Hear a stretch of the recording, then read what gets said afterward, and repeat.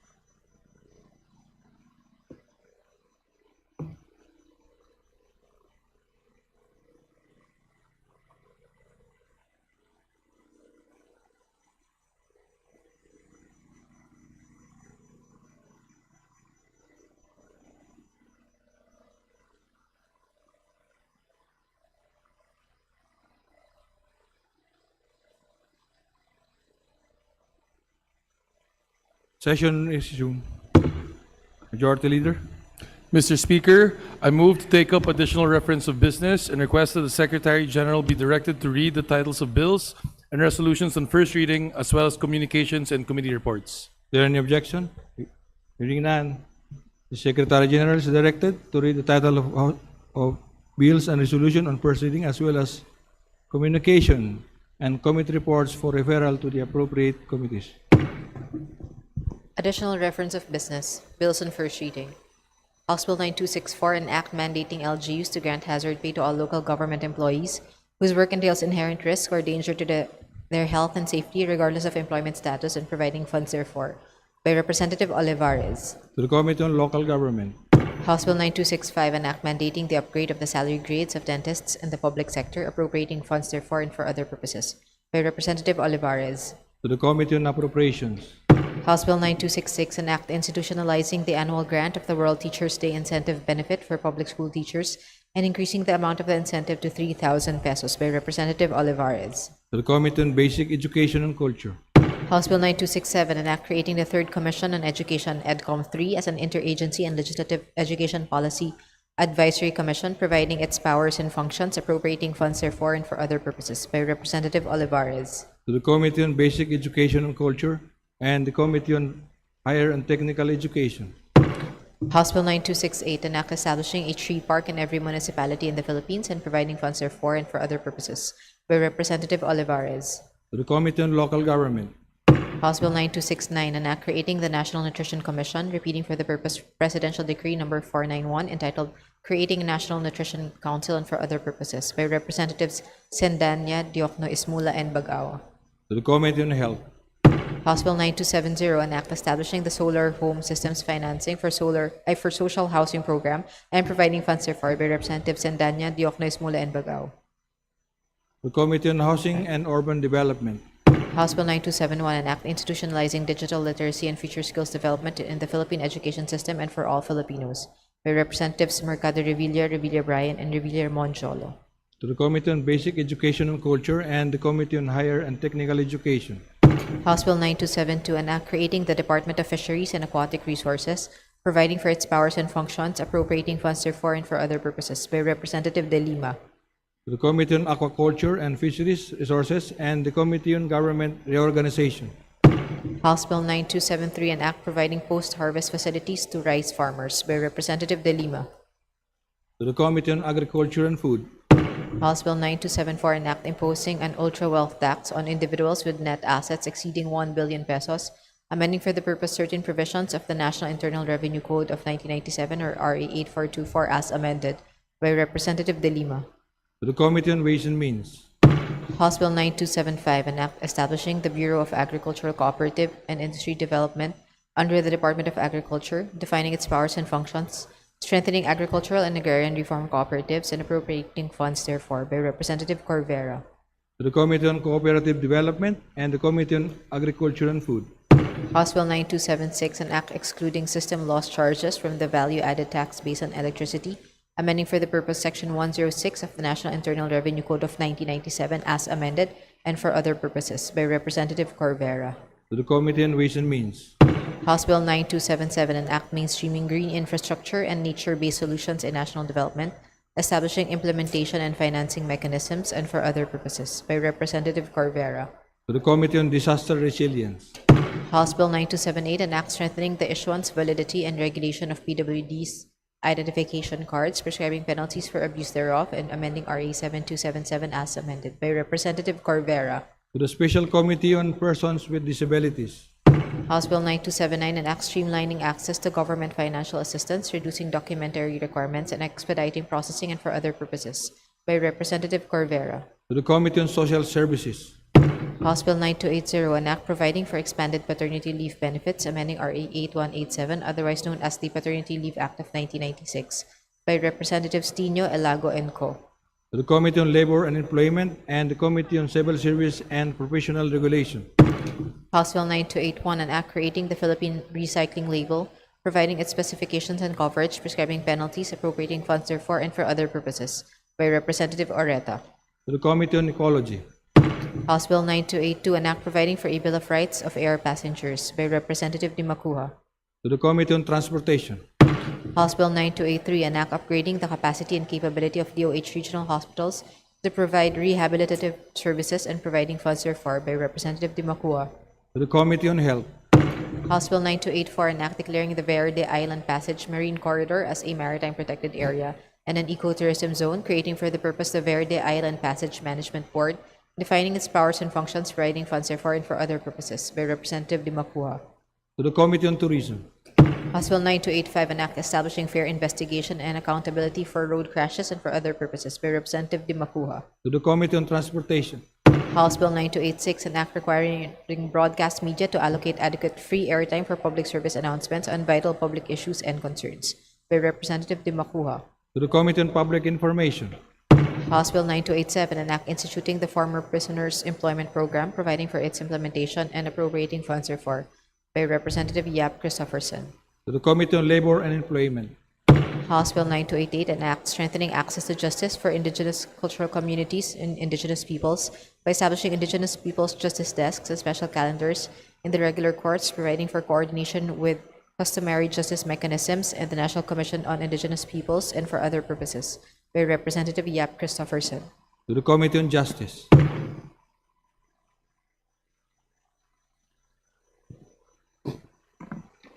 House Bill number 9289, an act granting a monthly social pension to indigent PWDs and providing funds therefor by Representative Yap Christopherson.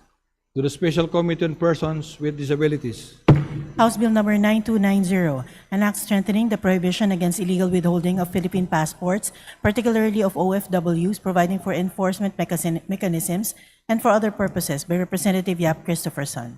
to the Committee on Overseas Workers Affairs, House Bill number 9291, an act providing for a Magna Carta for probation and parole workers, appropriating funds therefor and for other purposes by Representative Yap Christopherson. to the Committee on Justice, House Bill number 9292, an act establishing the Philippine Center for Diabetes and Endocrinology, defining its mandate, powers, and governance, and appropriating funds therefor by Representative Yap Christopherson. to the Committee on Health, House Bill number 9293, an act regulating utility poles and pole attachments, ensuring the non-discriminatory access to poles and related support structures for telecommunications and cable services, providing for a national framework for pole attachment rates and dispute resolution, and for other purposes by Representative Yap Christopherson.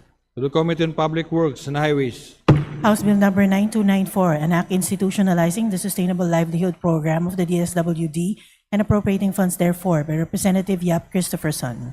to the Committee on Social Services, House Bill number 9295, an act prohibiting and penalizing the unauthorized practice of law, the holding out as a lawyer, and other related acts by Representative Yap Christopherson. to the Committee on Justice, House Bill number 9296, an act regulating and allowing the commercial importation of second-hand or used clothing and rags, repealing for the purpose RA 4653 and for other purposes by Representative Yap Christopherson.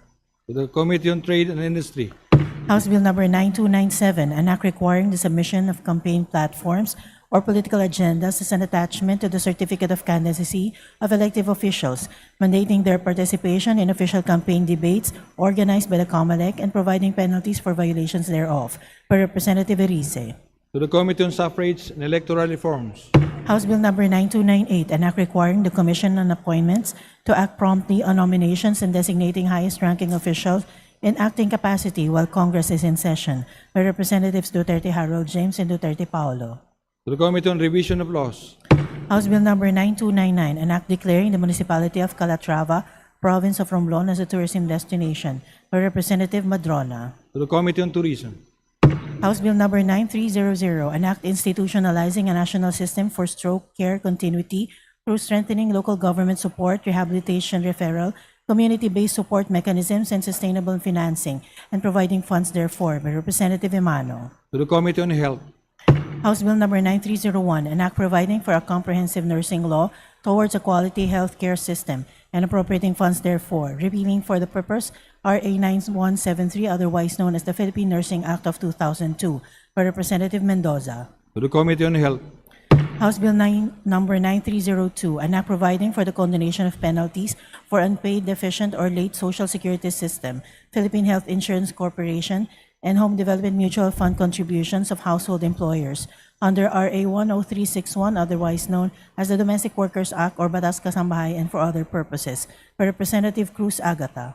to the Committee on Labor and Employment, House Bill number 9303, an act exempting system loss from VAT in the sale of electricity, amending the National Internal Revenue Code as amended, by Representative Tan Keith Maika. to the Committee on Ways and Means, House Bill number 9304, an act establishing a national framework for trustworthy artificial intelligence in the Philippines, providing for risk-based regulation, safety standards, and public accountability, and creating the Bureau of Artificial Intelligence Systems, by Representative Corvera.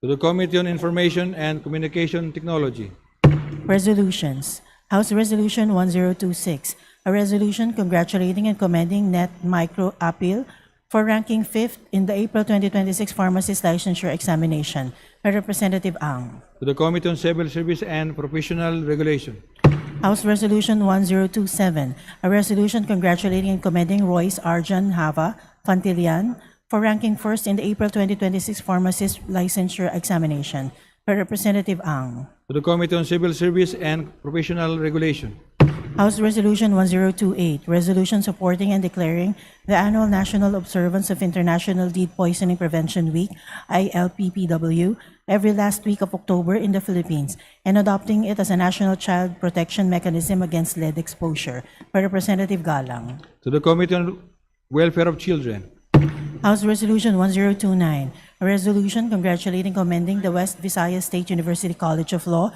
Vox Populi Moot Team, for emerging as first runner-up in the 30th Stetson International Environmental Moot Court Competition, by Representative Ang.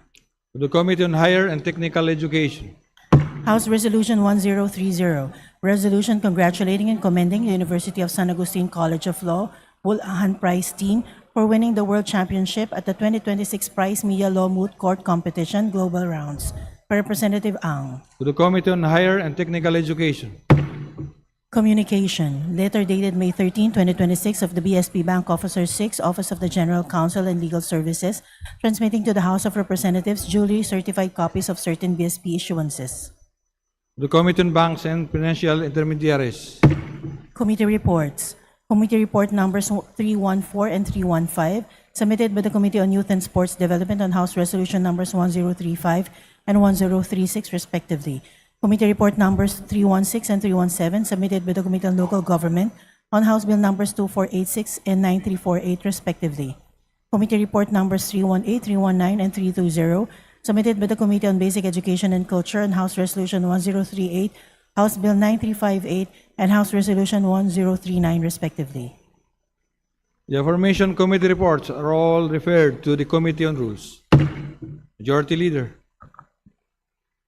Mr. Speaker, under the calendar of unfinished business, I move that we resume consideration of the House Bill number 8389 as contained in the committee report number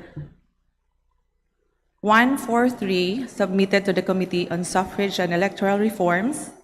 And for that purpose, may I request that the Secretary General be directed to read the title of the bill. is there any objection? Hearing none, the Secretary General is directed to read the title of House Bill number 8389. House Bill number 8389, an act prohibiting political dynasties in national and local elective offices. Majority Leader, Mr. Speaker, the parliamentary status of the bill is that it is in the period of sponsorship and debate. I move that the chairperson, Representative Zia Alonte of the Committee on Suffrage and Electoral Reforms, be recognized. the gentleman from the Ditsan Ramain, Lanao del Sur, is recognized. Mr. Chair, Mr. Speaker. may I request for a roll call? Ang tingin ko po Session wala is pa tayo suspended. 100. Thank you po.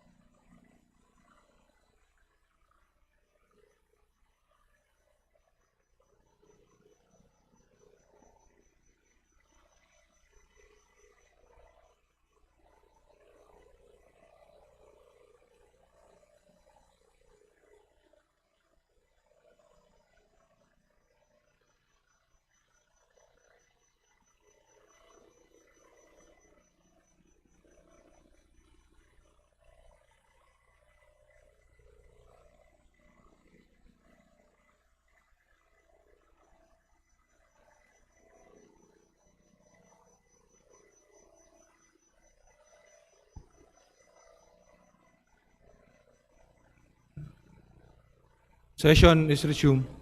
Majority Leader. Mr. Speaker, I move to suspend consideration House Bill 8389. Is there any objection? Hearing none, the consideration of House Bill number 83889 is now suspended. Majority Leader. Mr. Speaker, I move to resume consideration House Bill 9305. Is there any objection? Hearing none, the Secretary General is directed to read the title of House Bill 9305. May I request the Secretary General to read the title of the bill?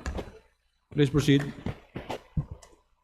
House Bill 9305, an act institutionalizing a national emergency response and resiliency framework and granting emergency powers to the President of the Republic of the Philippines, creating for the purpose of the Kalinga program to ensure economic stability, energy security, and continuity of essential services. Majority Leader.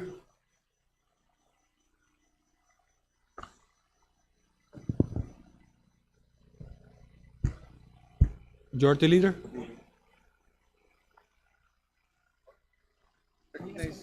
Mr. Speaker, I move to recognize the Honorable Miro Kimbo. The Honorable Attorney Miro Kimbo is recognized. Mr. Speaker, I move to suspend for a few seconds. Session. Mr. Speaker, I withdraw my motion. Please proceed. Good afternoon. Majority Leader. Mr. Speaker, I move to suspend session. Session is suspended.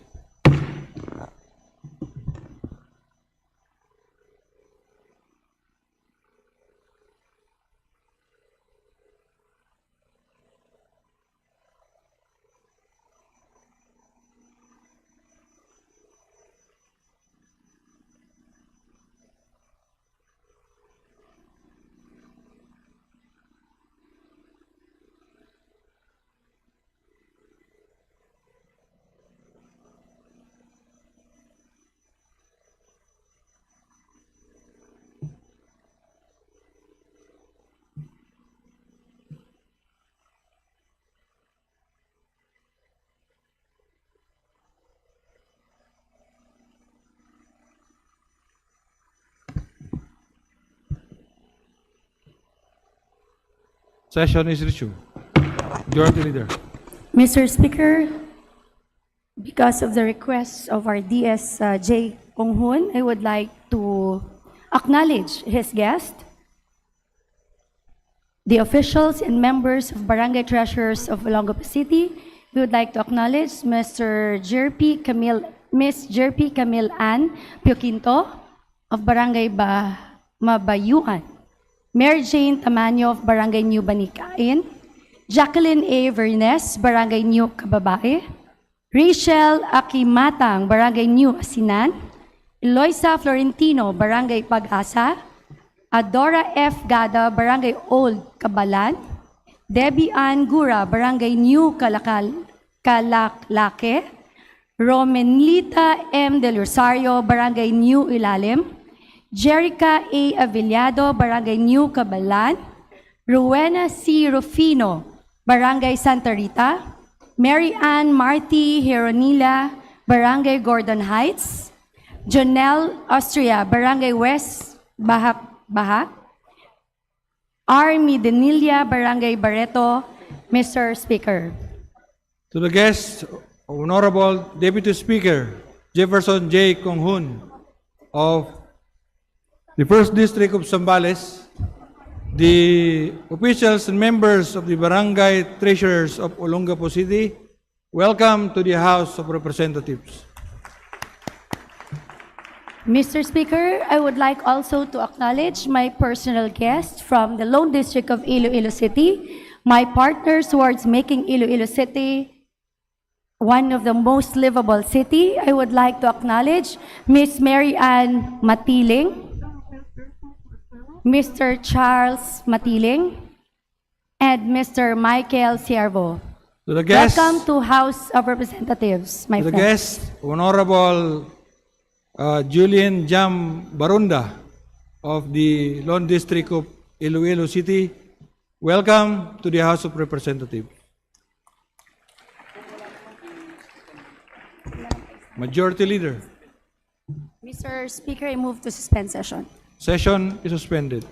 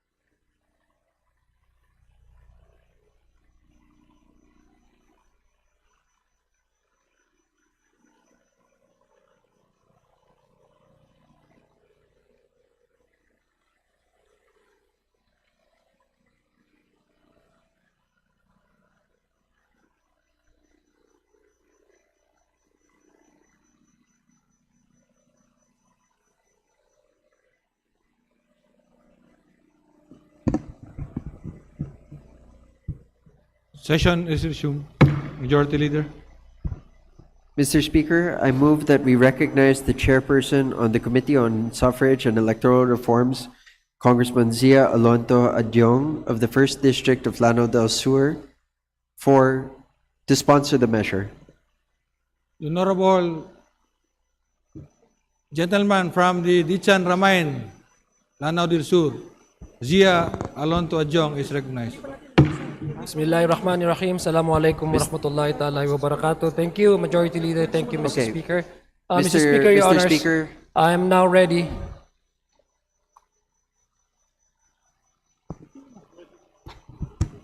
Majority Leader, Mr. Speaker, I move to withdraw the motion. please proceed. Mr. Speaker, I move that we resume consideration of House Bill You have to 8389. suspend. Majority Leader. Mr. Speaker, I move to resume consideration of House Bill 8389. You need to suspend first the Kalinga.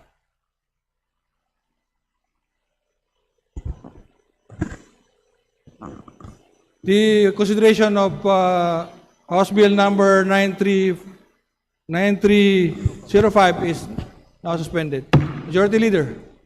Mr. Speaker, I move to suspend consideration of House Bill It's already 9305. Already suspended. Please proceed. All right. Mr. Speaker, I move to resume consideration of House Bill 8389. The Secretary General is directed to read the title of House Bill number 8389. House Bill 8389, an act prohibiting political dynasties in national and local elective offices. Majority Leader.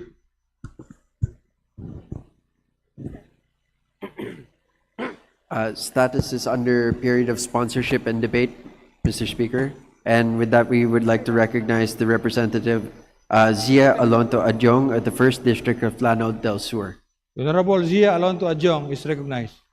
Thank you very much, Majority Leader. Mr. Speaker, Bismillahirrahmanirrahim. Assalamualaikum warahmatullahi ta'ala wa barakatuh. I'm now ready, Mr. Speaker, to welcome and respond to questions and inquiries on the floor.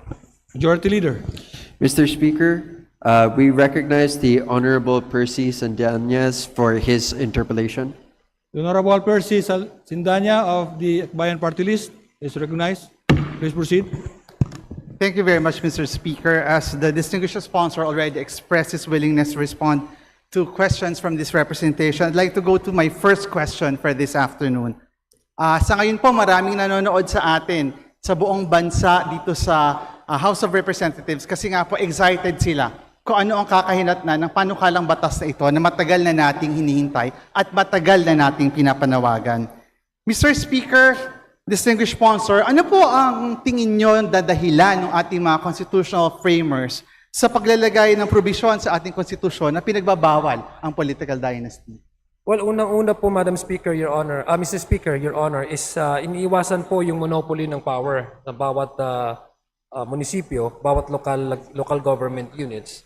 Pangalawa, yung para ma-promote po yung check and balances and accountability para hindi po magkaroon ng concentration ng sinasabi pong domination, concentration ng power ng isang pamilya na maaaring maging sanhi po ito as collision na mag-interfere po doon sa internal resources ng isang local government unit, Mr. Speaker. Among other things, Mr. Speaker, Your Honor. Mr. Speaker, Your Honor, during the 1987 Constitutional Commission's debates, si Commissioner Vicente Foz proposed and suggested a specific provision banning political dynasties. Also, during the deliberations, he said, the idea of prohibition against the rise of political dynasties is essentially to prevent one family from controlling political power as against the democratic idea that political power should be dispersed as much as possible among our people. In short, reading into the remarks of Commissioner Vicente Foz, the constitutional framers included this provision to prevent the monopolization and concentration of power within families. Sa Tagalog po, ayaw nila ng swapang at ganid sa kapangyarihan. Mr. Speaker, ayon po ba ang ating kagalang-galang na sponsor na kung may magkapatid na nakaupo sa magkaparehong posisyon ay nagmo-monopolize po ito ng kapangyarihan? For example, kagabi po sa isang tweet, nabasa ko Bakit kasi dala-dalawa ang Cayetano at Villar sa Senado? Pilipinas forever maghihirap. Again, that's an actual tweet that was posted last night. Again, the question is, sang-ayon po ba kayo na kapag magkapatid ay nakaupo sa magkaparehong posisyon, ay magmomonopolize ito ng kapangyarihan, Mr. Speaker? Mr. Speaker, Your Honor, let me go back to since ang aking kagalang-galang kasamahan na minention po a transcript ng deliberation ng 1987 Philippine Constitution, doon po sa mga diskusyon nila nung kailan po dina-draft itong Constitution sa Ligang Batas na po ito. Gusto ko lang pong ipahiwatig also that yung sinasabi po ng ating mga framers na prohibition, it's actually according also to Delegate Ms. Noledo, and he has repeatedly mentioned this during their deliberation on the proposed insertion of the anti-political dynasty in the Constitution, that the constitutional provision explained that the prohibition does not actually mean as it is, but rather it's only a regulation. So ibig sabihin, maglalagay po tayo ng regulasyon para sa tama po yung sinabi ng ating kagalang-galang na kasamahan na magkaroon po ng decentralization of political power within locality na maaaring maapektuhan yung check and balances at yung internal revenue na po pwede pong mapaglagyan at maserbisyuhan ang ating mga constituents. Now, secondly, Madam Speaker, tunong sa katanungan po niya, magkaiba po yung lugar and constituency because our government structure was designed in such a way that each local government unit also has its own constituency. Then wala ho akong nakikita, halimbawa po, Madam Speaker, Mr. Speaker, Your Honor, na interference from one locality to another locality kasi bawat isa po ay una, mayroon po silang sariling internal regulation. Ang mayor po, following example ng isang munisipyo, ay hindi po automatically nag-i-intervene sa isang munisipyo na karatigbayan po nito. So it depends on the question, Mr. Speaker, of the good gentleman from Akbayan, because it does not mean that since the same family members would also occupy the similar offices, can actually would be tantamount to actually using these powers in order to gain their own personal interest, Mr. Speaker, Your Honor. In many cases, Madam Speaker, and Mr. Speaker, Your Honor, hindi po ganon ang mga experience, hindi po ganon always po, Mr. Speaker, ang resulta. Mr. Speaker, Your Honor. Mr. Speaker, Your Honor, we'll go to that particular part of the discussion later on different localities. But let me focus first on the Senate, for example. Dito po ba sa ating version ngayon na anti-political dynasty na pinag-uusapan na nakasalang dito sa plenaryo, pinagbabawal po ba ang ganitong pangungopong ng kapangyarihan? Halimbawa, mula sa isang pamilya, magkapatid, mag-ina, mag-ama? Mr. Speaker, ang konteksto po ng katanungan, kung hindi ako po nagkakamali, pasensya na po kung hindi ko po nasagot diretso po ang katanungan natin kagalang-galang na kasamahan, kung sa Senado ba ito. In most cases, Mr. Speaker, minsan magkakaiba po yung plataforma at advokasya ng bawat isa sa ngayon, Mr. Speaker. It does not necessarily mean that since they are part of a legislative branch, they can automatically also reflect the same advocacy. Minsan po, sa mga nakikita po natin na trend ng botohan, nagkakaiba-iba po sila. So be that as it may, Madam Speaker, Mrs. Speaker, Your Honor, rather, ito pong sa Kongreso, ibig sabihin sa Senado at saka sa House of Representatives, ay ang ating trabaho naman po dito is legislation. It's a policy making body po ang ating trabaho dito. Wala po tayo doon sa direct na control over certain resources as being enjoyed by local government units, Mr. Speaker, Your Honor. So again, Mr. Speaker, Your Honor, going back to my question, in the current incarnation of this bill, papayagan po ba ang magkapatid na uupo sa Senado? Doon sa katanungan po, ito po ay may sa batas po, Mr. Speaker, Your Honor, hindi na po maaalaw yung within second degree of consanguinity and affinity na maluklok sa isang position, isang locality. In the case of the Senate, halimbawa kasi na-classify siya under national office, ay within second degree of consanguinity and affinity, hindi na po pinapayagan na manilbihan sabay yung magkaparehong apelido or magkamag-anak within that second degree of consanguinity and affinity, Mr. Speaker, Your Honor. Mr. Speaker, Your Honor, ibig sabihin po, kung ito ay maaaprubahan at maisa sa batas, ang ating kasalukuyang bill na pinag-uusapan ngayon, Ibig sabihin, hindi na pwedeng maupo ng sabay ang magkapatid na Cayetano at Villar. Example lang naman po yan, Mr. Speaker, Your Honor. Sa proposal po na Akbayan Party List, which was eventually,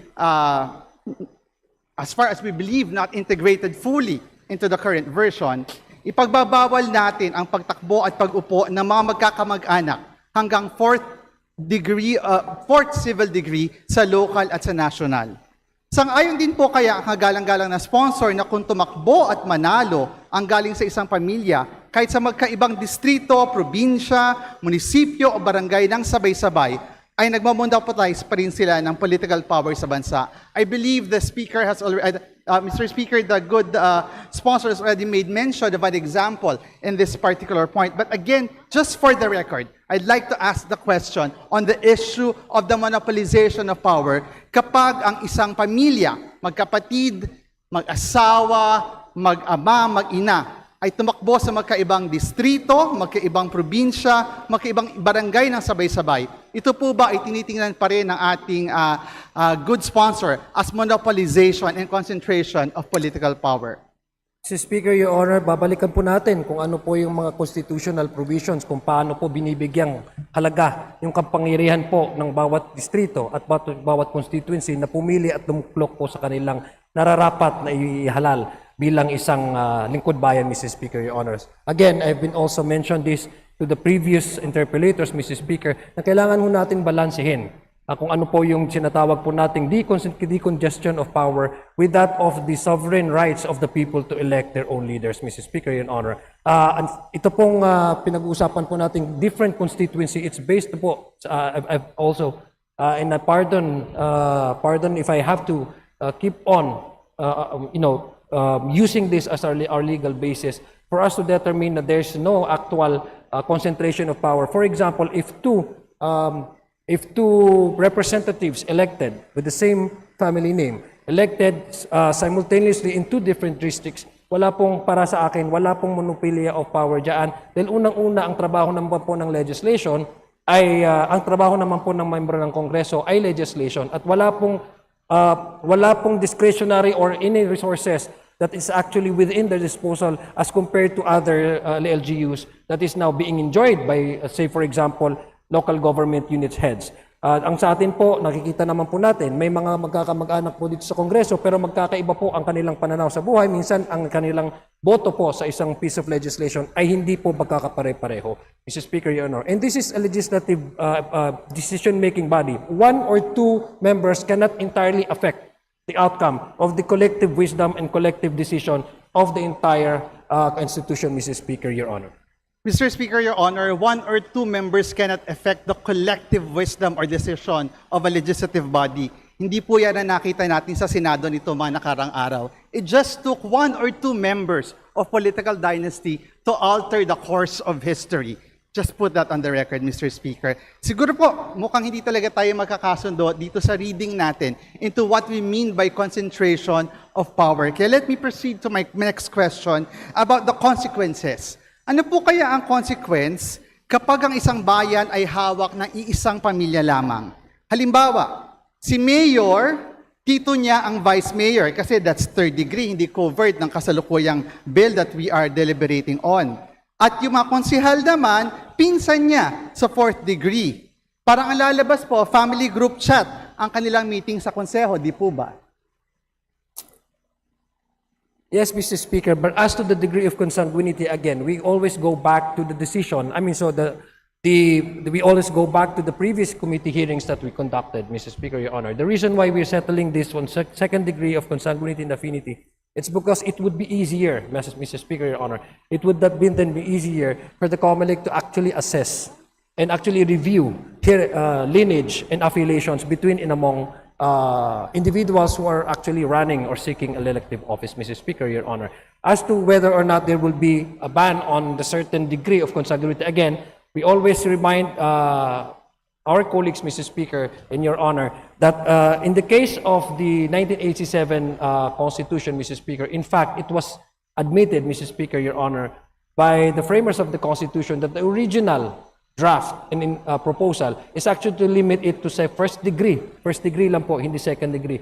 The reason why we're doing this is also is also based on the Pamatong versus Comelec as ruled by the Supreme Court, since the Comelec issue said that it would be a logistical nightmare for us to even expand the degree of consanguinity to third or to fourth degree of consanguinity in every time that we hold the election. And the Pamatong and versus Comelec ruling of the Supreme Court, logistics is actually one of the basis for Comelec to consider para po ma-ensure natin na may orderly, may efficient, at may safe na election po. Mrs. Speaker, Your Honor. And that is why, Mrs. Speaker, Your Honor, we are limiting this to the second degree of consanguinity and affinity, Mrs. Speaker, Your Honor.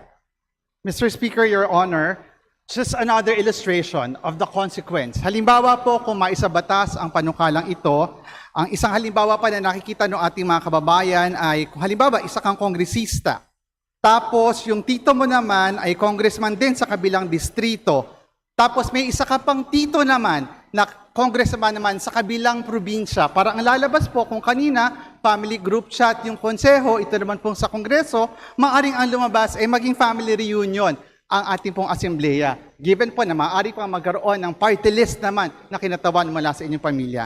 But that's for another discussion, Mr. Speaker, Your Honor. Let me go to my last question. Kasi po, laging pinag-uusapan at isang source ng tension sa marami pong usapan dito sa usapin ng anti-political dynasty, yung usapin po ng degree of consanguinity at affinity. Nagtataka lamang po ako kasi yes po ang sagot nyo doon sa tanong ko kanina about the Senate, kung saan bawal yung magkapatid. Bakit po hindi pa natin i-extend ang anti-political dynasty bill sa third, fourth degree sa magkaibang distrito at sa local at sa national ng magkasabay? Again, Mrs. Speaker, the way it was structured our government and based on district direct representation per district, per constituency, Mrs. Speaker, each district has its own specific constituency, each district has its own unique needs and unique concerns, Mrs. Speaker, Your Honor. And yung pag-alaw po ng ating pag-alaw po na tumakbo, kasi kailangan dalawa po yan eh.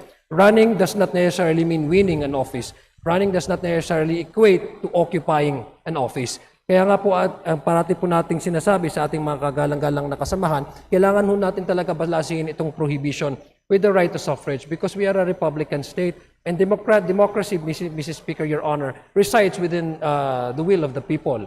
So sila po yung namimili. In fact, Mrs. Speaker, Your Honor, marami pong cases wherein political dynasty have already been outvoted, Mrs. Speaker, Your Honor. So ibig sabihin, we need to balance it out between the intention of the Constitution, which is to regulate political dynasty in order to decongest the monopoly, decongest power, or avoid the buildup of power, and as well as to caution us, Mrs. Speaker, Your Honor, of balancing it out with the right to suffrage. Because if we actually do something that would trample down the preferential right, which according to many international treaties, the right to suffrage is actually a preferential right. It's the foundation of a Republican state.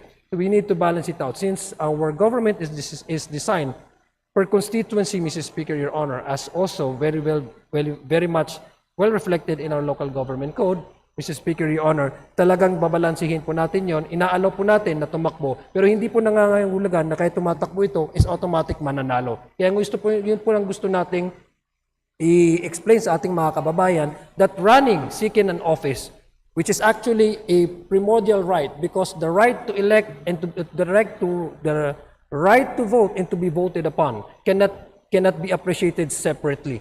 It has to be appreciated as a whole, Mrs. Speaker, Your Honor. And so that right must also be protected and must also be balanced with the intention of the Constitution, which is to decongest the monopoly of power that may be exercised or enjoyed by a certain family within a specific locality, Mrs. Speaker, Your Honor. Mr. Speaker, Your Honor, I'd like to go back to the prior point on the issue of concentration of power. And I'd like to end this exchange with a good sponsor, again, by reminding us of what Commissioner Vicente Foss said during the deliberations. Sabi niya, the idea of a prohibition against the rise of political dynasties is essentially to prevent one family from controlling political power as against a democratic idea that political power should be dispersed as much as possible among our people. Kami po sa Akbayan, hindi namin nakikita na itong current version will measure up to these ideals mentioned by the good Commissioner Falls. And Mr. Speaker, Your Honor, if I may, just for a closing manifestation, tandaan po natin, ito man nangyari itong nakaraang linggo, lalong-lalo na yung nangyari sa Senado, kung walang political dynasties, di sana naiwasan ang Senate primetime bida. Lahat po yan, may elements ng drama, betrayal, action. Ang starring mga pamilya nagkakampihan para sa posisyon as lead characters. Imbes na napilitan ng buong bansa na manood ng teleserye live action sa Senate last week, natalakay sana ng Senado ang mga mahalagang panukalang batas na mas kinakailangan ngayon ng mga Pilipino. Mr. Speaker, nagiging volatile ang isang democratic institution kagaya ng Senado kung nakabase ang rigidong ng kapangyarihan sa iilang apelyido lamang. Hindi sa tunggalian ng prinsipyo, hindi sa integridad ng mga politiko, at masalong hindi sa kapakanan ng taong bayan. And after this process, Mr. Speaker, sigurado po ako, kung ito man ang pumasang panukalang batas, our people will still yearn for a real and truly meaningful anti-political dynasty legislation. Thank you very much, Mr. Speaker, Ginoong Sponsor. Maraming salamat po sa ating kagalang-galang na kasamahan, Congressman Percy. Majority Leader. Mr. Speaker, I move that we recognize Representative Antonio El Tino of Party List ACT Teachers for his interpellation. The Honorable Antonio Tino of the ACT Teachers Party List is recognized. Thank you.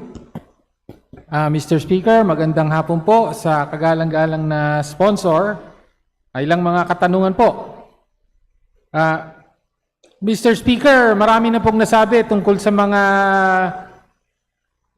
problema sa nakasalang na bill, no, na hindi ito yung inaasahan ng mga kababayan natin pag sinabing anti-dynasty bill, no, dahil again, marami nang nagpaliwanag na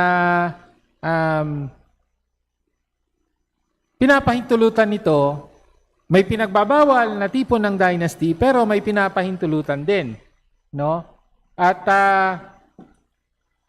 tama po ba, Mr. Sponsor, Ginoong Sponsor, sa esensya ay, yun na nga, katulad ng sinabi ng marami, pinapahintulutan ito ang tawagin natin extensive dynasties. Dahil pwedeng sabay-sabay sa ilalim ng panukalang ito, sabay-sabay ang isang pamilya o isang magkakamag-anak na sabay na umupo sa national at sa local, at kung sa local man, pwedeng sabay basta magkahiwalay ng governmental unit. Hindi po ba ganon, Mr. Speaker, Ginoong Sponsor? Yes po, Mr. Speaker, hindi ho natin tinatanggal yung kapangyarihan ng bawat LGUs or jurisdictional component po ng subdivision ng ating gobyerno na humalal o maghalal ng mga kandidato, Mr. Speaker, Your Honor.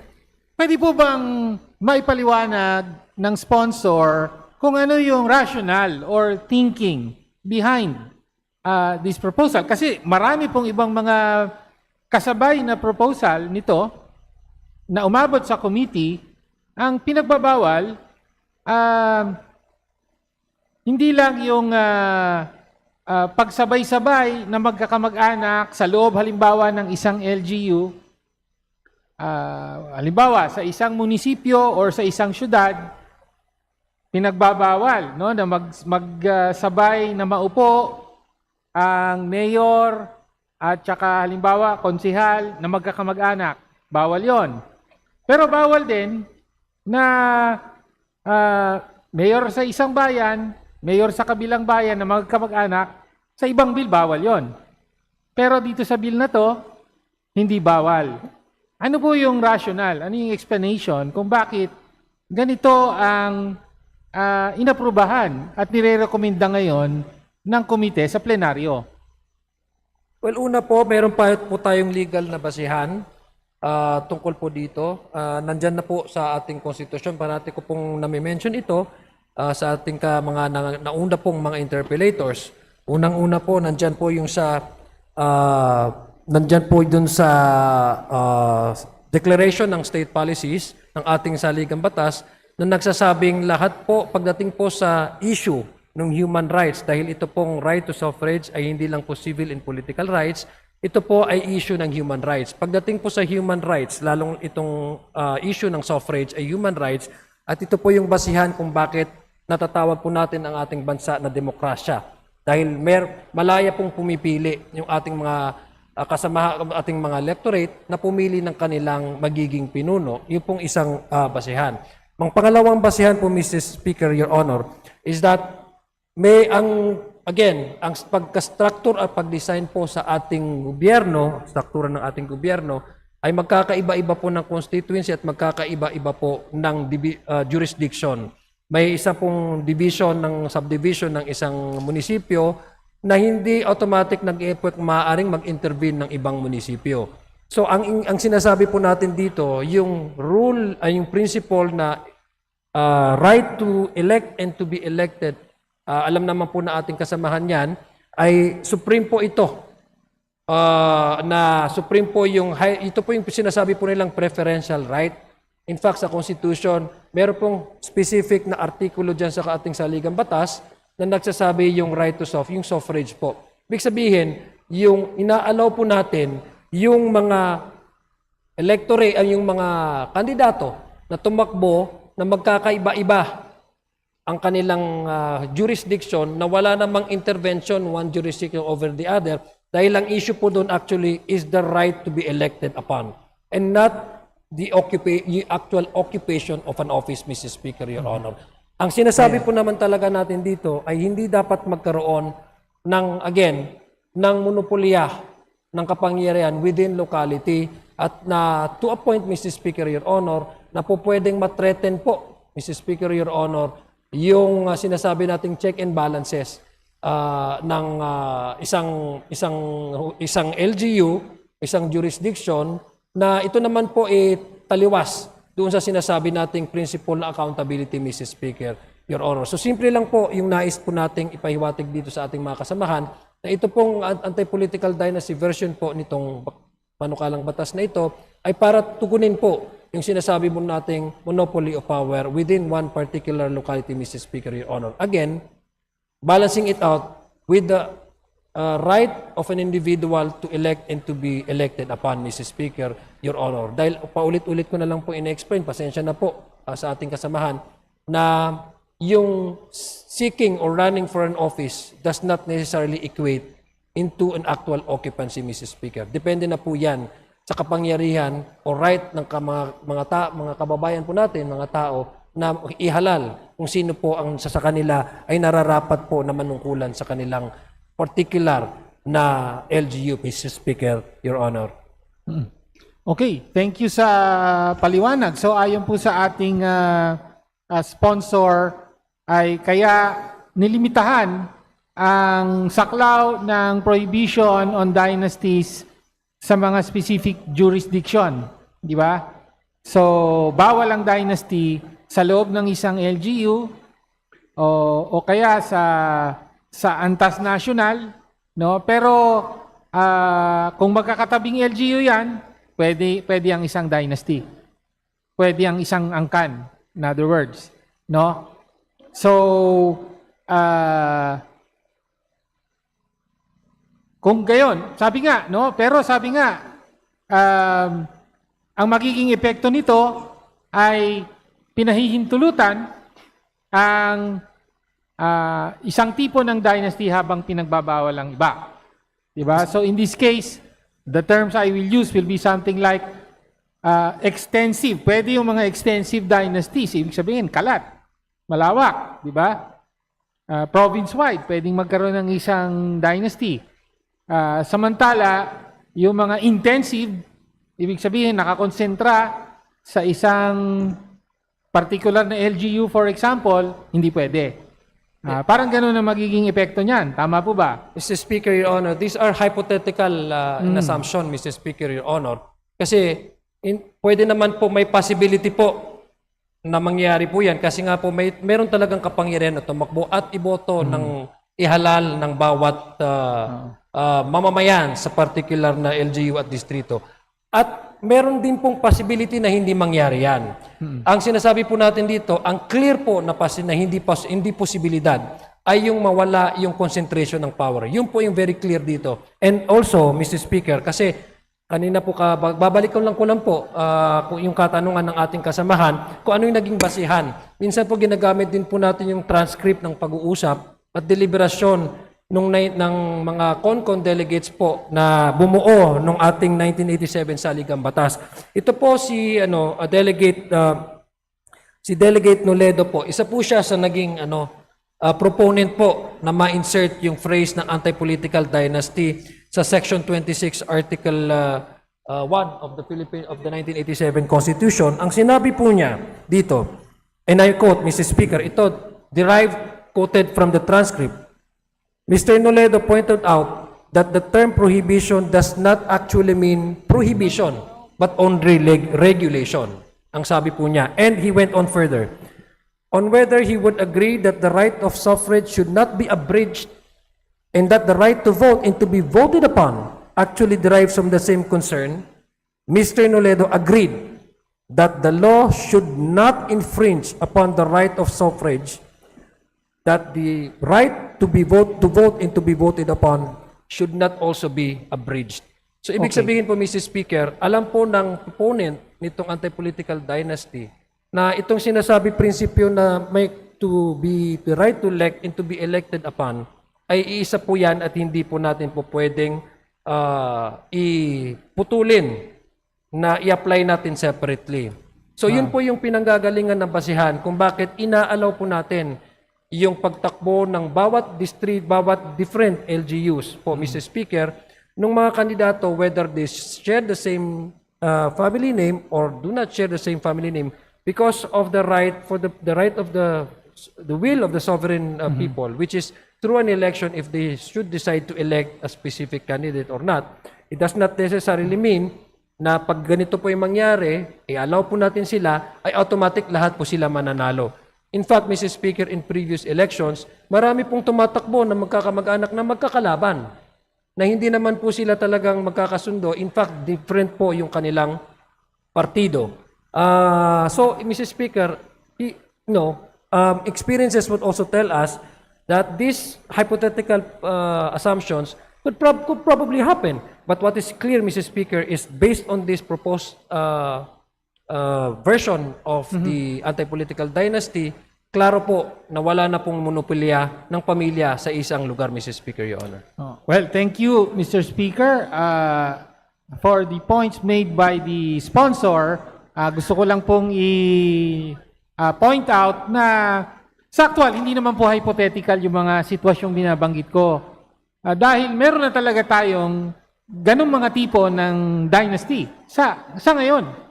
Di ba? Yung tinawag kong extensive. Ibig sabihin, meron tayong mga political dynasties na matatagpuan mo sa ang magkakamag-anak sa halimbawa sa isang buong probinsya, no? Na nandiyan ang governor, tapos mga kamag-anak niya, mayor sa iba't ibang mga bayan, kamag-anak din yung kongresista, tapos maaaring meron pang who knows, meron pang senador. Hindi hypothetical yon, no? May mga ganyan na tayong tipo ng dynasty. Pero syempre, mas marami yung mga dynasty na nasa isang lokalidad. Di ba? So, actually, doon nagsisimula yung maraming mga dynasty, di ba?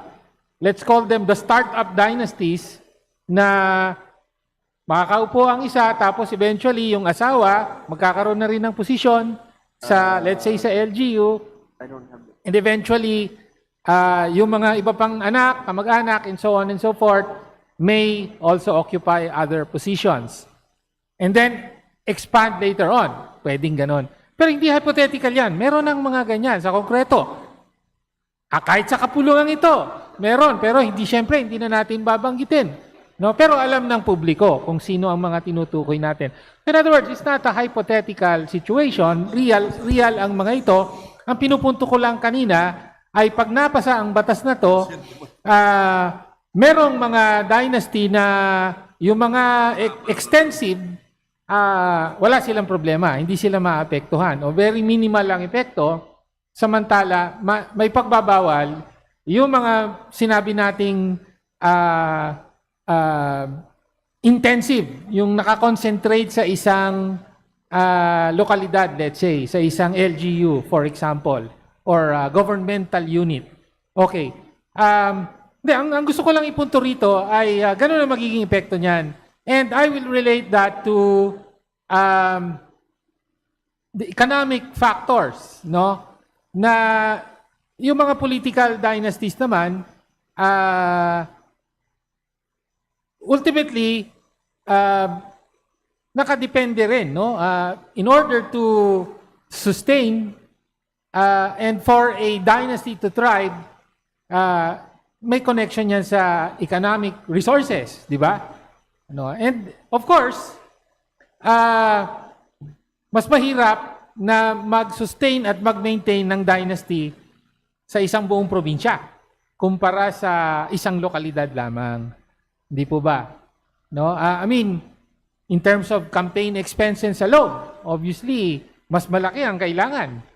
No, kung marami ang pamilya mo ay maraming kandidato sa iba't ibang lokalidad, no.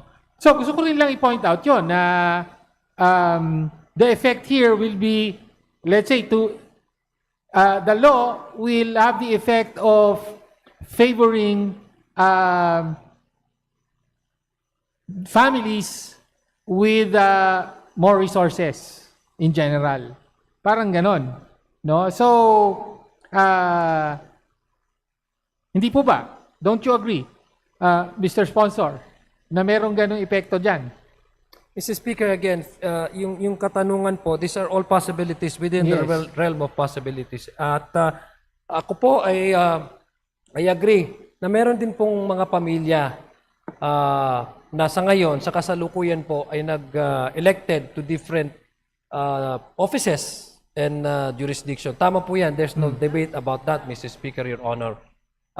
Yung katanungan po ay would that favor, Mr. Speaker? I think yung bebasihan po natin that we want to explain na ang ating explanation sa ating kasamahan, ang pinifavor po natin dito is yung karapatan na sinasabi naman po ng ating batas at yung mga proponent po nitong anti-political dynasty, nung oras po na ito po ay pinag-uusapan nila sa CONCOM, yung kapangyarihan po ng mga taong bayan na umelect ng kanilang leader. Yun po yung actually yung natin, no? Pinagbabasihan po natin. Very clear na po 'yan, na-explain ko na po sa ating kasamahan, no? So, yung katanungan po niya whether or not may possibility, of course, again, there's a possibility. But there's also that possibility that it will not happen. Kaya nga po sa election, anything can happen po, Mr. Speaker, no? Okay. Wala ho tayong actual na result na po pwedeng mangyari. Pangalawa po, Mr. Speaker, Your Honor, parati po natin sinasabi ito, na itong panukalang batas is just one of the many solutions to the electoral related concerns and problems that we are facing, this country is facing, Mr. Speaker, Your Honor. Halimbawa, kung gusto po talaga natin ma-overhaul ang ating political landscape, yung mga electoral issues, Mr. Speaker, hindi lang ho ito masosolba ng anti-political dynasty. Kailangan din ho natin pag-usapan yung campaign finance, Mr. Speaker, because this will provide an equal advantages between and among candidates. In fact, mayroong panukalang batas po dyan regarding the strengthening of campaign finances. Pangalawa po, strengthening our political system, Mr. Speaker, Your Honor. Dahil unang-una, hindi po yung pamilya ang nagbibigay ng nomination sa isang kandidato. Ang nagbibigay po ng nomination ay yung partido. Ito po yung Certificate of Nomination and Acceptance. So, meron pong mga cases, Mr. Speaker, Your Honor, na mga magkakapamilya but member of a different family. So, wala naman pong intervention, wala na pong influence of one family over the other, over a particular party in order to secure, Mr. Speaker, Certificate of Nomination and Acceptance. So, ang punto ko lang po, Mr. Speaker, Your Honor, dito is that the anti-political dynasty directly addressed the monopoly of power, while other issues, Mr. Speaker, related to reforming the electoral process, that can also be discussed with other proposed legislation. anti-political dynasty should be paired with other electoral reform advocacies or other electoral reform measures, Mrs. Speaker, Your Honor. Thank you, Mr. Speaker at ginoong sponsor. Well, ang siguro ang pinakapunto lang at hindi na naman na kumbaga natalakay na ito sa iba pang mga interpellation ay kaya maraming nakakapusan sa proposal na ito dahil nga napakalimitado lang na o may isang tipo lang ng dynasty na may pagbabawal dito, no? Ito yung dynasty sa lokal, no? Parang ganon sa esensya.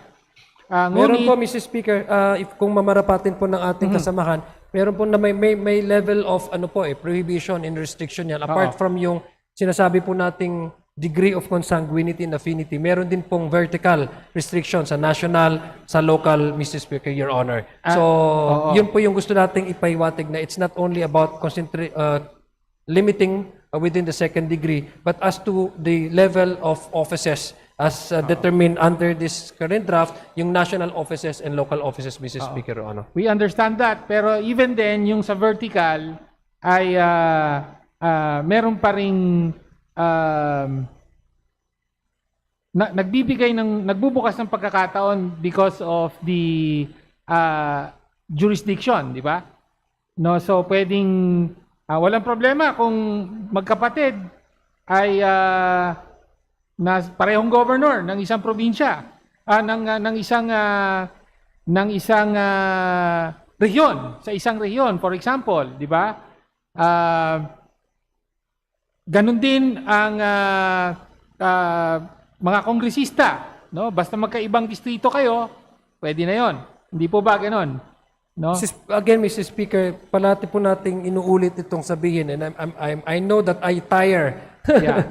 I bore my good friend, Mr. Speaker, with this explanation, but the only explanation we can provide you is that running versus actual occupancy is not are mutually exclusive. Hindi po parehos yan.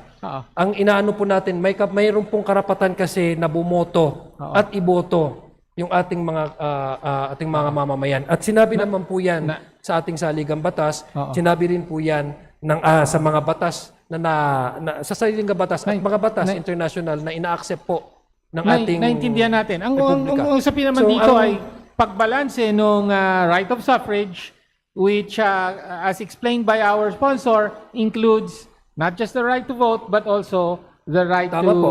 That's correct po. essentially to run, Yeah, diba? tama po. Okay. So binabalanse 'yon sa isa pang mandato ng konstitusyon na malinaw din, prohibition on political dynasties. Tapos ang sabi ng ating sponsor, binasa niya ang mga transcript, sabi niya yung prohibition actually means regulation. Para tong forthwith, Mr. Speaker, no? That forthwith may not exactly mean that. Ganun ang sinasabi. Okay, sige, noted na po. Nasa record na yung mga ganyan punto. Yes, kung mamarapatin ang debate natin ay nasa pagitan ng pagbabalanse nga, di ba? Sa version na ito, dinidiin ng ating sponsor, mas matimbang talaga at kailangan protektahan yung right of suffrage, which includes the right to be voted upon, Mr. Speaker. Okay. Meron lang po akong dadagdag. Ang gusto ko lang para kumpletuhin lang, yung sa mga panig naman ng mga ilang nag-interpellate na narinig ko, nagbibigay din doon sa mandato rin ng konstitusyon na ipagbawal ang political dynasty para mabigyan ng lahat ng pagkakataon, which is also an infringement of the right of suffrage. No? Yun po ang punto natin. Ginoong sponsor.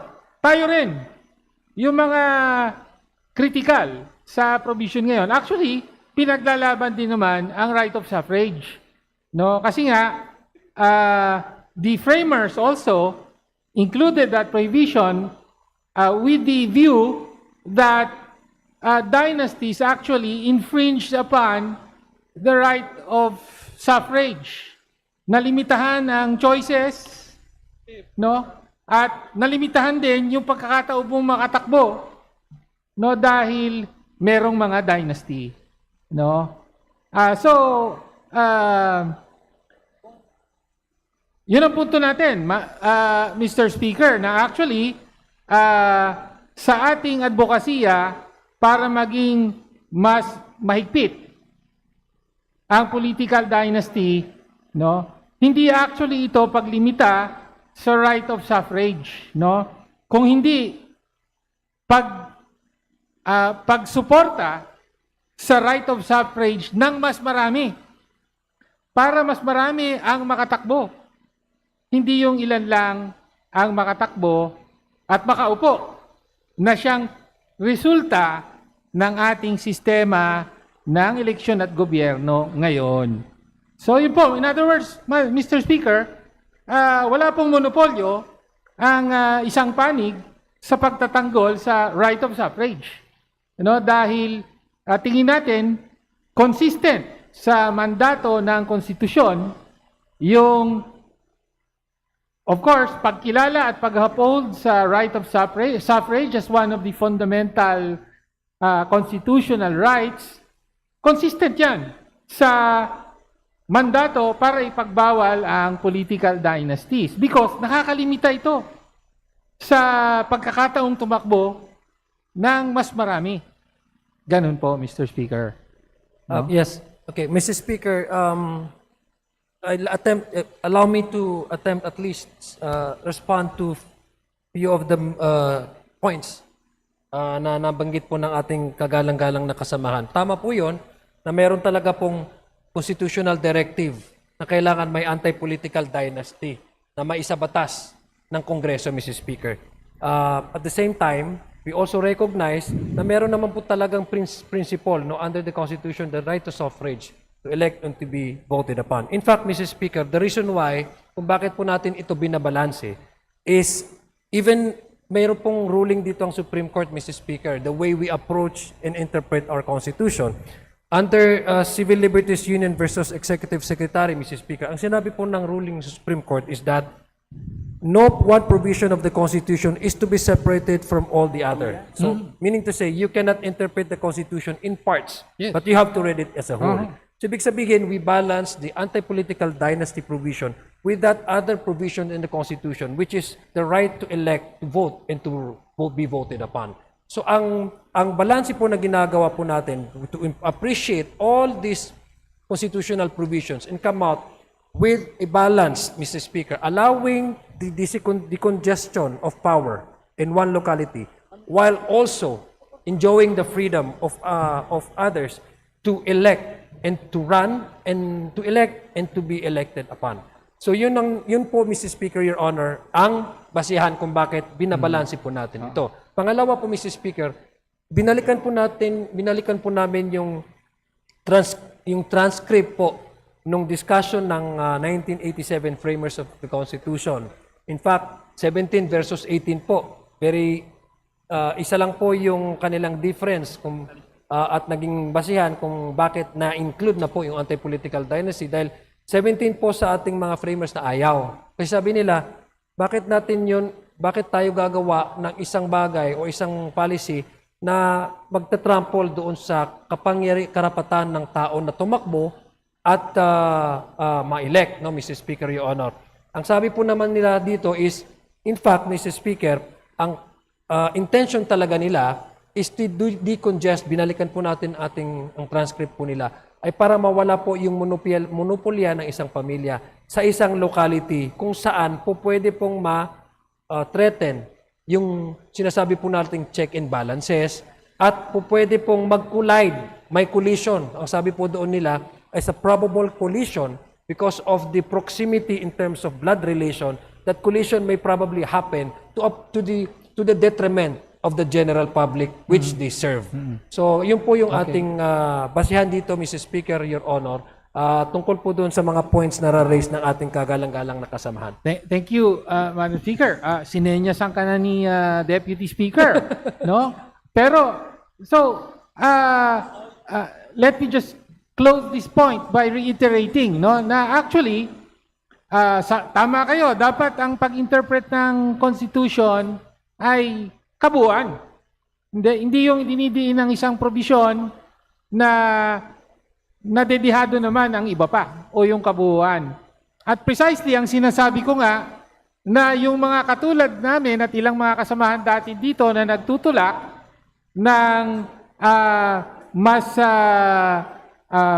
masaklaw na prohibisyon sa political dynasties. For example, instead of second degree, fourth degree of consanguinity, instead of allowing simultaneous holding of positions provided in different administrative or governmental units, sa halip nito ay ipagbawal talaga, no, ang sabay na pagtakbo, no, ng mga political dynasties. Actually, ang ganitong posisyon, yung fourth degree at mas mahigpit, actually, yun ang mas magpapayabong, magpapaunlad at poprotekta sa right of suffrage ng mas maraming mamamayan.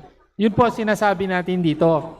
Dahil magiging mas malawak at bukas ang partisipasyon ng mga ordinaryong mamamayan sa eleksyon. No? Mas marami ang pwedeng tumakbo at mas marami ang pwedeng manalo. No, hindi lamang ang ilang mga pamilya. So hanggang doon na lang po sabihin ko. I think nagkalinawan po tayo ng pagtingin dito, no? So in other words, yung ilang version dito ng anti-dynasty law, no, ay hindi dapat ituring na paghihigpit o restriction sa right of suffrage. Maaring prohibition or restriction on the right of suffrage of a few, pero mas na protektahan naman yung right of suffrage ng mas marami. Ganun po ang ating position dito, no? Now, let me move on to my other point and probably my final point in this interpellation. Kaugnay po sa elective positions as defined in the proposed bill. No, so binanggit po rito, President, Vice President, Senator at the national level, and then members of the House of Representatives representing a legislative district, and then number 3, Governor, Vice Governor, etc., down to the punong barangay level. No? Okay. Mr. Speaker at ginoong sponsor, conspicuously absent from this is with regard to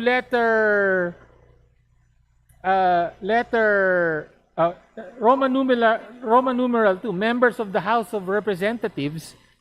Ang nakalagay lang po rito, representing a legislative district. Alam naman natin po sa Kongreso, meron tayong members representing districts as well as party list representatives.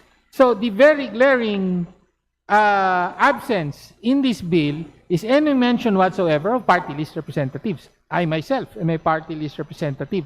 No? So, bakit po wala rito ang party list? Bakit hindi nag-a-apply yung anti-dynasty bill na ito sa party list?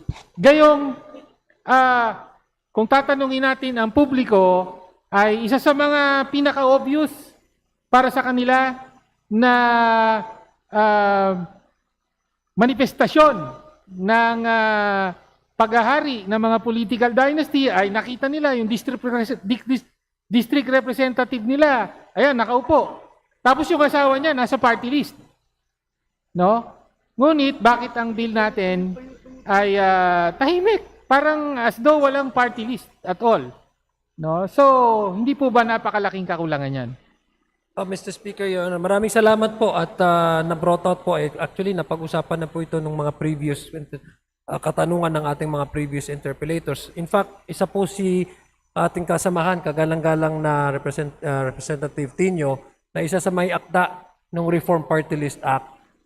Ito po yung isang bagay kung bakit ang ninanais lang po natin is to set definition as to what constitute political dynasty in terms of determining the degree of consanguinity and affinity.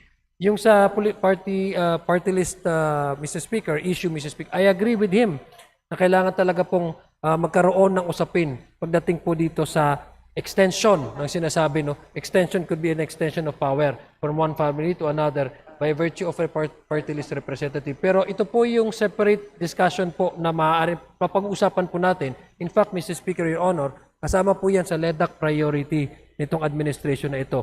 At part po doon sa pag-uusapan natin, Mr. Speaker, Your Honor, hindi lang ho to strengthen, to reform the party list, including probably, Mr. Speaker, yung sinasabi pong political dynastic component that can also be addressed once we tackle, Mr. Speaker, the Anti-Political Dynasty Reform Act, Mr. Speaker, which, again, the good gentleman from the teachers' party list is also one of the authors, Mr. Speaker, Your Honor. Yes. Okay. So parang sinasabi po ng sponsor, Mr. Speaker, ay, well, isang tabi na muna natin yung usapin ng party list hindi when po it yun. comes to political dynasty. It's not... Pag-usapan na natin, hindi naman, pag-usapan na natin doon sa party list law reform Yes, bill. kasi Parang ganon. Mr. Speaker, medyo komplikado po yung, Opo. yung pinag-usapan po natin ng party list. Ang gusto po talaga natin as yung ma-reform at ma-improve po yung party list, including that of the concern of the good Okay. gentleman from Okay, I understand that view.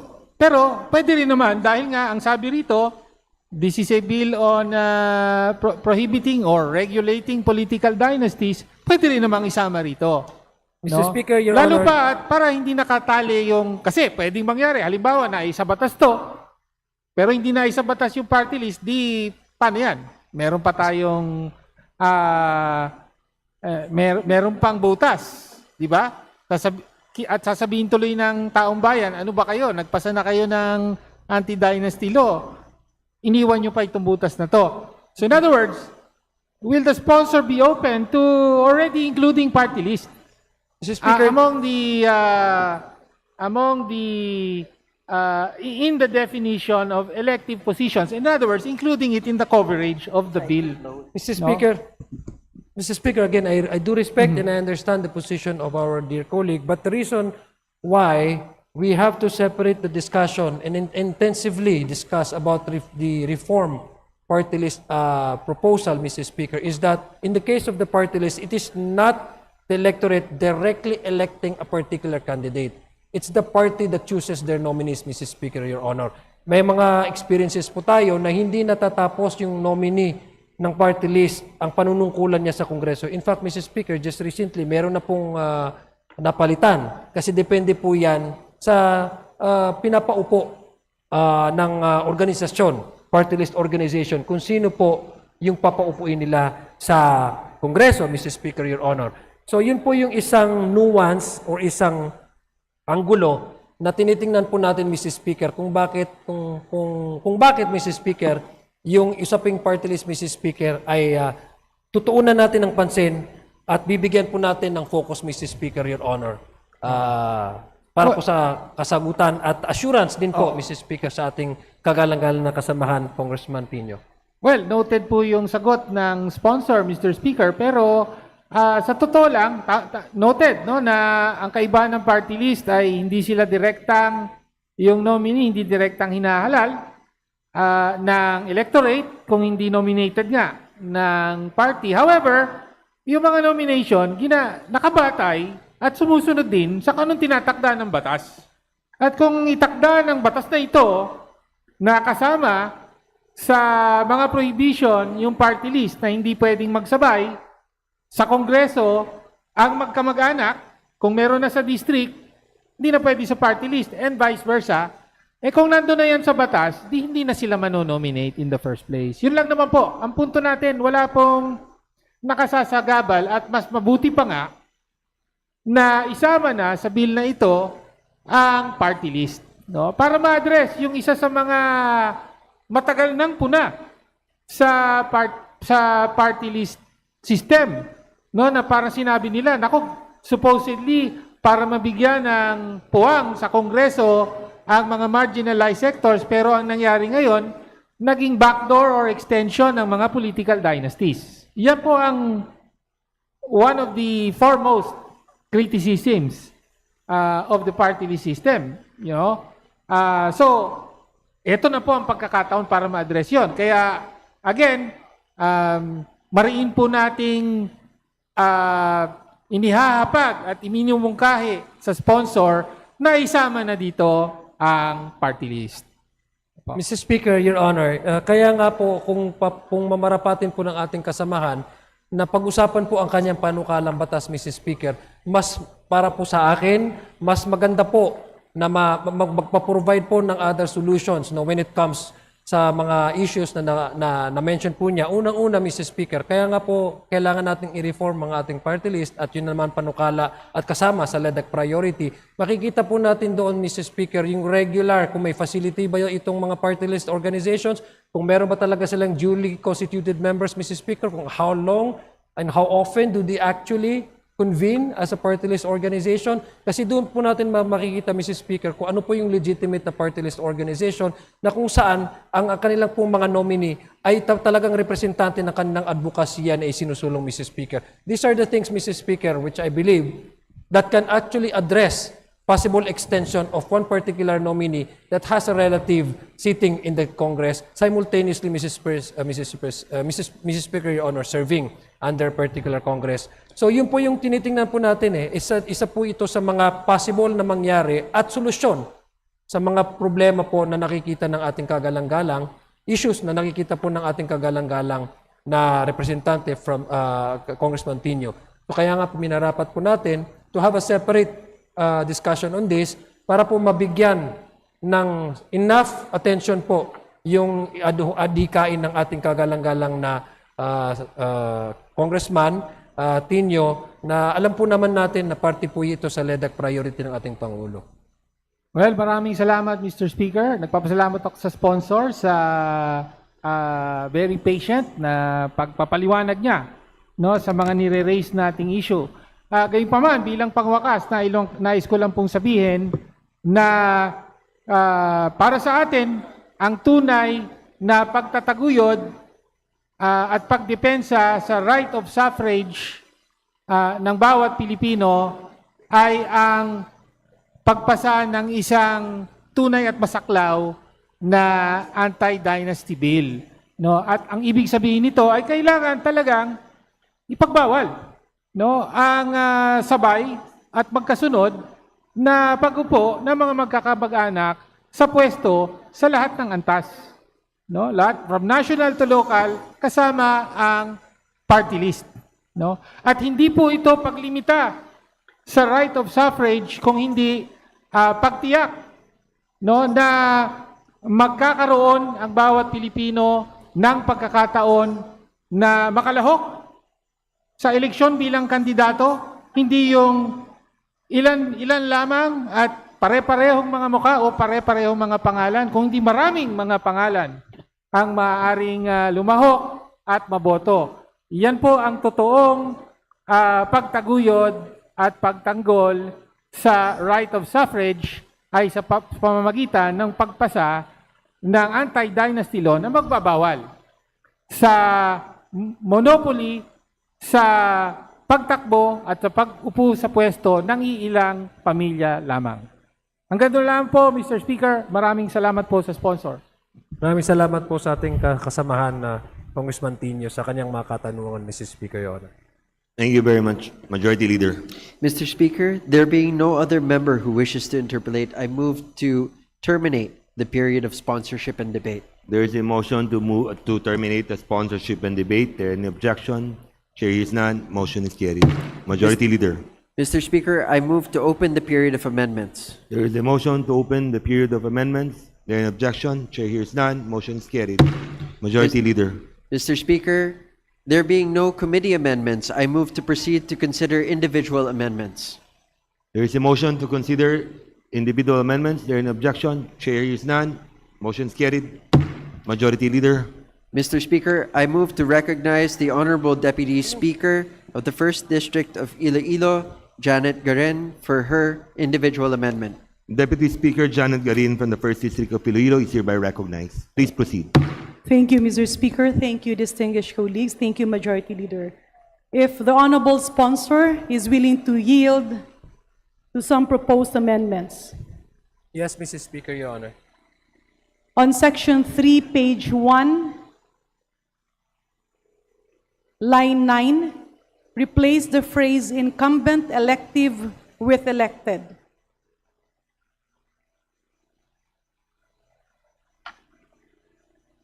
Mr. Speaker, we accept the proposed amendment. We accept, Mr. Speaker. The House say. Majority Leader? Mr. Speaker, I move to approve the proposed amendment. There is motion to approve the proposed amendment. There is objection. Chair is none. Motion carried. Mr. Speaker, on Section 3, page 1, line 9, insert the word the between the words as and spouse. We accept, Mr. Speaker. Mr. Speaker, I move to approve the proposed amendment. There is a motion to approve the proposed amendments. There is objection. Chair is none. Motion is carried. On Section 3, still on Section 3, Mr. Speaker, page 1, line 17, insert a comma between the words Vice Mayor and. Mr. Speaker, we accept. Mr. Speaker, I move to approve the proposed amendment. There is a motion to approve the proposed amendments. There is objection. Chair is none. Motion carried. Majority Leader. Mr. Speaker, on Section 3, item C, page 1, lines 19 to 20, strike and delete the entire item, subparagraph 5 under Section 3C. Sponsor, say. Mr. Speaker, we accept the proposed amendment. Majority Leader. Mr. Speaker, I move to approve the proposed amendment. There is a motion to approve the proposed amendments. There is an objection. Chair is none. Motion carried. Mr. Speaker, on Section 3,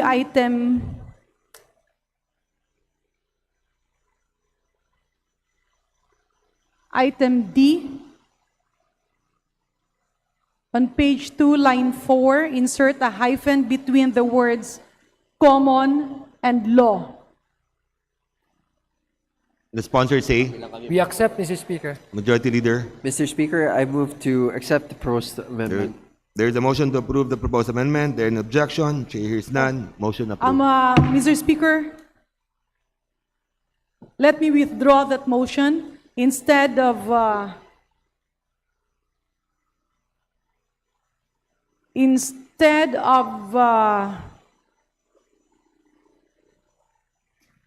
Session suspended. Mr. Speaker, I move to suspend.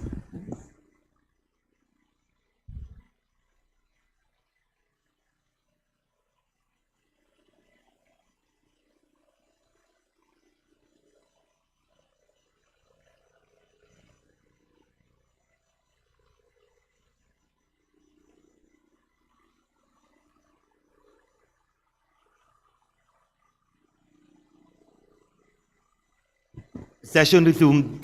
Majority Leader. Mr. Speaker, we'd like to recognize the Honorable Janet Garin for her proposed amendments. Mr. Speaker, if the Honorable Majority Leader and the sponsor would agree to withdrawing the previous motion. Okay. And for my subsequent proposal that on Section 3, item E, page 2, line 4, insert a hyphen between the words common and law. Yes, Mr. Speaker, we accept, Mr. Speaker. Majority Leader. Mr. Speaker, I move to approve the proposed amendment. There is a motion to approve the proposed amendment. There is an objection. Chair hears none. Motion is carried.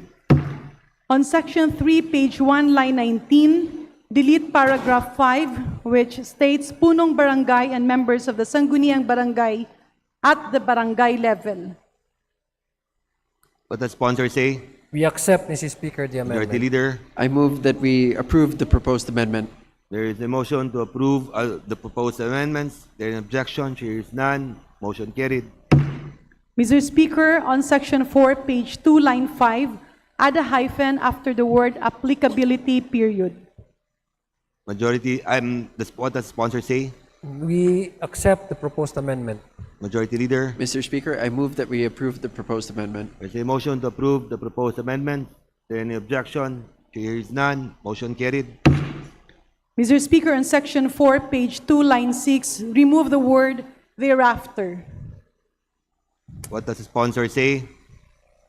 May I, which Section 4, line? Section 4, page 2, line 6. Okay, we accept, Mr. Speaker. Majority Leader, Mr. Speaker, I move to accept the proposed amendment. there's a motion to approve the proposed amendments. There any objection? Chair hears none. Motion is carried. Mr. Speaker, in Section 5, page 2, line 10, remove the comma after the word spouses. What does the sponsor say? We accept the proposed amendment. What does the majority say? Mr. Speaker, I move to approve the proposed amendment. There is a motion to approve the proposed amendments. There any objection? Chair hears none. Motion is carried. Diaz-Garin. Mr. Speaker, on Section 5, page 2, lines 10, 12, 14, and 16, replace the term second degree with second civil degree of consanguinity or affinity. What does the sponsor say? We accept, Mr. Speaker, the proposed amendment. What does the majority say? Mr. Speaker, I move that we approve the proposed amendment. There is a motion to approve the proposed amendments. There any objection? Chair hears none. Motion is carried. Mr. Speaker, still on Section 5, page 2, line 12, replace the phrase running as member of with the phrase holding membership in. What does the sponsor say? Mr. Speaker, we accept. What does the majority say? Mr. Speaker, I move that we approve the proposed amendment. There is a motion to approve the proposed amendments. There any objection? Chair hears none. Motion is carried. Diaz-Garin. Still on Section 5, Mr. Speaker, page 2, line 18, delete subsection E, which states that if a person is an incumbent or candidate for any elective barangay office, the spouse and the above relatives are prohibited to simultaneously hold any elective position in the same barangay. What does the sponsor say? We accept, Mr. Speaker, the proposed What does the amendment. majority say? Mr. Speaker, I move that we approve the proposed amendment. There is a motion to approve the proposed amendments. There any objection? Chair hears none. Motion is carried. Diaz-Garin. On Section 7, page 2, lines 35 to 37, and page 3, lines 1 to 12, replace the entire section and the entire Section 7 with a new section that reads as follows. Section 7, effect of political dynasty relationship. In cases where the elections result in a political dynasty relationship, the COMELEC shall suspend the proclamation of covered relatives and decide based on the following. A, when two or more relatives are elected to positions with multiple seats within the same political unit, such as senators and members of the Sanggunian, the candidate obtaining the highest number of votes shall assume office. Semicolon. Or B, when two or more relatives are elected to distinct positions within the same political unit, the candidate elected to the higher office shall assume the same. And on the next paragraph, the rules on succession shall apply, if applicable, semicolon, otherwise, comma, the candidate who obtained the next highest number of votes shall be proclaimed and assume office. On the next paragraph, Mr. Speaker, nothing herein shall preclude any elected official from voluntarily withdrawing their candidacy as the case may be. Period. What does the sponsor say? We accept, Mr. Speaker, the proposed amendment. What does the Mr. majority leader Speaker, say? I move that we approve the said amendments. There is a motion to approve the amendments. There any objection? Chair hears none. Motion is carried. Thank you, Mr. Speaker. No further proposed amendment. Thank you. Thank you, Diaz-Garin. Majority Leader. Mr. Speaker, I move that we recognize the Honorable Leandro Leviste for his proposed amendment. The Honorable Gentleman from Batangas is hereby recognized.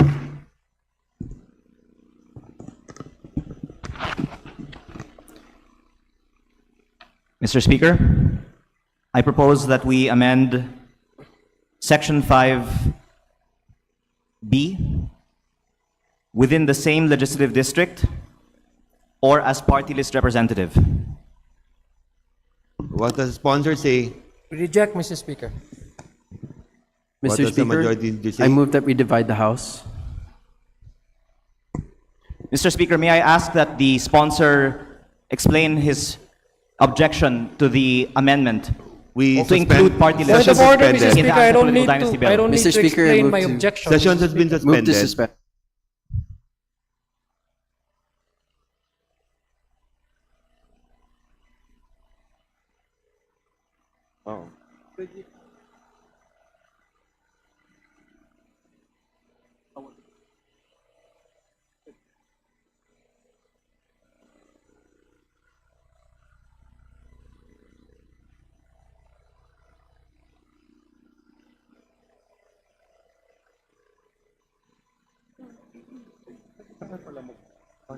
Magulo na eh.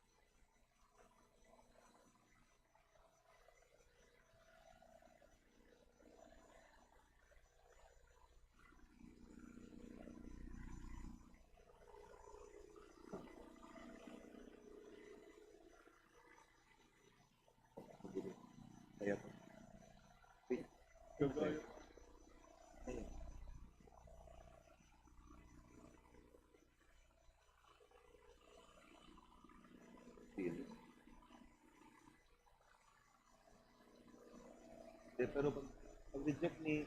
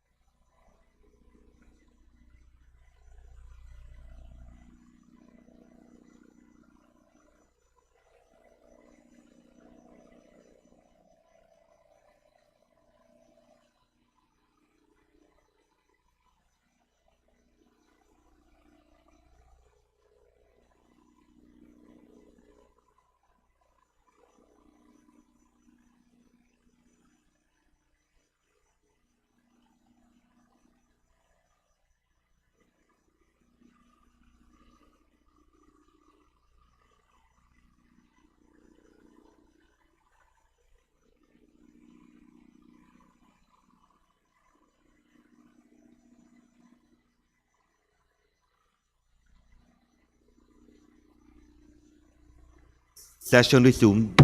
Mr. Speaker, may I just reiterate what is the proposed amendment? Majority Leader. Mr. Speaker, there has been an objection to the amendment proposed. I move that we divide the House. Mr. Speaker, so that we know what we're voting on, can we just reiterate what is the proposed amendment?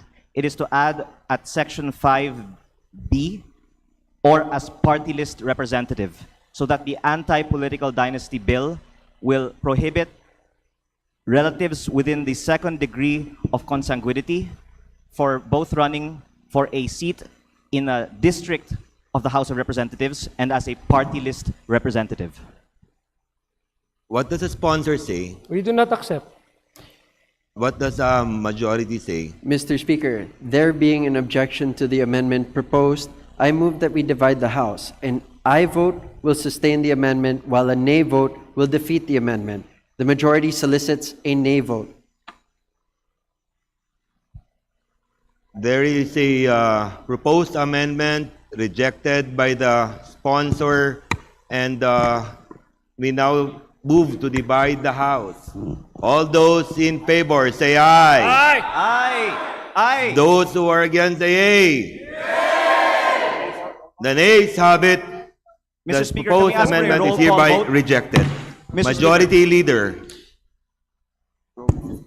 Mr. Speaker, I move to suspend session. Mr. Speaker, can we have a Session clean- suspended.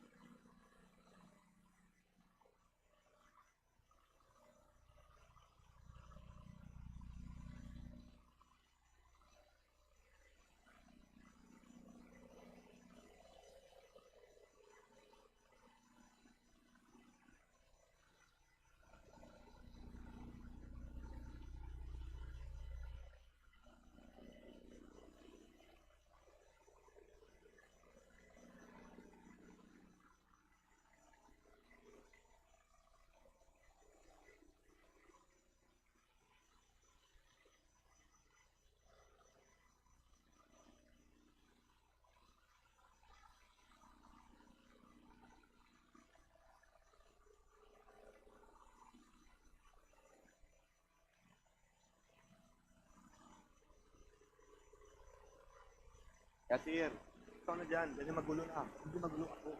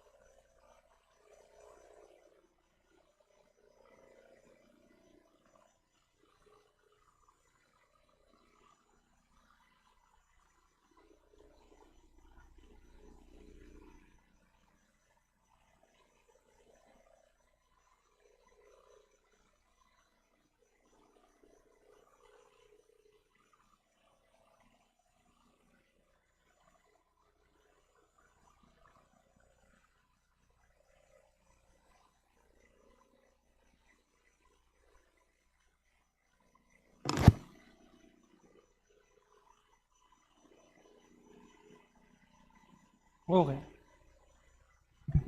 Klaro lang natin ito. Parang Para kanina.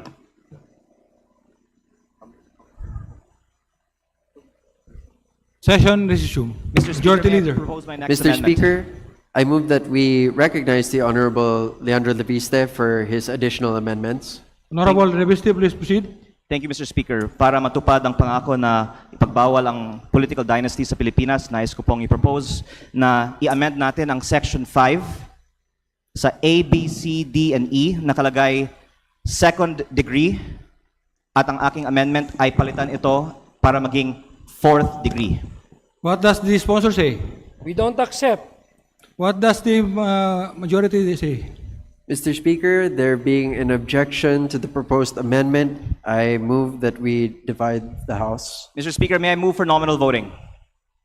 Majority Leader, Mr. there's a motion to divide the House. All those in favor of the amendment, say aye.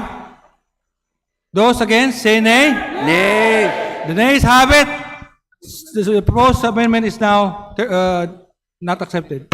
Majority Leader. Mr. Speaker, is there a further amendment from the good representative from Batangas? Thank you, Mr. Speaker. I would just like to manifest my disappointment that we are Well, Mr. Speaker, not point of order. passing This is a period of true amendment. We anti-dynasty don't bill. Majority accept. Leader. But that being We don't said, Mr. accept Speaker, I move to manifestation, Mr. suspend Speaker. session. I will yield Session to is suspended. the next member.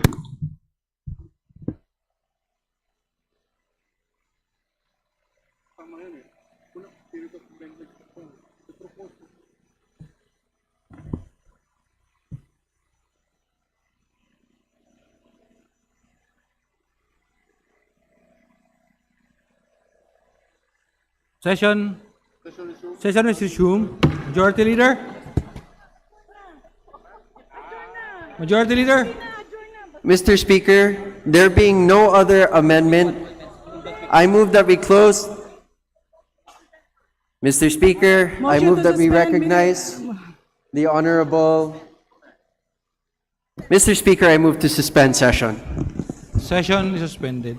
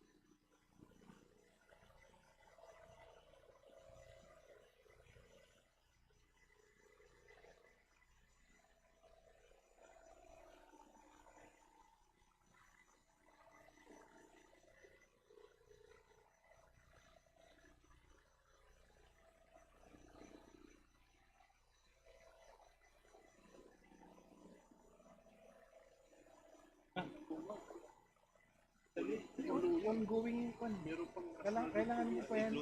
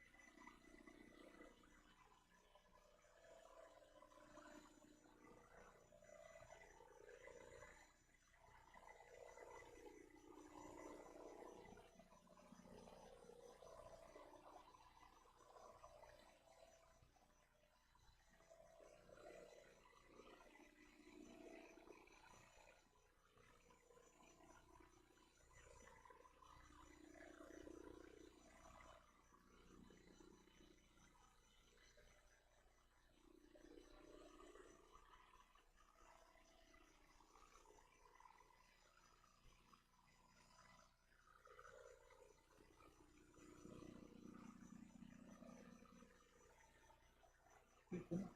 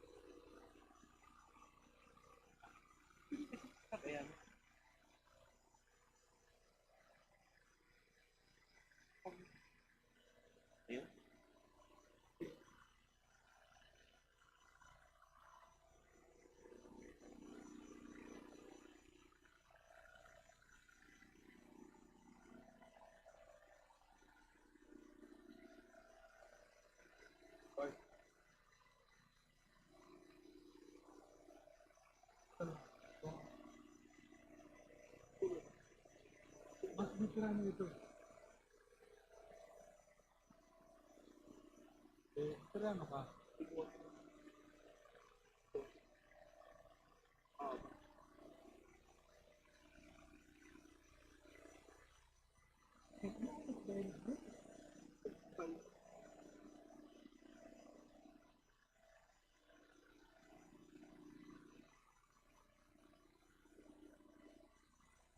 Fire.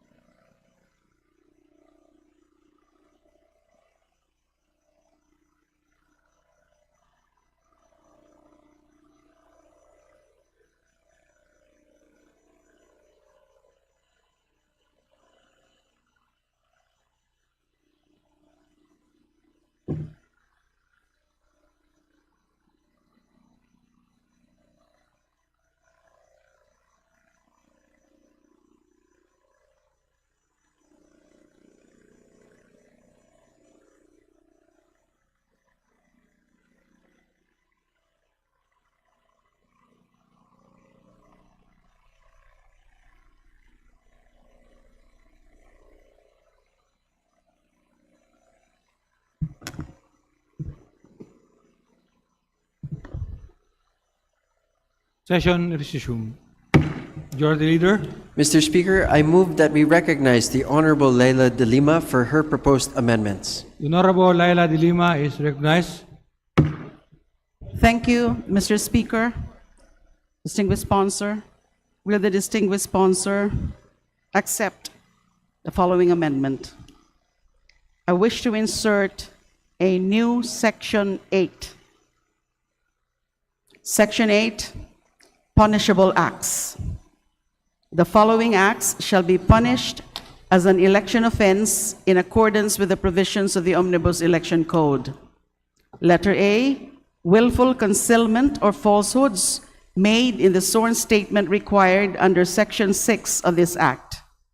B, submission of spurious, forged, or falsified documents required under this Act. C, malicious or frivolous filings to trigger the anti-political dynasty prohibitions contained in this Act. D, using, threatening to use, threatening to use, or causing the use of force, violence, coercion, intimidation, or extortion to compel the filing or non-filing of certificates of candidacies or any agreement made in accordance with Section 7 of this Act, whether or not the offender shall have attained their purpose.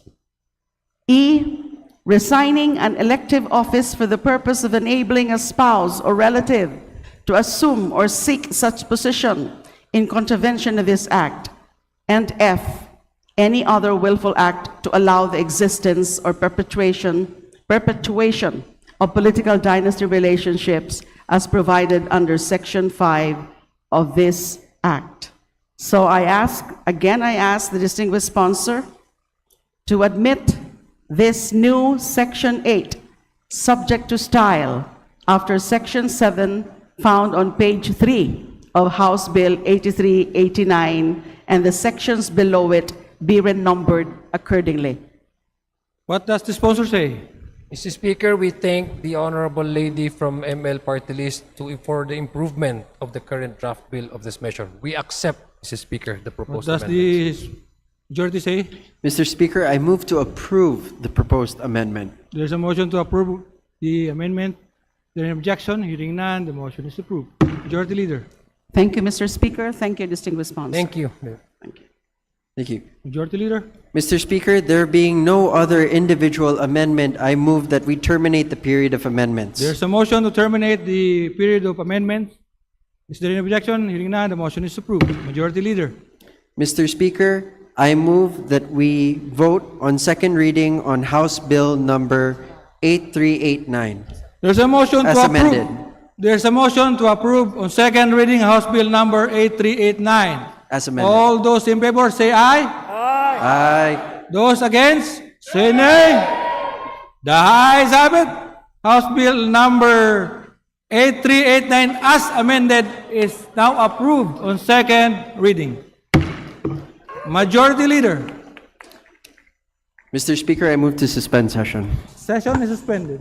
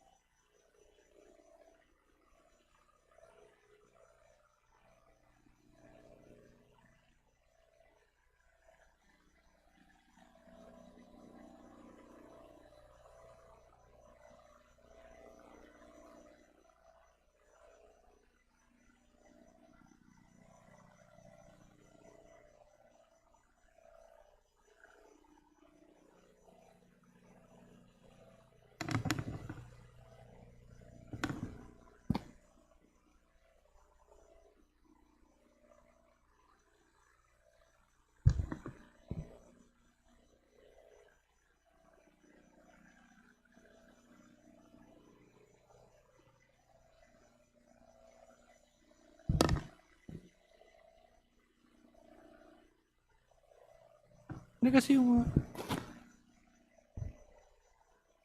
Session resumed. Majority Leader. Mr. Speaker, I'd like to acknowledge the guests of Speaker Faustino Boji from the National Youth Commission of Mindanao. They are ASEC Bianca Patrice Go, ASEC Joaquin Carlo Racho, Gerber Nisi Valderrama, Eliza Ann Cabisuelas, and Faith Grace Diocampo. To the guest, Honorable Speaker Faustino Boji III, the National Youth Commission in Mindanao. Welcome to the House of Representatives.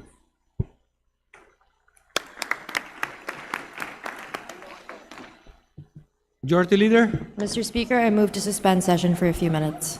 session is suspended.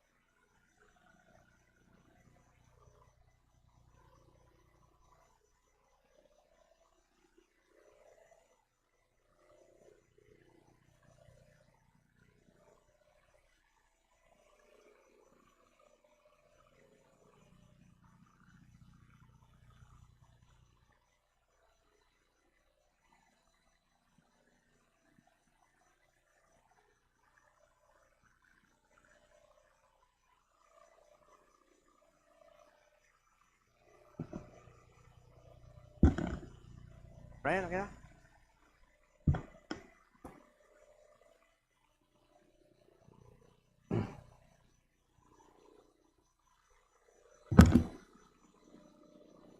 Session resumed. Majority Leader. Mr. Speaker, we are in receipt of the proclamation issued by the Commission on Elections declaring Pinoy Workers' Party List as winner under the party list system in the national and local elections the 12th of May 2025, and to entitle its nominee, Carl Joseph F. Legaspi, to sit as its representative in the House of Representatives of the Congress of the Philippines. Mr. Speaker, pursuant to the aforementioned proclamation, I move to allow Carl Joseph F. Legaspi, representative of Pinoy Workers' Party List, to take oath in open session. There any objection to the motion? Chair is none. Motion is approved. The Secretary General is directed to call the representative of Pinoy Workers' Party List to take his oath before this body. May I request all members present and even those in the galleries to please rise to witness the oath-taking of our new member. May we also invite our Speaker, Faustino Bojidi III, to the rostrum to administer the oath of office of Representative Carl Legaspi.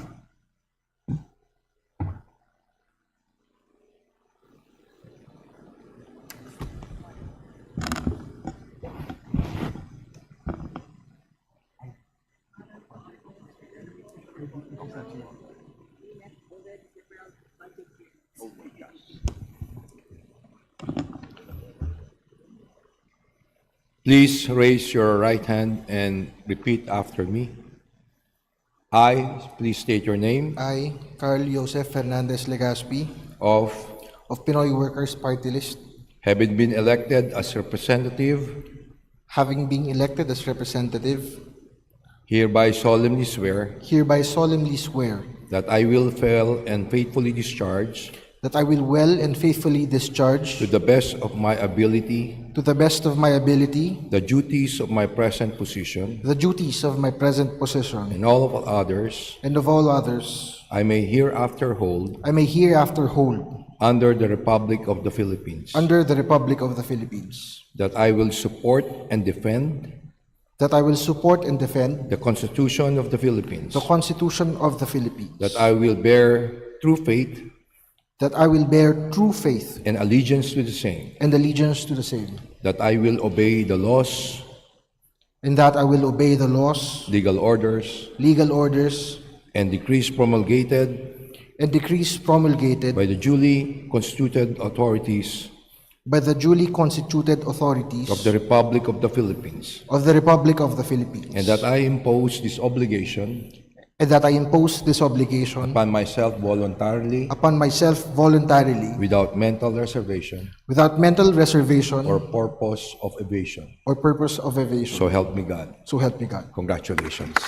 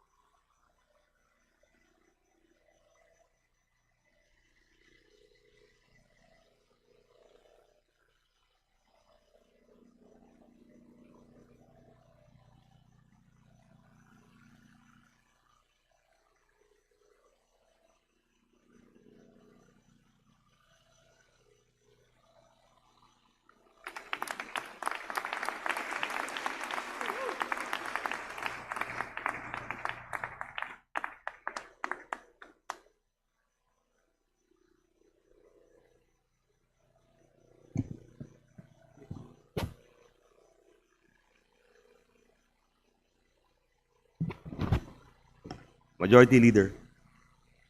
Mr. Speaker, to allow for our members to congratulate our newest representative, I move to suspend session for a few minutes. Session suspended.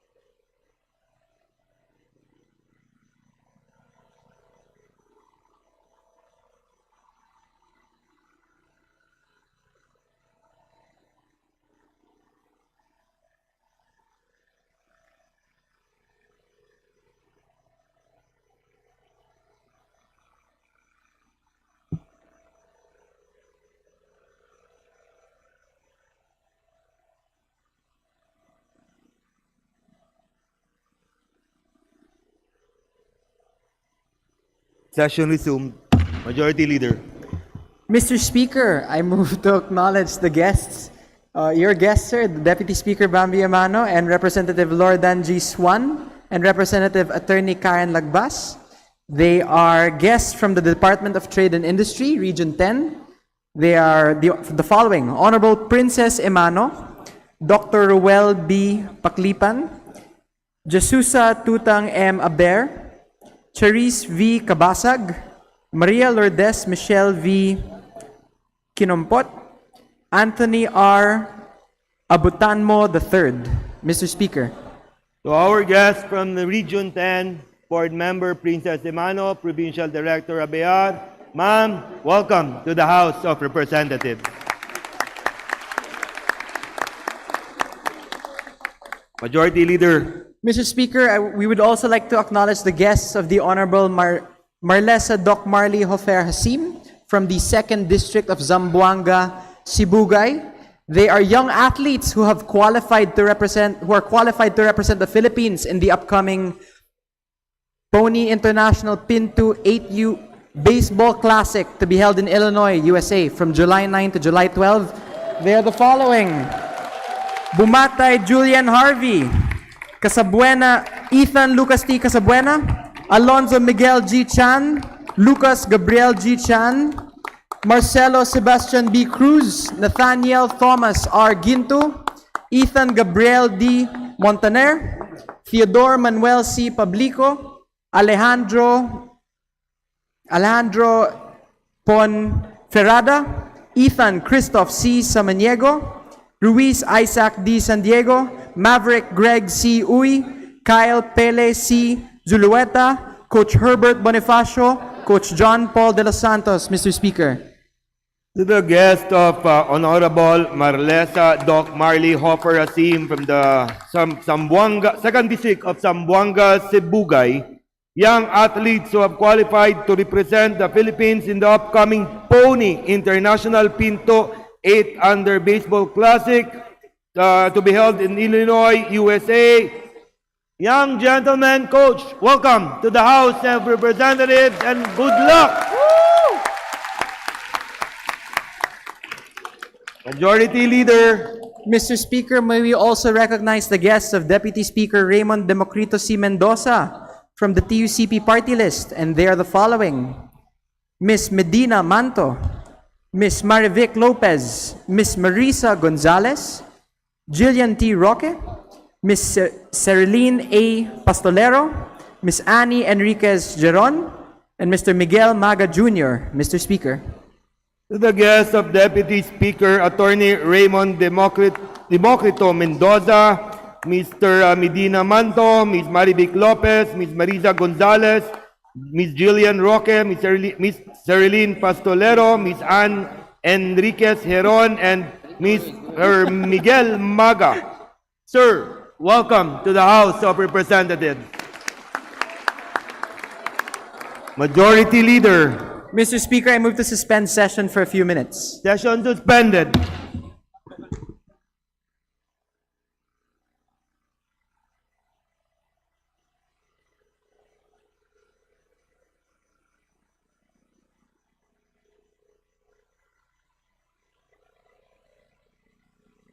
Session resumed. Mr. Speaker, I move that we resume consideration of House Bill number 9305. There is a motion to resume consideration on House Bill 9305. There is no objection. Chair is none. Motion is carried. Majority Leader. Mr. Speaker, I move that we recognize for his interpellation the Honorable Robert Nazal of Bagong Generacion Party List. The Honorable Nazal is recognized.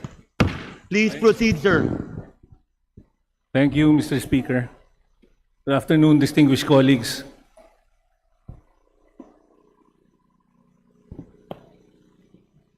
Good afternoon. Good afternoon to my idol, Bina B. Good afternoon, Mr. Speaker. We are ready. Good afternoon, Mr. Distinguished Gentleman. On Section 15 of the proposed bill, yung nakalagay po na temporary moratorium on transport-related loan payments, I just have a question. Pwede po ba natin isama yung, kasi it is limited to registered public transport drivers, operators, transport cooperatives, and TNVS operators. Sana po, baka pwedeng i-include yung mga logistics companies, shipping companies, all companies which are heavily dependent on fuel, such as MSMEs that are in the business of FMCG. Also, kasi syempre, ang ina-address lang po natin dito are yung matigil po yung biyahe. Pero sana, the bill and the law eventually will also address potential risks for inflation, inflationary pressure, and currency protection. Kasi marami pong industries na heavily reliant on fuel na matitigil po dahil pagka sumobrang taas yung fuel or nagkaroon ng rationing. Mr. Speaker, I think we may have had some shortcoming. I don't think we were able to provide you with the latest version because the latest version on Section 15 in fact incorporates the very amendments that you proposed by the very exact wording. So Section 15 now reads, as presented for deliberation, is a temporary moratorium on loan, rental, and utilities payments. It no longer covers just TNBS or transportation related. In fact, using the very proposal that you said, if I may read, all banks, quasi-banks, financing companies, cooperatives, and other leading institutions shall grant, subject to the evaluation of borrower capacity, a moratorium of not less than 30 days on principal and interest payments on all outstanding loans, including salary, personal, housing, agri, MSME, and transport-related loans falling due during the effectivity of the declared national energy emergency. And I wish to put on record that the previous provision, which only tackled a small segment of the transportation sector, was correctly pointed out by Congressman Nazal as being incomplete. And that's why we have made the temporary moratorium now more expansive to cover those that are related to transportation in general. Thank you, Mr. Sponsor. That makes me very happy. My next question is on Section 30, appropriations and sources of funding. May Section 30. On letter A, rationalization of non-essential MOOE. If I may, dun po sa provision na yon, all departments, agencies, bureaus, I'll just go straight, no? The executive department shall adopt economy measures and shall identify and rationalize non-essential maintenance and other operating expenses in an amount not less than 10%, but not more than 20% of the covered line items, and in accordance with its applicable guidelines, circulars, and issuances. Ang question ko po dyan is, aren't we, by setting a compulsory 10% floor, creating a dangerous statutory contradiction? Kasi if there are agencies po na mas mababa yung kanilang non-essential MOOE at hindi umabot sa 10%, paano po yun? Will they have to go through the essential? Kukunin po ba nila yon para ma-meet nila yung 10%? Kasi parang the bill will allow them, parang sineset natin yung minimum at 10%. So not less than. So if ever, pwede po ba natin tanggalin to?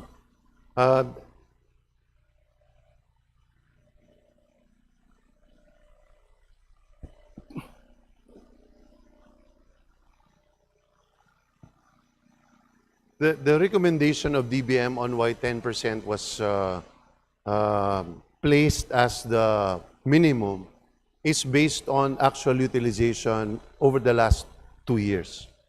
So in terms of non-essential, let's not forget that what we are considering is a period of emergency, a national emergency as declared by the President, as supported by all the cabinet secretaries. In short, there is something that needs to be urgently done and addressed. So it will require extraordinary activities on the part of the executive, including the generation of savings, so that we could use that to help and carry out immediate relief activities so that we can cure or we can limit the effect of inflation just in the transportation sector. So based on their experience, 10% is easily achievable. In fact, they expect it to be 20%. They wanted it 20%, Mr. Speaker, but upon exactly the points that you raised, they limited it to 10%. May I ask, Mr. Sponsor, how much do we intend to raise from the MOOE? On this particular item is 21 billion. 21 billion. That is what we are advised by the DBM, Mr. Speaker. Magkano po ba yung... Mr. Speaker, my apologies. They've just recomputed. It's 11 billion. Magkano po ba yung total non-essential na MOOE? Non-essential MOOE. While they're generating it, the 11 billion is actually based on the submissions of the different agencies in relation to the budget circular. So 11 billion covering all departments? Yes. Just specifically on non-essential? Not yet all. 80% have already submitted. 80%? Yes. But the total is 11 billion for all? No, for the 80%. For the 80%. So not all agencies have yet submitted. There is a deadline that they have set by the end of May to be able to do that. But right now, 80% of the agencies have already submitted, and 11 billion has been the amount offered.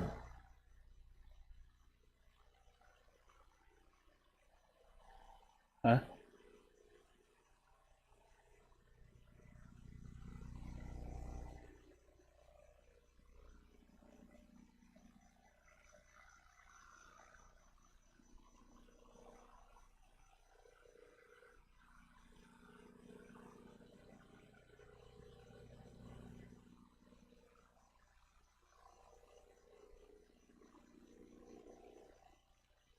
Mr. Sponsor, while they are still computing, may I move on to the next question?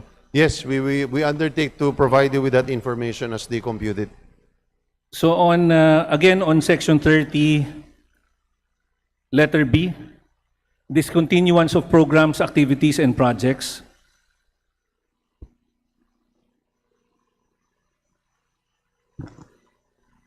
So I'll just read the portion. Before the gentleman continues, may we request order in the plenary?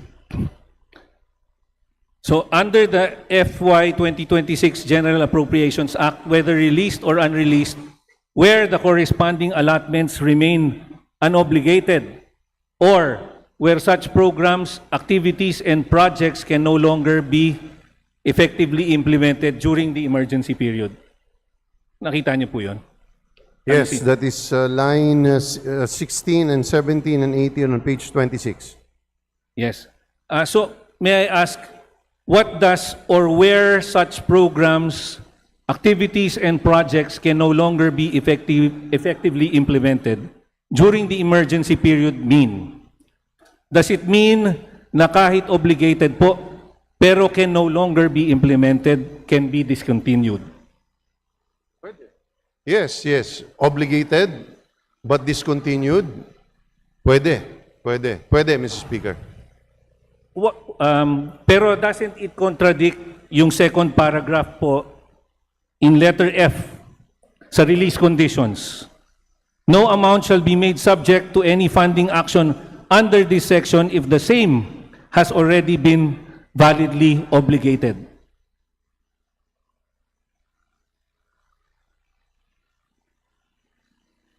If it pertains if you will look at the second paragraph of release conditions, that prohibition really refers to salaries, not to all other items. So this is actually serves as a qualification. If you look at if it pertains to salaries, wages, pension, and other fixed personal benefits. That is our understanding, Mr. Speaker.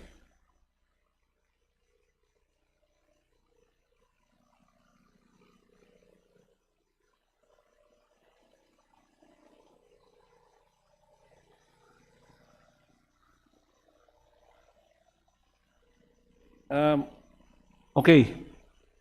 Hindi ho ba delikado yung yung stating when we stated na or where such programs activities, isn't it parang too blanket, masyadong blanket, too much of a blanket statement?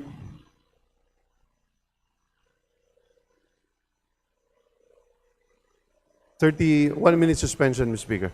Session suspended.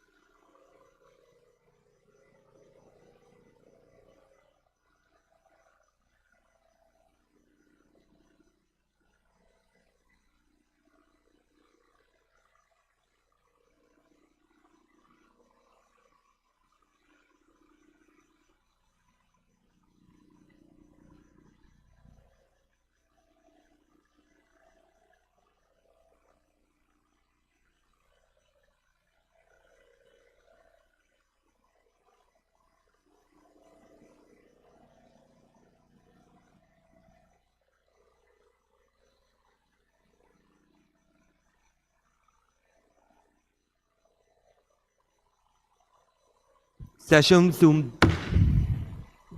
Mr. Speaker, upon consultation with the Department of Budget and Management, your position is correct. Your position is correct. Insofar as items that can be discontinued, if they are obligated, you cannot touch them anymore. So can we remove that phrase? Yung or where such programs, activities, and projects can no allotments remain, yung where such programs, or where such programs, activities, and projects can no longer be effectively implemented. That is in relation to line, what line is that, Mr. Speaker? Line... We're in page 26? Line 22. Line 22 and 23.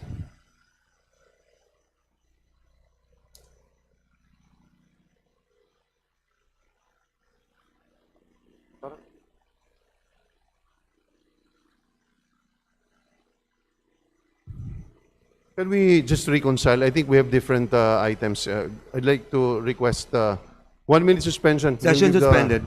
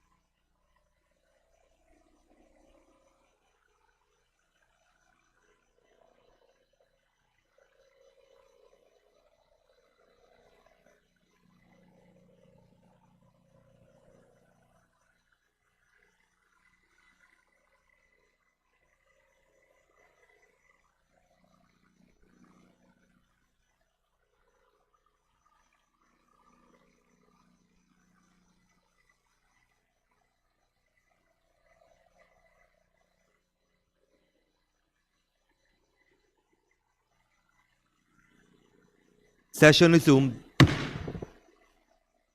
The point is well taken. What we only ask is, what we want to express clearly on the floor is that discontinuance of PAPs will only refer to unobligated. So a correction will be made at the appropriate time to follow where the corresponding allotments remain unobligated. Instead of or, we can actually just put a comma, meaning where such programs, activities, and projects can no longer be effectively implemented, if only to stress that it only refers to unobligated, instead of or. Can't we just delete that whole phrase altogether?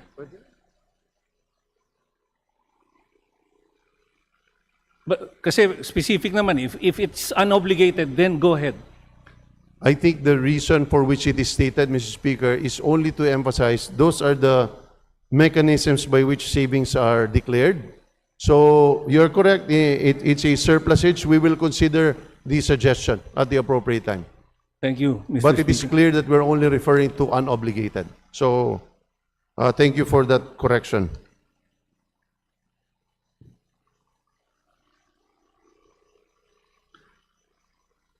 Yes. Mr. Sponsor, what about items under FISARO or for issuance of SARO? Are these considered unobligated?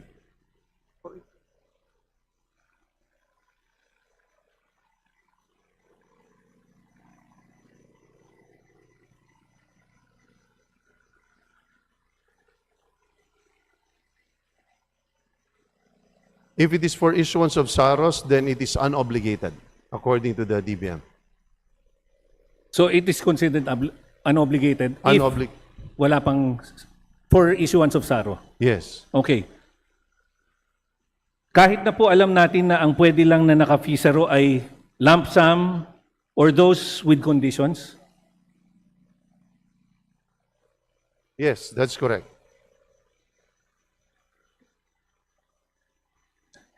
How about paano po yung mga naka-FISARO na hindi na right now under the 2025 budget, for example, 2026 budget, paano yung mga naka-FISARO na hindi naman siya considered as lump sum? Naka-line item siya. Wala ring conditions. Marami pong ganun.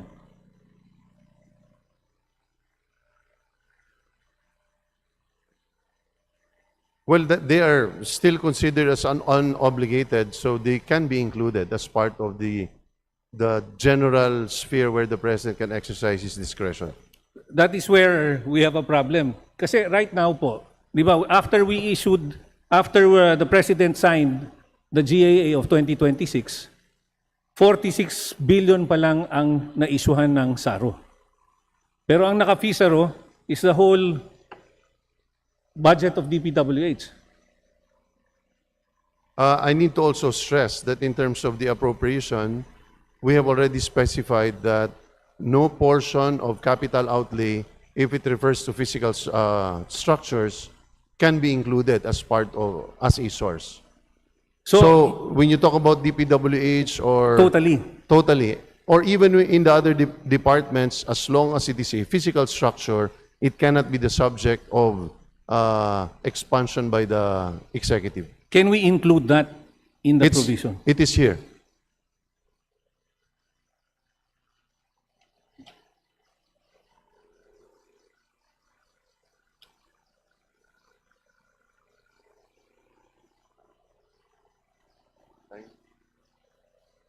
In page 26, line 29, 26. Starting with line 25. For this purpose, discontinuance may include capital outlay PAPs that are not immediately necessary for the delivery of essential public services or for the implementation of emergency response, etc. Under the provided that buildings and structures outlay, infrastructure outlay, public infrastructure outlay shall be excluded from the coverage of such discontinuance. So your fear, although founded, is supported by this limitation. In fact, the limitation again is placed because when you pointed it out during the hearing. Thank you for that clarification, Mr. Sponsor.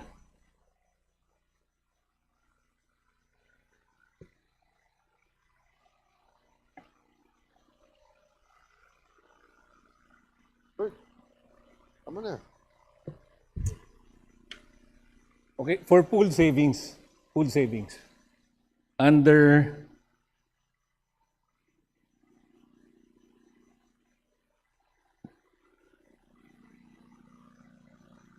how much do we intend to raise capital outlay po for pool savings? We don't have that data yet, Mr. Speaker. Only non-essential MOE has so far been generated. Wala pa po tayo doon. Is it 10 or 20% of the total capital outlay?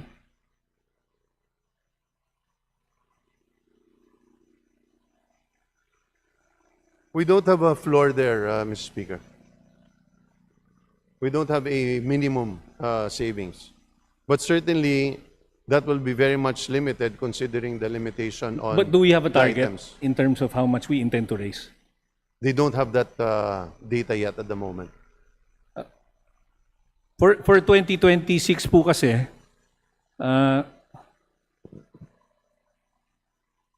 If I may, while Mr. Speaker, while the interpolator is, I think what needs to also be stressed here, Mr. Speaker, is this is not just for 2026. So effectively, what we're trying to do, in the same way you were arguing in the past, that we want to create a framework.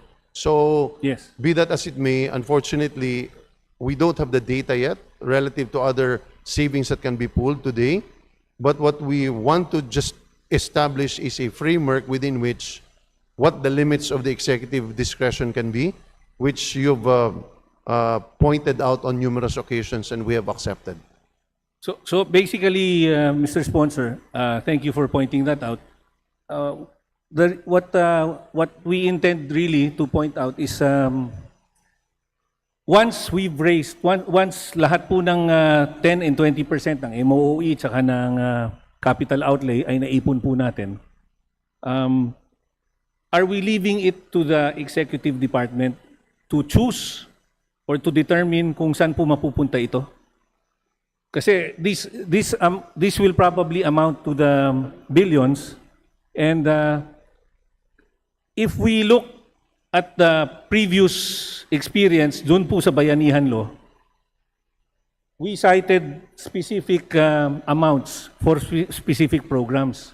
Naglagay po tayo doon ng specific amount for each specific program na inaprubahan po ng Congress. So, hindi po siya blanket authority. It is not, ngayon laging issue po yung sa Supreme Court yung unprogrammed funds. If we allow this to be pulled, and then just give DBM or the executive department the right to determine kung anong programs ang paglalagyan at kung magkano, hindi po ba natin tinatanggal yung power of the purse sa Congress? The purpose for which, certainly we are very mindful of the decisions of the Supreme Court relative to DAP, relative to unabated discretion given to the executive. So the limits within which the Supreme Court decisions have been made are embedded here, meaning on various paragraphs, you will see that in consonance with current DBM circulars, as well as in consonance, consistent with the provisions of the Constitution on Article 6, Section 25, Paragraph 2, as well as decisions of the Supreme Court. So basically, the limitations against which the President can exercise the discretion is that, unlike with the DAP, it is only within the executive. You cannot cross borders, meaning from the executive to the judiciary. Second is that it can only be used effectively to augment an existing program. It has to be there. So if the item is in fact not in existence, you cannot fund that using the savings. So the fear, which I agree with you, needs to be taken care of, is already being addressed by these various paragraphs and limitations on the discretion of the President.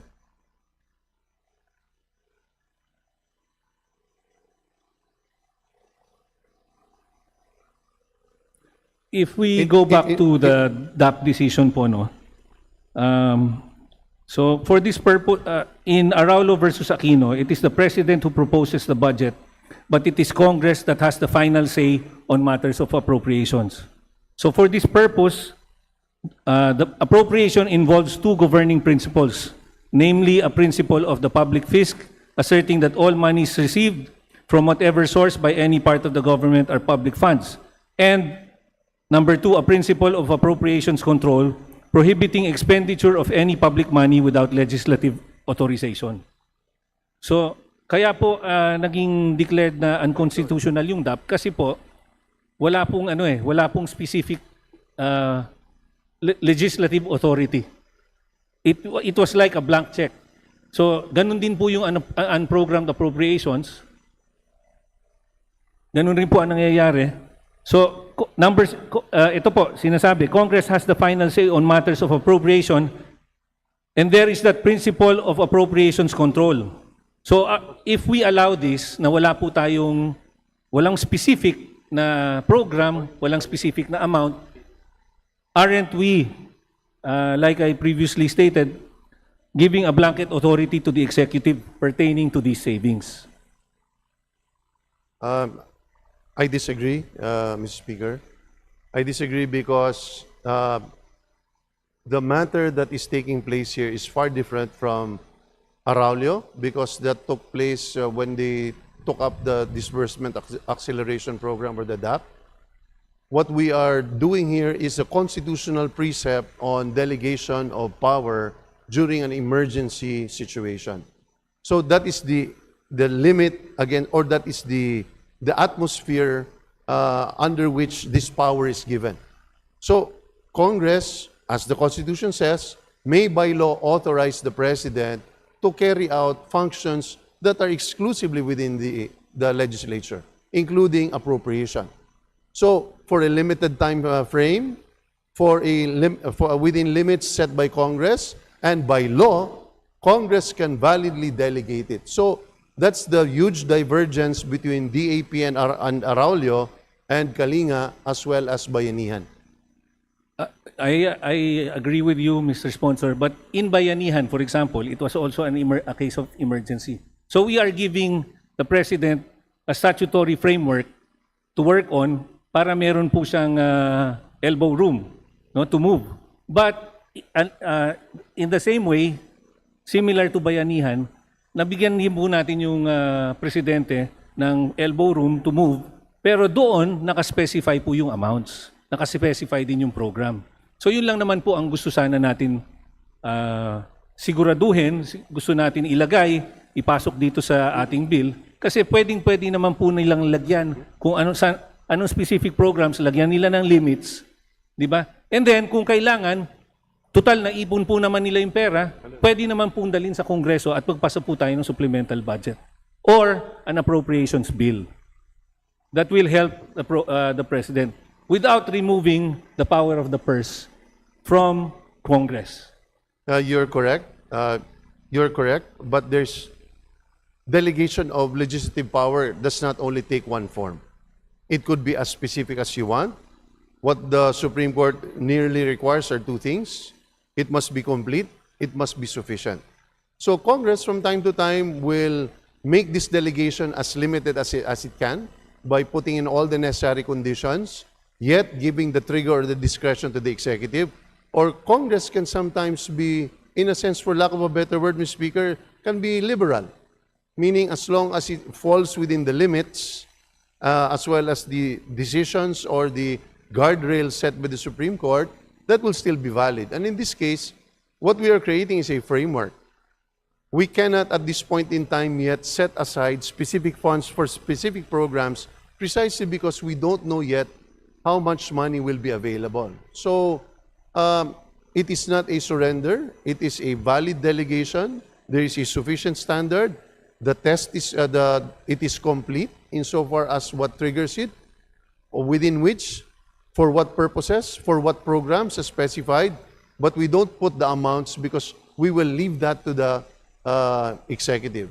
But if only to assure you also, Mr. Speaker, is that the executive is required to regularly disclose to Congress how disbursements are made, and Congress may, at any point in time, withdraw this authorization when it decides so.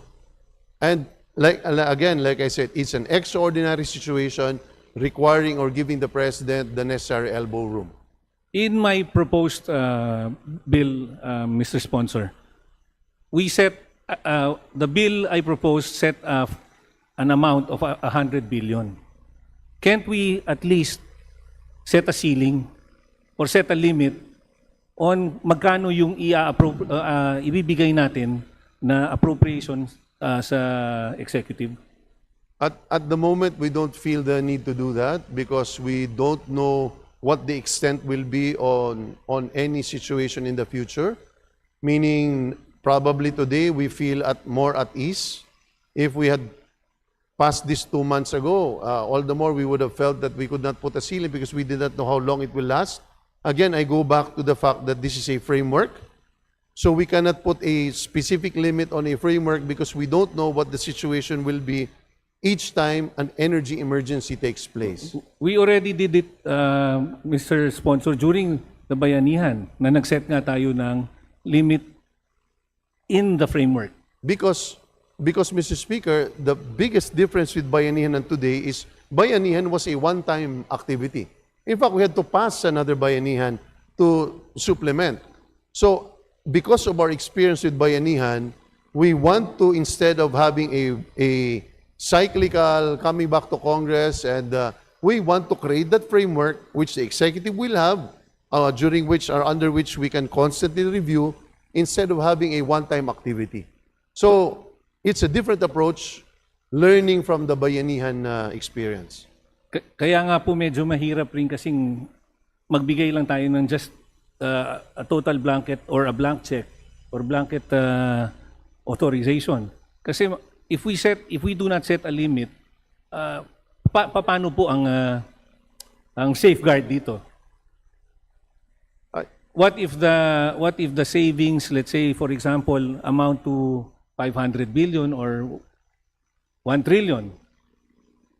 Ano pong gagawin natin? Can that be, aren't we giving the executive a blank check?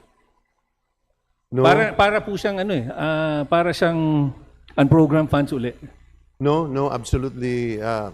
Absolutely, I cannot conform to that, Mr. Speaker. It is not a blank check because, in fact, the limits or the area within which they can generate savings are already very, very limited when we remove public infrastructure. So the amount of savings today that they can, just based on even on a maximum basis, cannot reach those amounts. So more or less po, Mr. Sponsor, we have an indication kung magkano ma-raise nila. At the moment, not yet. At the moment, not yet. But like I said, is that we need to give them the necessary framework to be able to carry out these urgent actions. Meron naman kasi they can do projections. And if they are saying that, for example, this war or the crisis will last for around 1 year, if it lasts for 1 year or 6 months, ganito po yung ma-generate nila. Pagka lumampas ng 6 na buwan, ganito. Siguro, why don't we put a time frame? Hindi ba? If the war will last, if the energy crisis will last for a certain period, ganito ang probable na ma-raise natin, ilagay po natin yung possible amount, yung projected amount. Pwede po ba yun? Why don't we do that? Well, there is a limit, no? In so far as when the emergency can take place, meaning there are very, very specific triggers. It goes through a set of steps before it actually takes place. It has to go through 11 cabinet secretaries. There has to be a factual determination by the Department of Energy before a trigger or even a reason can actually be, can justify the action of the President. Secondly, the time is limited. It is limited in so far as other activities are concerned. It is limited within the duration of the emergency period. Secondly, that emergency period can be withdrawn or limited also by Kalinga, by the Kalinga Council. Thirdly, Congress can withdraw or shorten that emergency period. And third, by the adjournment of Congress, the emergency powers also automatically is extinguished or stops being effective. So these are the limits in terms of the duration. There is likewise a limit on the application because you need an item to augment. You need an existing item. And I think that's the biggest departure from DAP. Because DAP, practically the executive, could use savings and fund it for even existing items. Items that did not go through the ringer of the legislative mill or the power of the purse. So we deem these limits sufficient. Again, the power, it's going to be a balance between regulating the action of the executive to make sure that they don't abuse it, but at the same time, we need to give them the necessary elbow room so they can quickly address the various problems that they face during an energy emergency crisis. Because if we did not give them the power and it remains with Congress, the presumption is it will be too slow, and by the time we're able to act, it will be too late. So that's really the balancing that we've done. That's why more than half of your suggestions we have incorporated in recognition of the standards that you feel like need to be put in place. Do we more or less have an amount of how much we intend to raise, coming from both obligated, from unobligated, from all the discontinuance, from all the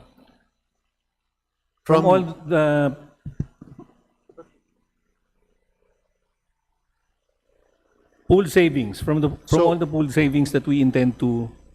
From the demand side, meaning from the needs, as expounded by the different departments on what they need to be able to implement, the figure was at 261 billion. 261. But on the supply side, meaning the DBM, in terms of scavenging for funds, they have not reached that portion yet. But if at all, if there is a policy limit today, that is the limit that they have said as to what they need. So can't we set it, for example, from what you're saying, we set it at from the demand side?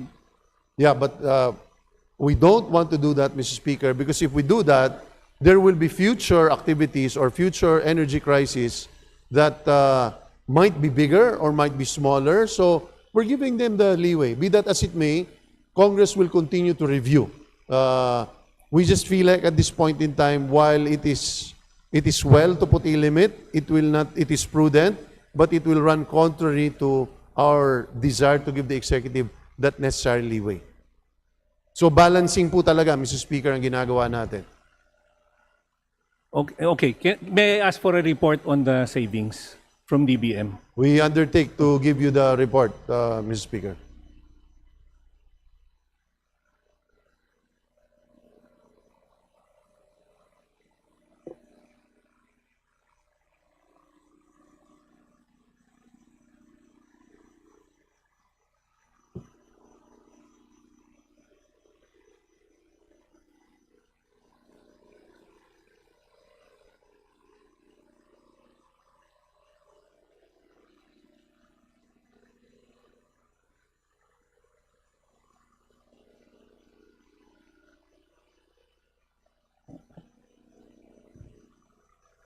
Thank you, Mr. Speaker, for the interpellation. Deeply appreciate the attention and the contribution, invaluable, given by Congressman Robert Nazal of Party List Bagong Henerasyon, the party list I will vote for in the next elections. Last na, Mr. Sponsor. So, how can the legislative framework ensure that the executive branch does not on debt savings?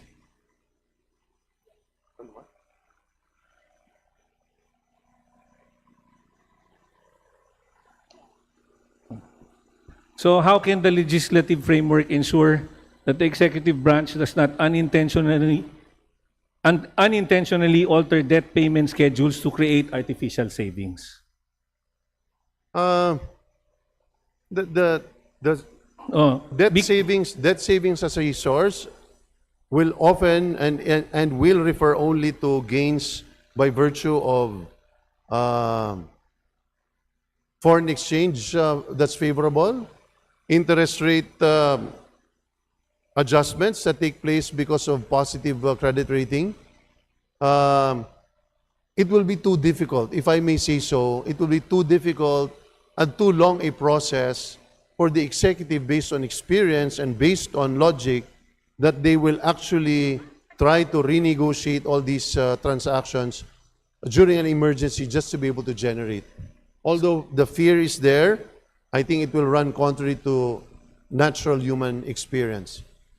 Based on on our current run rate, yung previous experience po natin, our automatic appropriation for debt service and interest from 2023 and 24, nag-exceed po tayo ng gastos. So, from 2023, we paid 582 billion.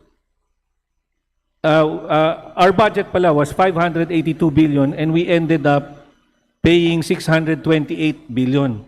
For 2024, it was 670 billion yung ating budget and then 763 yung actual na binayaran natin.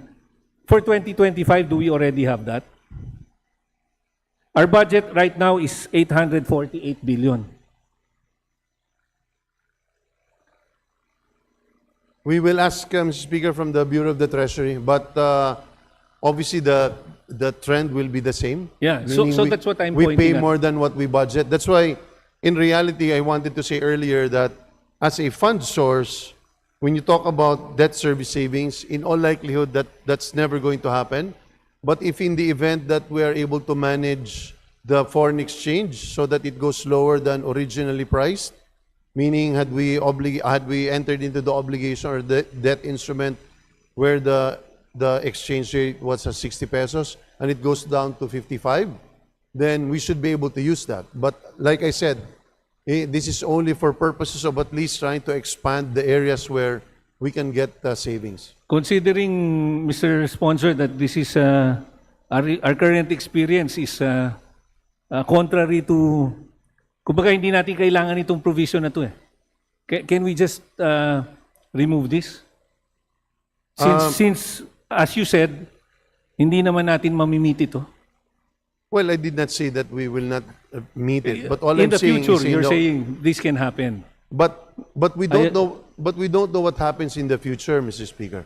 Again, we go back to the fact that this is a framework. Yes. We don't know what happens in the future if the economy, we finally become a rising middle income economy, and if the exchange rate is by some, and we see it, meaning if there is some changes in the foreign exchange that is favorable to us, we just want to give the executive again that framework against which they can dip and they can collect savings. So if today it's not possible, we don't know next year, 2 years from now, 10 years from today, we don't know if that will be possible or if in fact it can be viable. So ayaw nating isara yung pinto po doon. Today, parang malabo, pero tingin ko next year, 3 years from today, hindi natin alam.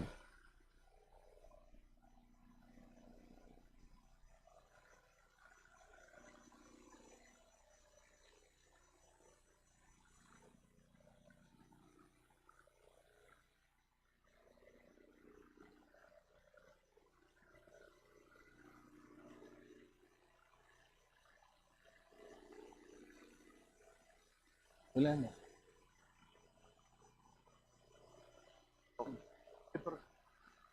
Okay.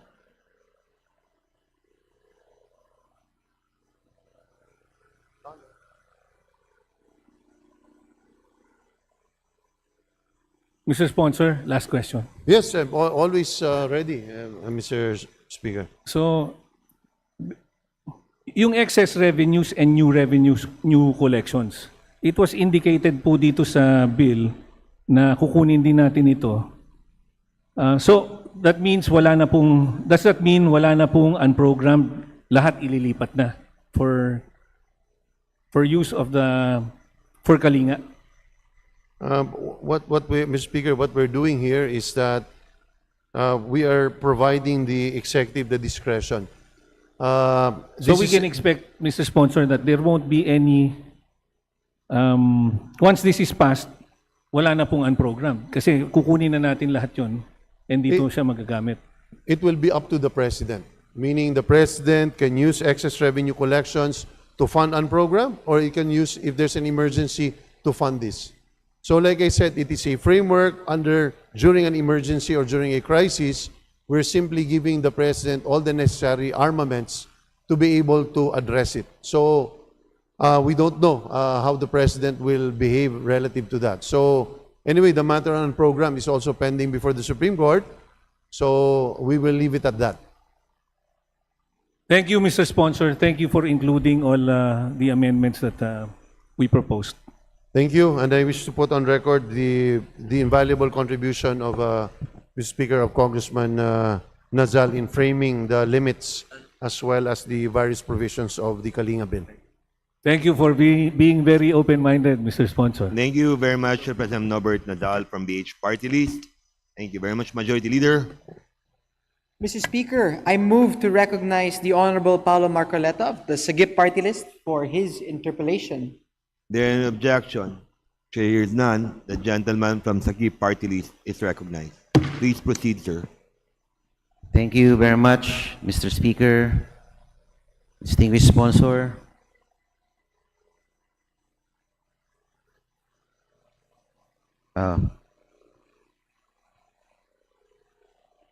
Gladly, Mr. Speaker, with deep privilege to be interpellated by my friend and the better Marcoleta, if I may say so. It is with great honor to stand along with the dashing and debonair Deputy Speaker, my idol since the 14th Congress.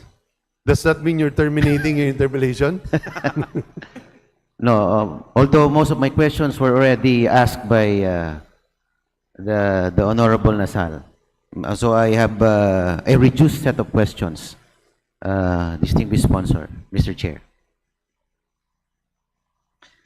Mr. Speaker, distinguished sponsor, while going over the draft bill, I would say that the bill is essentially an ayuda bill to address or to mitigate the impact of the existing fuel crisis. So it's primarily an ayuda-based legislation. Mr. Sponsor, Mr. Speaker. With due respect, I cannot conform to that position because, in fact, the ayuda portion of the bill is not even 20% of the bill. But if I may just explain, with the indulgence of my colleagues, that what we're really trying to establish here is a framework to be provided to the executive in times of energy emergencies in the future. So hindi lang po para sa taon na ito, kundi sa mga hinaharap pa. That's why nilalagay po natin, hindi nga tayo naglagay po, existing frameworks lang tayo ng assistance. Yun ang una. Kasi ang the first thing that needs to be done is obviously to stop the bleeding. What we want to do is in any crisis, particularly oil, we know for a fact that the oil crisis, there is only one basic sector that is really hit, and that is transportation. So, but if we are unable to address transportation immediately, that disease spreads to other parts of the economy, going to food because of logistics, and when food inflation increases, or that is the biggest component of economic inflation. So, what this does is actually not set aside funds. What it does is actually make the first aid or the emergency room activity more structured, less politicized, because we are requiring them to come up with a interoperable database on different sectors, fisher folk, farmers, jeepney, TODA, TNVS that are reliable and that are accurate and truthful, which will also show the economic status of each one. So each time there is an energy crisis that takes place again, government's reaction is very automatic. But the other aspects, Mr. Chair, I'd like to point out really refers to granting the administrator or the executive the power to use its savings to be able to address emergency measures, but at the same time to give them also power to suspend taxes. We placed here the power to suspend taxes not only on excise, but also on value-added tax, so that the executive will have more leeway to see how to dampen the effect on our ordinary individuals or ordinary folks. So yun po, hindi lang po siya ayuda. Thank you very much for that reply, distinguished sponsor. What I mean by raising that question is that by giving ayuda, hindi ko naman po sinasabi ng ayuda hindi importante. Ngunit ito po ay temporary relief lang para sa ating mga nasasakupan. Ang gusto ko po sanang sagot ng ating distinguished sponsor ay kung paano natin malulutas ang supply disruption ng ating langis, dahil ito po ang pinagmumulan ng problema natin. Nung nagkaroon po ng digmaan sa gitnang silangan, essentially yung supply natin, yung supply chain ng langis ay nagkaroon ng problema. So, tinitignan ko po yung bill. Medyo ako po yung nakukulangan sa provision, sa paghahanap ng solusyon para matugunan yung problema ng paghahanap ng supply ng langis. Ang inaasahan ko sanang sagot, Mr. Speaker, sana nakapaloob din sa bill yung paghahanap ng mga alternative new sources of supply. Halimbawa, dito sa Southeast Asia, exporter naman ng Malaysia, ang Brunei, bakit di natin explore yung posibilidad na magkaroon ng mga panibagong trade agreements sa mga bansang ito, imbes na tayo ay umaasa lamang sa gitnang silangan para sa ating oil supply. Yun lamang po ang aking katanungan. Tama po kayo.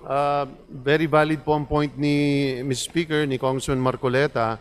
Kung titingnan po ninyo sa buong provisions po natin, paulit-ulit po tayo doon na tinutulak o minamandato ang gobyerno na mag-develop ng indigenous. Malinaw po sa Section 20, nakalagay talaga, indigenous energy, renewable energy, and electric mobility support. Itong provision po na section po na ito ay ang patungkol talaga ay kung paano ang ating bansa inuutos ng Kongreso sa executive na lumayo at maging less dependent po sa langis. So lahat po ng itinutulak natin dito ay to address, tama po yung concern ninyo, wala po itong provision na ito dati, pero inilagay po natin ito because ayaw po natin ng pansamantala lamang na pagkilos pagdating sa krisis. Gusto po natin maging resilient ang ating ekonomiya, sang-ayon po ako sa inyo, kaya nilagay po natin ito dito.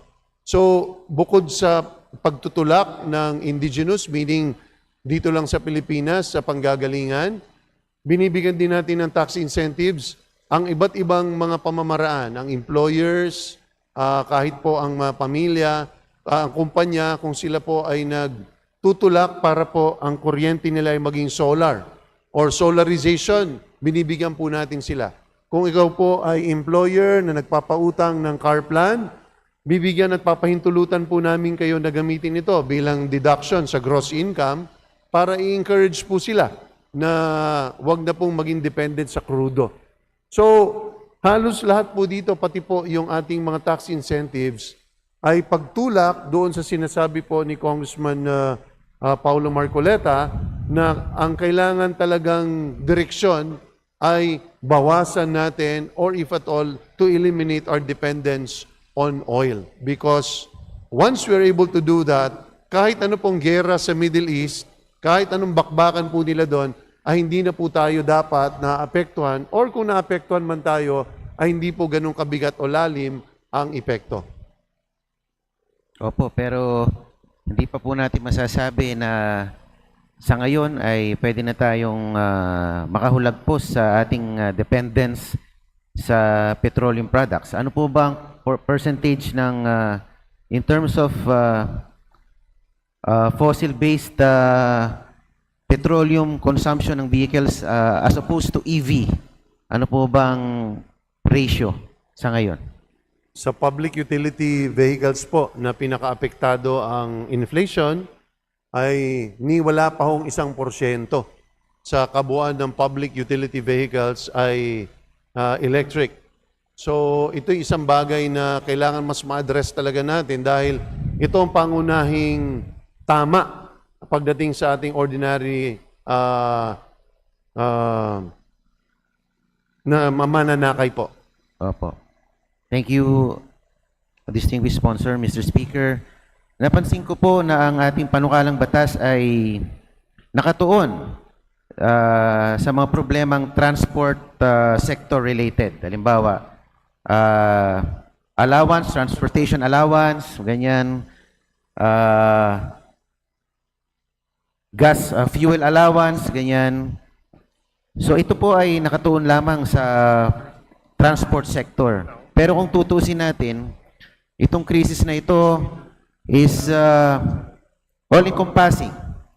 Apektado rin po dito ang pagtaas ng presyo ng mga bilihin, pangunahing bilihin, tulad ng pagkain, at pagtaas ng utilities tulad ng kuryente. Pwede po bang, is the distinguished sponsor open to amending this bill to accommodate other provisions, halimbawa, other relief like extension of loan payments sa mga bahay, prohibition on increase in rent sa mga bahay at sa tuition fees, halimbawa. Tuition fees, dahil apektado lahat ang middle class dito. Hindi lang, I would like to believe na hindi lang ito transport related crisis, kundi it's an all-encompassing crisis that we need to address. Na apektado lahat. Hindi lang po ang ating modality sa pagtransport, kundi yung pagkain natin, utilities natin, yung rent na binabayaran ng karaniwang manggagawa, yung tuition na ibinabayad pang matrikula ng mga magulang. Wala po ba tayong provision para sa mga yon at open po ba kayo na magkaroon ng provision para sa iyon? Dahil sa Bayanihan Bill, I believe they covered almost entirely yung pong mga hinanaing ng ating taong bayan nung panahon ng COVID-19. Mr. Speaker, yung lahat ng sinabi ng ating kasama ay halos lahat nasa Section 15. Page 15, ito ang temporary moratorium on loan, rental, and utilities payments, where the consumer, regardless in fact of the situation of the consumer, is given a 30-day moratorium in terms of payments, of principal, as well as interest payments. Aside from that, the rental payments are likewise included as part of a grace period over a 30-day period. Electric bills, pag-atas sa ating mga electric utilities, water utilities, telecom, ay meron ding 30-day grace period na ibinibigay. Dahil kinikilala po natin na ang epekto po ng krisis na ito ay hindi lamang po sa transportation, kundi sa iba't iba pang sektor o bahagi ng ating lipunan.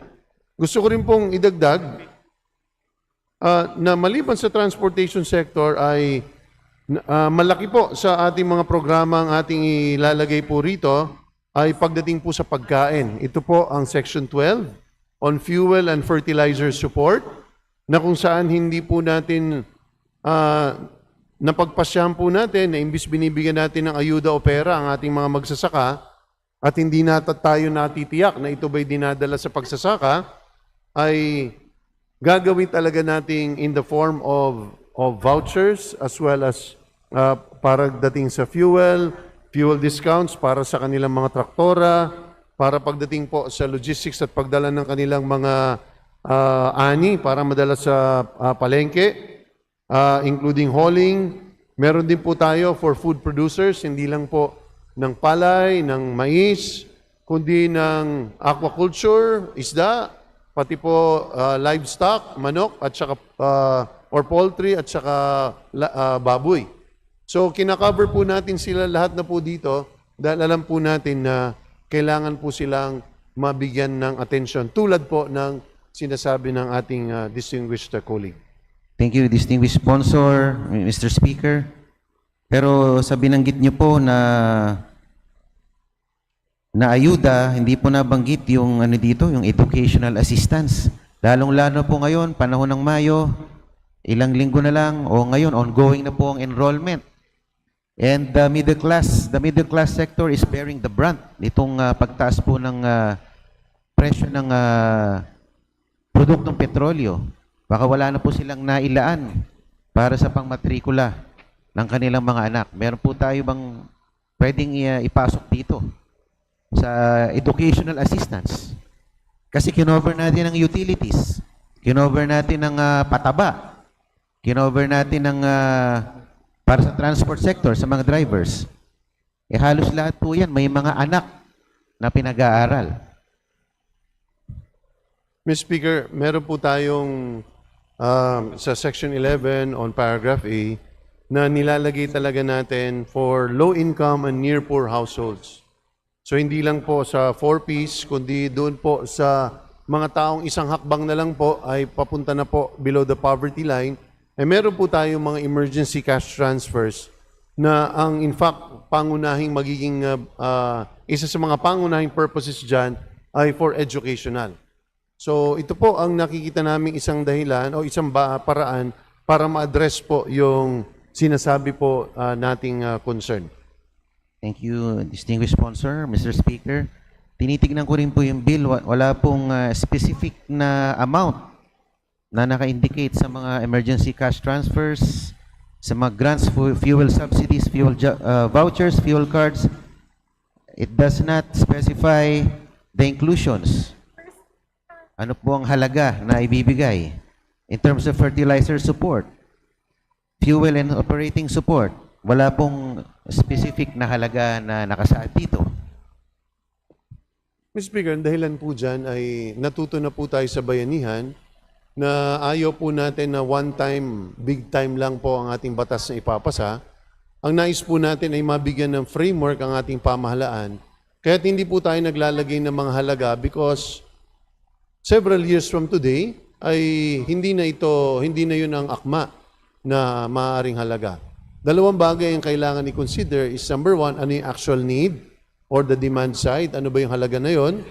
Hindi natin ma-determine today kung ano yung need 2 years from today, kung yung ba'y sapat. Pangalawa, ay kailangan din natin makita kung ano yung available savings na pwede natin makuha para po ma-address yung energy emergency crisis. So, lilinawin ko lang po parati is, ang pinagkaiba nito sa bayanihan ay, ang bayanihan, ang buong ekonomiya ay talaga nakadapa. Walang makalabas ng sariling mga tahanan, kaya't kinailangan po natin ma-address ito.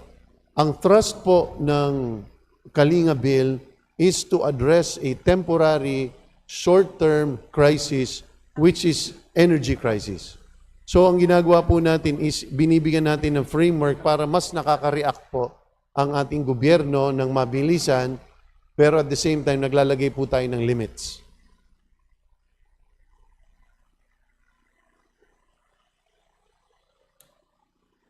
Pwede naman po natin, distinguished sponsor, Mr. Speaker, na hindi naman natin sasabihin na one time lang tong assistance.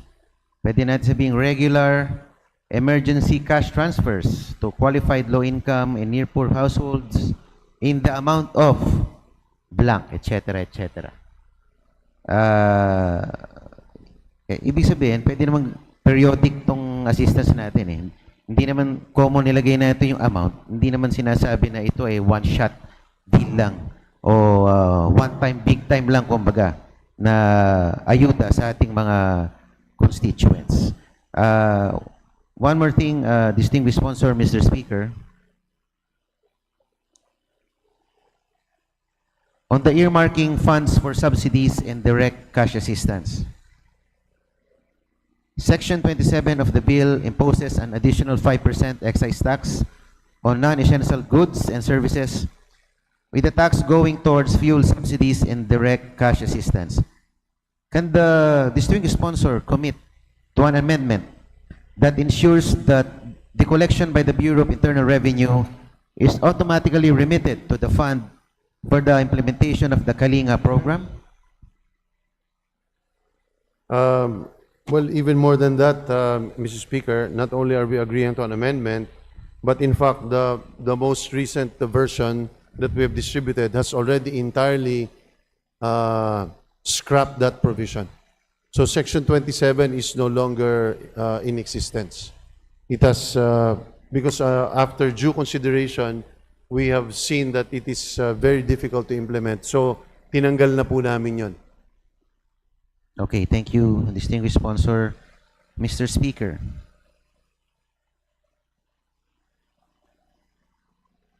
Since the bill is almost entirely about distribution of assistance, can the distinguished sponsor assure na ito pong implementation o yung pamamahagi po ng ayuda will not be politicized or weaponized to favor political allies? Kasi nakalagay po sa ating provision, the LGUs can be tapped to implement the distribution of the incentives or itong mga stipends. What safeguards are in place that will make sure that the Kalinga program will not be politicized or weaponized to favor only political allies and to marginalize perceived political adversaries? That's a very valid point, Mr. Speaker. In fact, we have placed in Section 8 as a mandate to the executive that it comes up with finally a verified database system that is interoperable, that has common beneficiary registries, and at the same time instructing the executive to develop a system of distribution that will not entail beneficiaries having to be gathered where they have to listen to politicians, so that the executive will now use the existing flow or existing electronic transfer systems. So I agree with you, Mr. Speaker, that we need to ensure that this will not be politicized, and these are the basic items that we have placed, if only to avoid it from being politicized. Thank you, distinguished sponsor. Dahil gusto ko rin kasing sabihin na kami, ang aking constituents ay umiinda pagka iniipit ang release ng mga pondo. Katulad po ngayon, yung AIX ko, pati yung tupad ay were put on hold. At pagka ginagawa po kasi yun, yung pag-ipit o pag-hold ng pondo, hindi po yung representante o yung partido ang nasasaktan, yung pong mga constituents. Kaya sana po hindi po maulit ito. Habang ito ating binabalangkas, maging universal yung aplikasyon nito at wala pong sisinuhin kung ikaw kaaliado ba o kalaban sa politika. Dapat po, basta't nangangailangan yung bayan na yun, kailangan matugunan po ng kaukulang ayuda. Sangayon po ako dyan. In fact, na-raise na po yan ng Mr. Speaker ni Congressman Marcoleta noong nakaraan. Sabi nga po natin is part and parcel of this very specific section is really mandating the executive to come up with a database system that is not subject to political intervention. At kung ano man ang distribution system na gagawin, ay dapat electronic para automatic kapag nagko-qualify ka dyan sa interoperable, verified database system, wala na pong nakikialam. Diretso na po yan. Kung yan man po ay galing sa DA, yan man po ay galing sa Bureau of Fisheries, galing sa DSWD, diretso na po ito sa beneficiaries, hindi na po dumadaan sa politiko. Opo, hindi na po kailangan tawagan si Secretary Rex Opo. or si Speaker Opo. para i-release ang mga pondo. Opo, dahil hindi rin po siya magiging epektibo sa totoo lang po kung mamimili tayo. Dahil ang gusto natin pigilan dito is inflation. Ayaw natin tumaas ang presyo ng bilihin. Kapag mamimili ka at merong maghihirap na tao, lalo kung nasa transportation sector yan, maapektuhan din tayong lahat. So that's why we really have to make the response non-political as much as we can. Thank you for that reply, Mr. Speaker, distinguished sponsor. On preventing the pass-through nature of the windfall profit tax, Section 26 of the bill introduces a 15% windfall profit tax on covered petroleum products based on net profits. This is a commendable provision since it allows the generation of internal revenue without incurring new debt. Can this representation be assured that this provision for a tax will not be a pass-through tax ultimately imposed upon consumers? And can the legislation provide for a guardrail that will protect our consumers from an additional tax on products and services? Yes, the point is very well taken.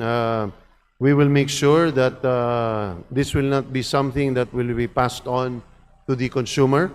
But more importantly, I think what is important here is if petroleum companies are able to partake of great profits during times of crisis, since we are not regulating prices because of the oil deregulation at the moment, then whatever income they make, they have to share with the national government, which in turn can use these for energy emergency action or programs that will be needed.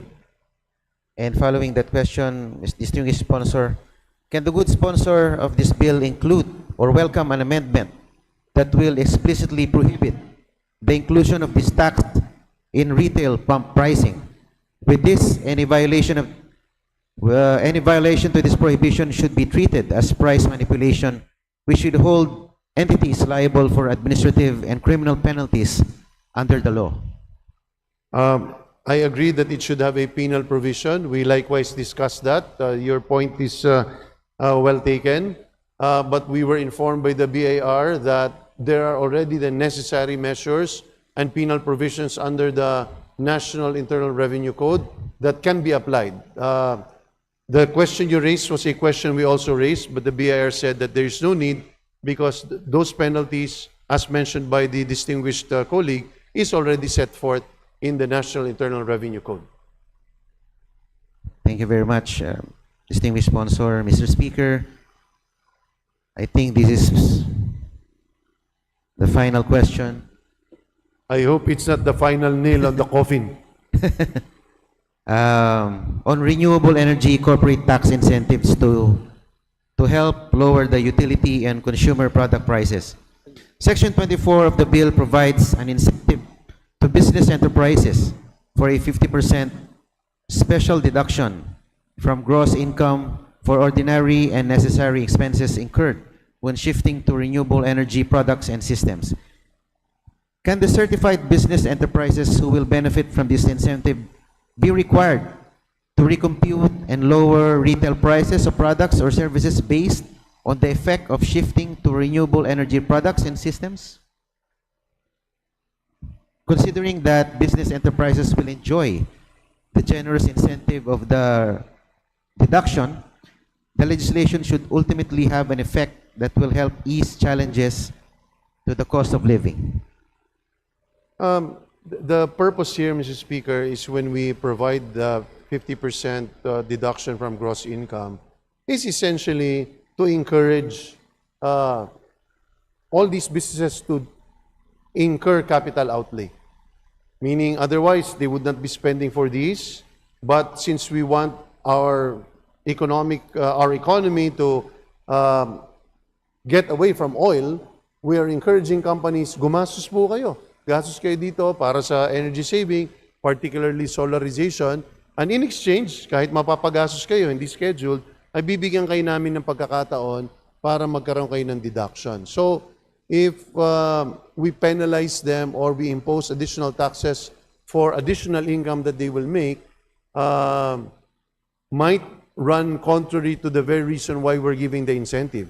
But if only to assure our distinguished colleague, let's not forget that whatever income they make will still be subjected to corporate income tax, which currently is one of the highest in Southeast Asia. So, magbabayad naman po sila ng tax. So, gusto lang natin talaga sila ma-encourage sa gumastos para po mas maging less dependent tayo sa fossil fuel pagdating sa energy.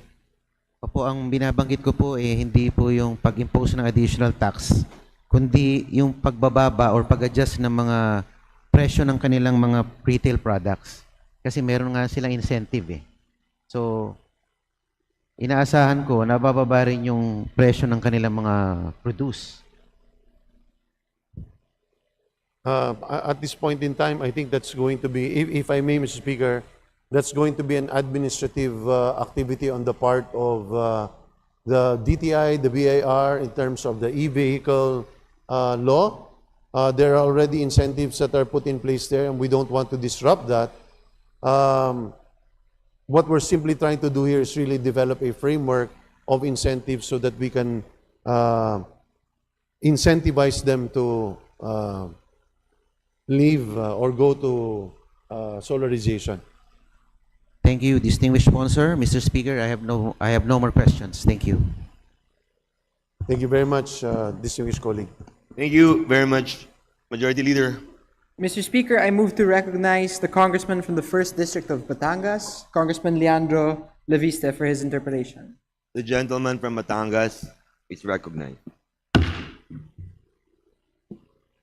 Good evening again, Mr. Speaker. Good evening, Leon. Mr. Speaker. Mr. Chair, in our hearings, the DBM said that with a 20% cut on non-essential MOOE, they would generate around 25 billion pesos in savings. Is that correct? That is correct. May I clarify if there's been any update on these plans? On the amounts? Yes. So far with the agencies reporting, because the system is the implementing agencies will submit their reports in compliance with the DBM circular. So far what they've been able to generate is 11 billion in terms of commitment. And what percent is this cut in non-essential MOOE? Is it still 20%? Earlier we were informed that it was close to 80%. There's going to be an 80% cut in non-essential MOOE. No. 80% of the agencies have submitted their commitment to reduce non-essential MOE. But the target there is 20 billion. And I am informed that a number of the large agencies have yet to submit their reports, which their deadline is the end of this month. So this is on the purpose of reporting, but in the purpose of what is the requirement, there is no moving from the requirement of at least 20%. That's a floor. Yes. Meaning that's the minimum that they should do. Yes. If they can do more, why not? May I then clarify the purpose of having in Section 30A, line 33 of the bill, that the cut in non-essential MOOE will be 10%, at least?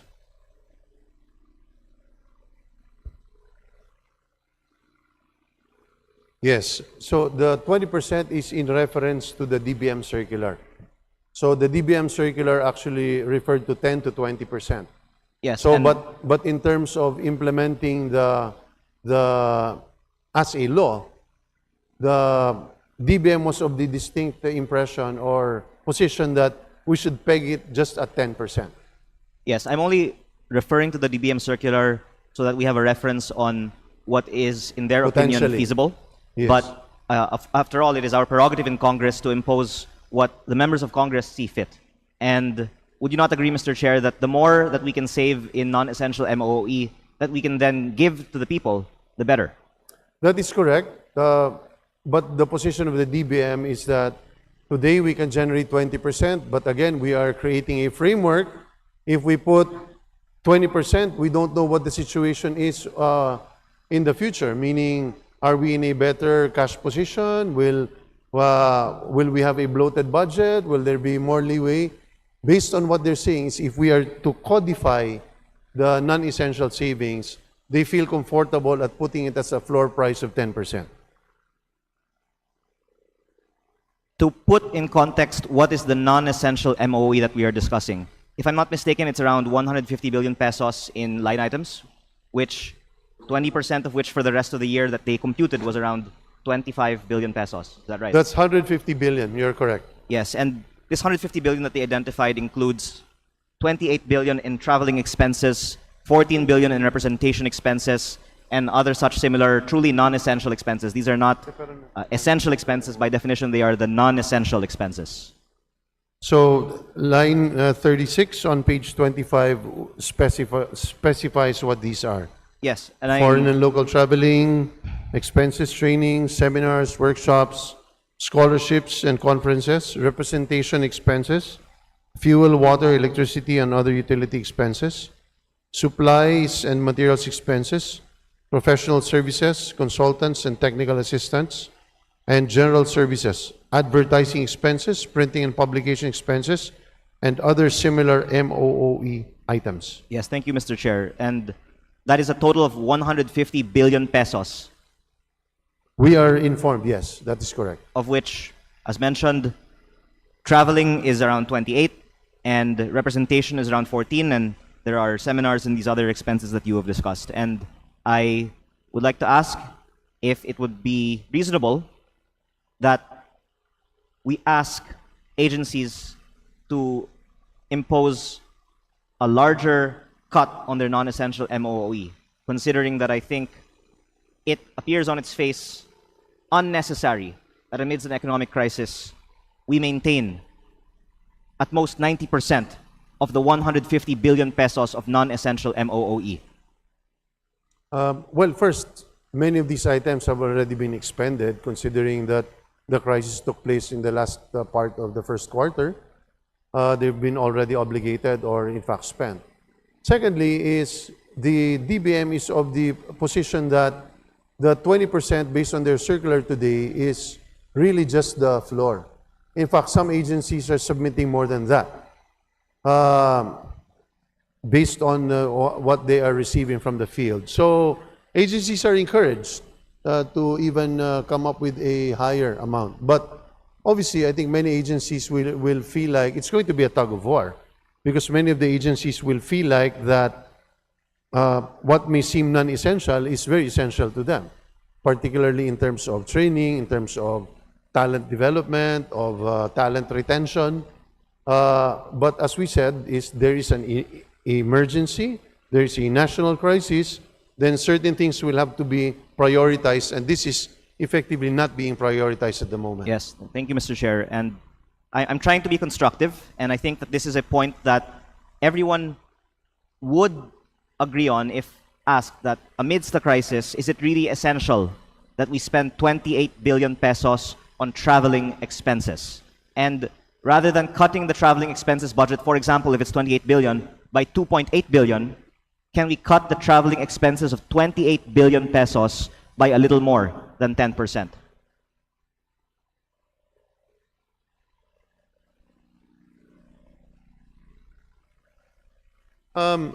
We will, that's part and parcel of what's happening in the field today. I just need to stress also that traveling expenses based on what I discovered, because I was of the impression that it referred to traveling abroad. In fact, a bulk of it is really transportation domestically. More than 94% or 95% in fact is travel domestic, meaning gasoline expenses for appraisers, individuals who are required to really travel from one point to the other. So, yun po pinanggagalingan. Pero patuloy po natin silang kukulitin dyan kung ano pa po pwede nilang magawa. But again, like I said, it's also going to be dictated on the demand side, how much is actually needed for us to effectively address the energy crisis. Then the executive will have to keep shaking the tree so that more fruits will fall.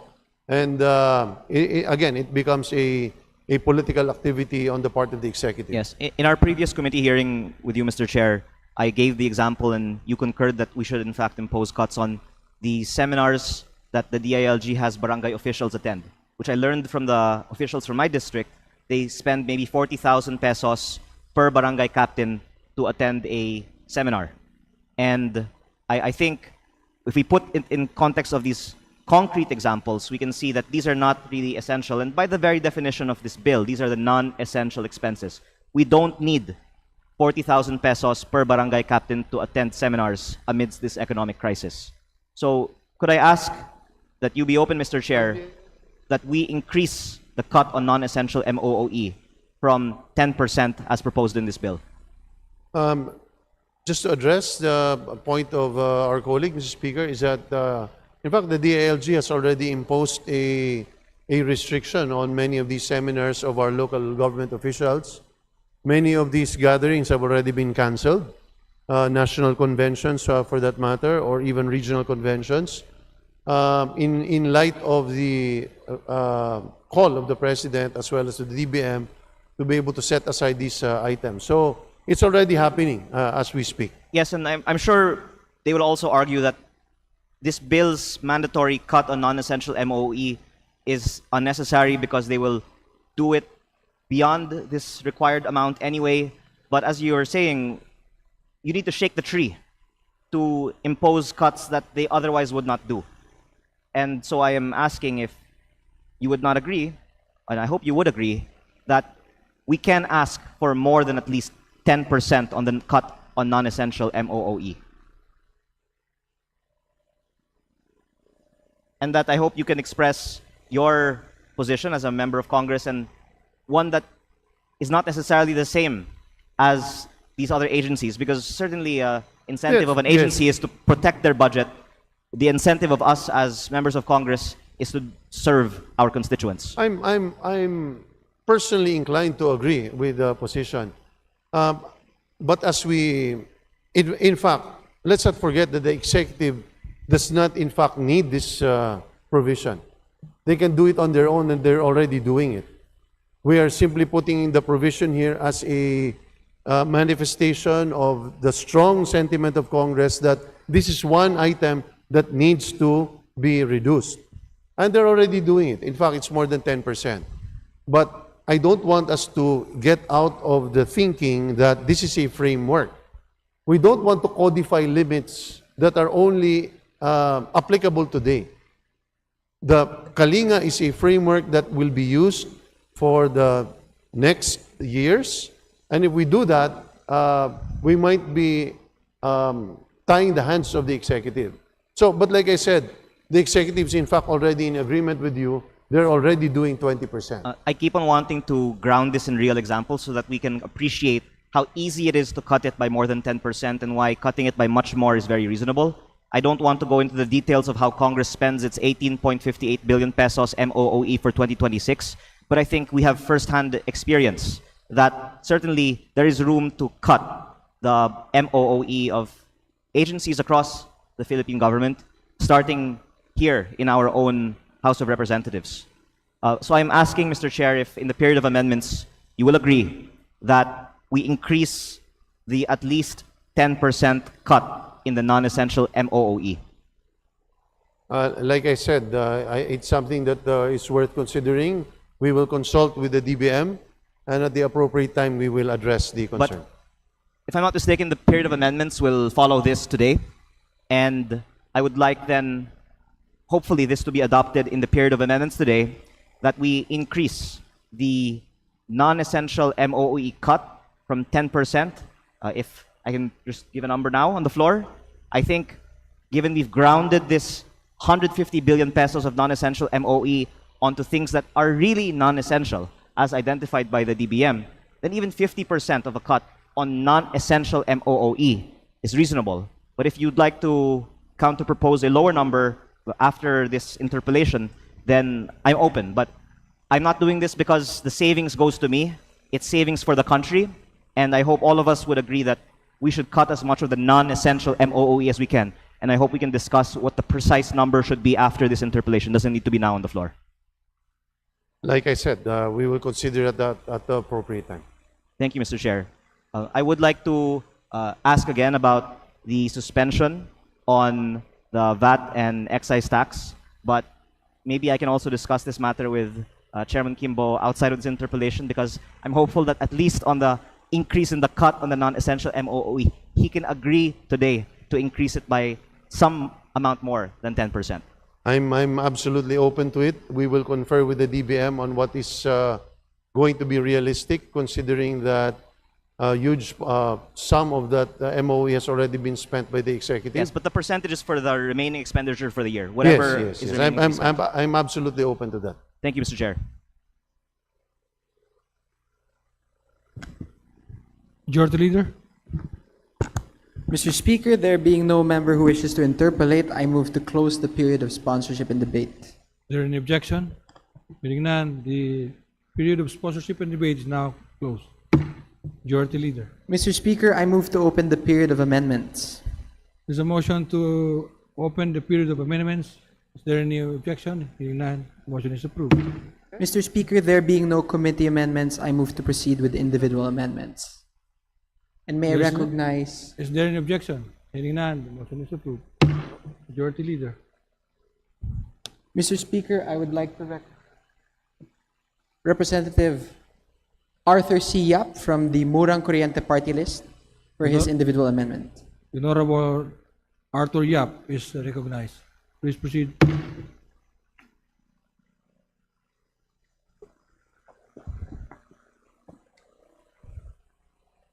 Mr. Speaker, gandang gabi po. To our distinguished chairman, Chairman Kimbo. Magandang gabi po, Mr. Speaker. Sa distinguished pinakamagaling na NFA General Manager, pinakamagaling na Secretary of Agriculture, pinakamagaling na Gobernador ng the Great Province of Bohol. Mr. Speaker, baka maniwala po ako. Ayuda na yun, Mr. Speaker. Salamat po. Mr. Speaker, with the indulgence, with the permission of the Honorable Chairman, would he accept certain amendments into our bill, sir? Please proceed, Mr. Speaker. Mr. Chairman, Mr. Speaker, Roman numeral 1 under section 3, number 1, on page 3, line 28, replace the word farmers with agricultural, Mr. Speaker. What does the sponsor say? We accept the proposed amendment. Majority. We move to approve the proposed amendment, Mr. Speaker. There's a motion to approve the amendment. Is there an objection? Hearing none, the motion is approved. Majority. Please proceed.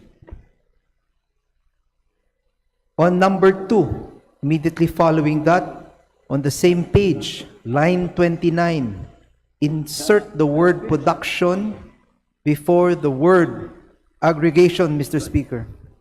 This is line 29, Mr. Speaker. Yes, Mr. Speaker. We accept the proposed amendment. Majority Leader. Mr. Speaker, I move to approve the proposed amendment. There's a motion to approve the amendment. Is there an objection? Hearing none, the motion is approved. Majority Leader.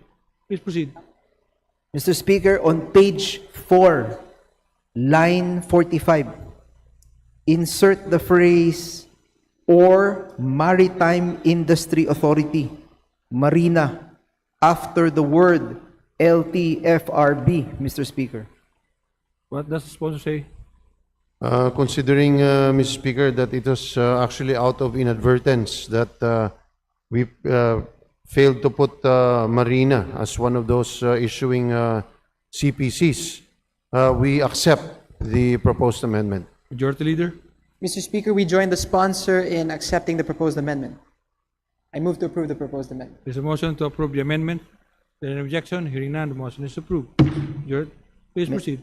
Mr. Speaker, under Section 5, Declaration of a State of National Emergency, subsection C, on page 6, line 32, replace 30 days of supply with the phrase 7 days of supply for LPG, 15 days for other refined oil products, or 30 days for crude oil. The new provision will read as follows. C. National fuel inventory levels falling below 7 days of supply for LPG, 15 days for other refined oil products, or 30 days for crude oil, as determined and certified by the DOE. Mr. Speaker. What does the sponsor say? We accept the proposal, considering that the original phrasing is too general and in fact does not distinguish the sensitivity of each and every fuel category. So we accept, Mr. Speaker. Majority Leader? Mr. Speaker, I move to approve the proposed amendment. There's a motion to approve the amendment. There's an objection? Hearing none, the motion is approved. Please proceed. Mr. Speaker, under Section 12, Fuel and Fertilizer Support, on page 13, line 6, replace the section title with Fuel, Fertilizer, and Agricultural Financing Support Measures. Mr. Speaker. What does the sponsor say? We accept, Mr. Speaker. Majority Leader? Mr. Speaker, I move to approve the proposed amendment. There's a motion to approve the amendments.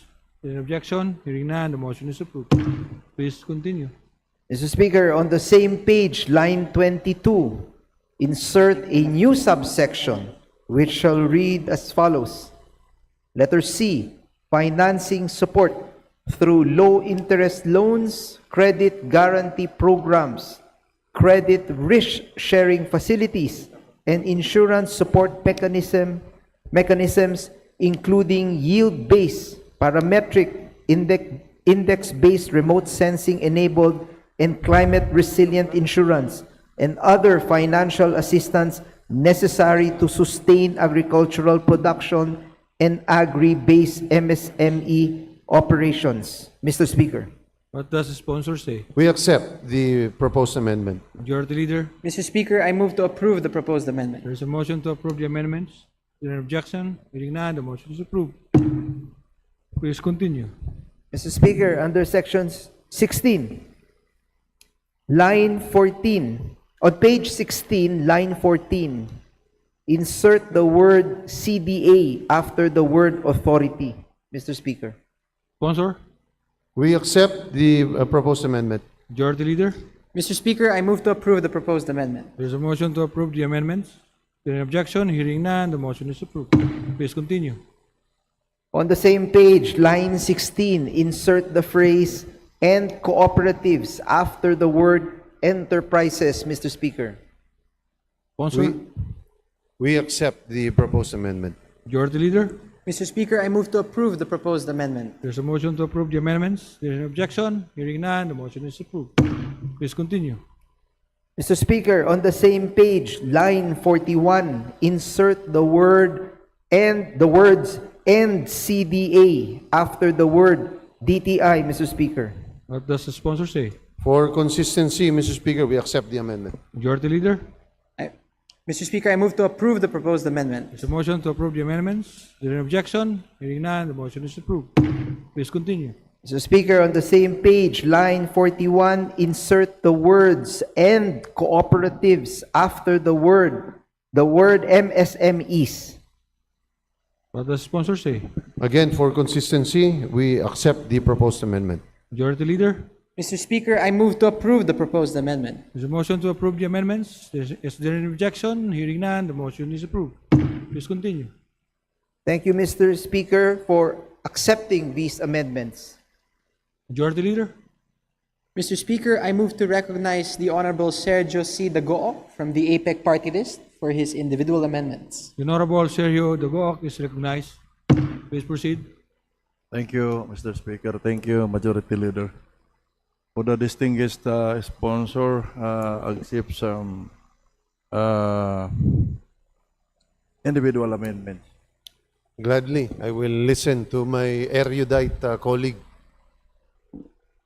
Mr. Speaker, distinguished sponsor, under Section 8, page 10, line 42, after the last paragraph, insert a new paragraph worded as follows.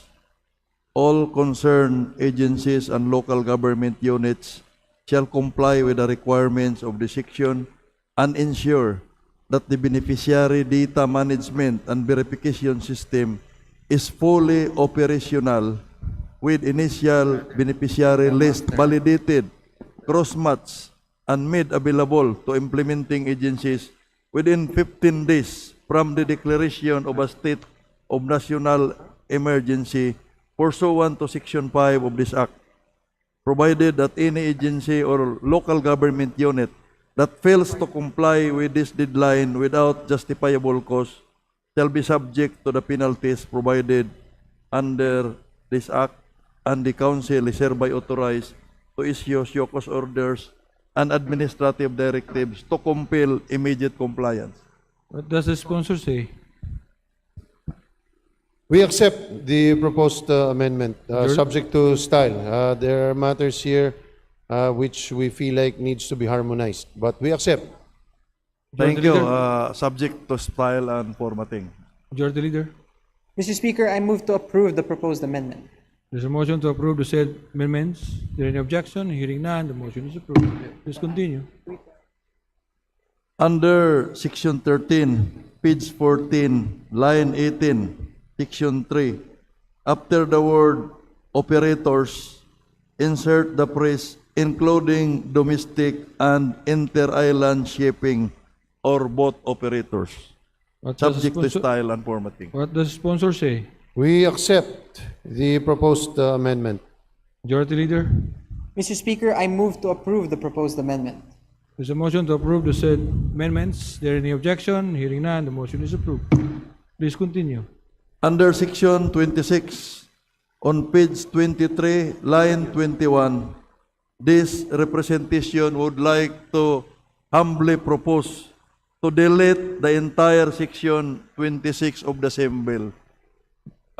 Kasi baka ipatong lang nila yung 15%, magiging 27% na yung VAT natin. Hindi naman natin, mahirap natin i-monitor yung implementation. So, I am proposing, distinguished sponsor, to delete the entire section. What does the sponsor say? Can we suspend, can we move that proposal to the latter part of your other proposals?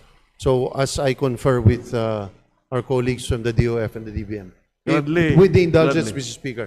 Do you have other proposals? Yes, there is another. Can we go to the next one first, please? On page 27, line 36, after Section 31, insert a new provision. This is the penal clause. For the interest of time, distinguished sponsor, I have submitted a copy to the COMSEC. If this is accepted, subject to style and formatting. What does the sponsor say?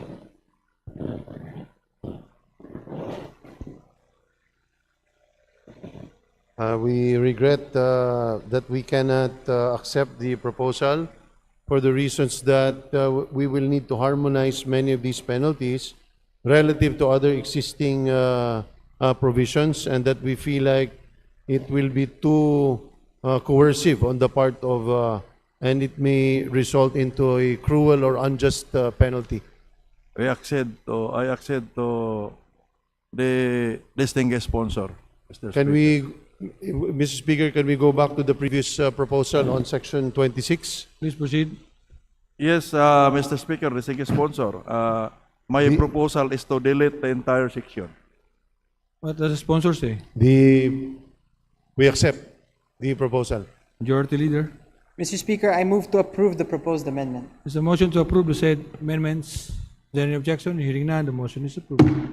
Mr. Speaker, ako po'y nagpapasalamat sa ating butihing sponsor.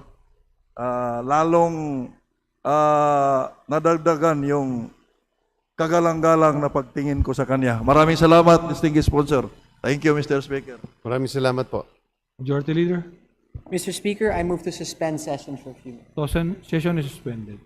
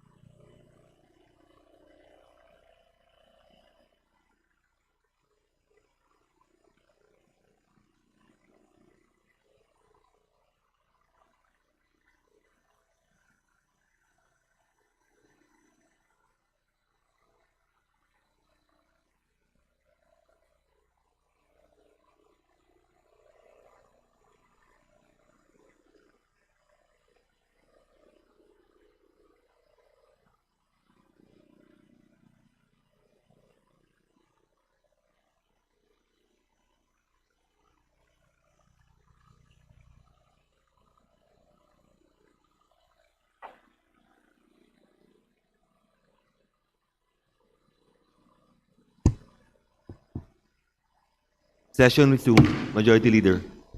Mr. Speaker, I move to recognize Representative Iris Marie de Mesa Montes from the 4K party list for her individual amendments. Mr. Speaker, There any objection? Chair is none. Motion is carried. Honorable Montes is hereby recognized. Mr. Speaker, may this representation be allowed to propose some amendments? Gladly, Mr. Speaker. Under Section 23, on page 21, line 5, after the word suspension, insert the phrase or reduction. The new Section 23 title shall read as follows: Suspension or reduction of value-added tax and excise tax on petroleum products. We accept, Mr. Speaker.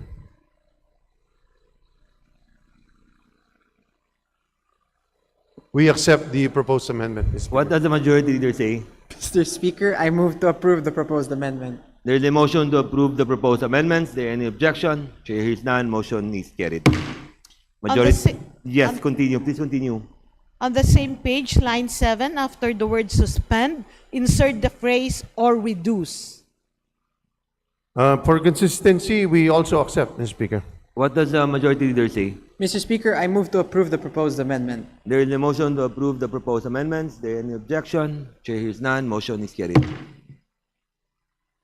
On the same page, lines 18 to 26, replace the paragraph with a new paragraph, which shall read as follows: The suspension or reduction of the applicable VAT and or excise tax rates under sections 106 and 148 of the NIRC of 1997 as amended may be extended for another period not exceeding 30 days when the conditions warrant, provided that the aggregate period of the suspension or reduction shall not exceed 60 days. Provided further that the VAT and excise tax on petroleum products imposed under sections 106 and 148 of the NIRC of 1997 as amended shall revert automatically without need for further legislative or executive action upon the lifting of the declaration of national emergency or expiration of the suspension or reduction period, whichever comes. What does the sponsor say? We accept, Mr. Speaker. What does the Majority Leader say? Mr. Speaker, I move to approve the proposed amendment. There is a motion to approve the proposed amendment. There any objection? Chair hears none. Motion is carried. Please continue. On the same page, line 28, after the word suspension, insert the phrase or reduction. What does the sponsor say? We accept, Mr. Speaker. What does the Majority Leader say? Mr. Speaker, I move to approve the proposed amendment. There is a motion to approve the proposed amendment. There any objection? Chair hears none. Motion is carried. Please continue. On the same page, line 38, after the word suspension, insert the phrase or reduction. What does the sponsor say? For consistency, we accept. What does the Majority Leader say? Mr. Speaker, I move to approve the proposed amendment. There is a motion to approve the proposed amendments. There any objection? Chair hears none. Motion is carried. Please continue. On the same page, line 41, after the word suspension, insert the phrase or reduction. What does the sponsor say? We accept, Mr. Speaker. What does the Majority Leader say? Mr. Speaker, I move to approve the proposed amendment. There is a motion to approve the proposed amendments. There any objection? Chair hears none. Motion is carried. Please continue. That would be all, Mr. Speaker. Thank you. Majority Leader. Mr. Speaker, I move to recognize the Honorable Paolo Marcoleta from Sagip Party List for his individual amendments. The Honorable Paolo Margoleta from Sagip Party List is recognized.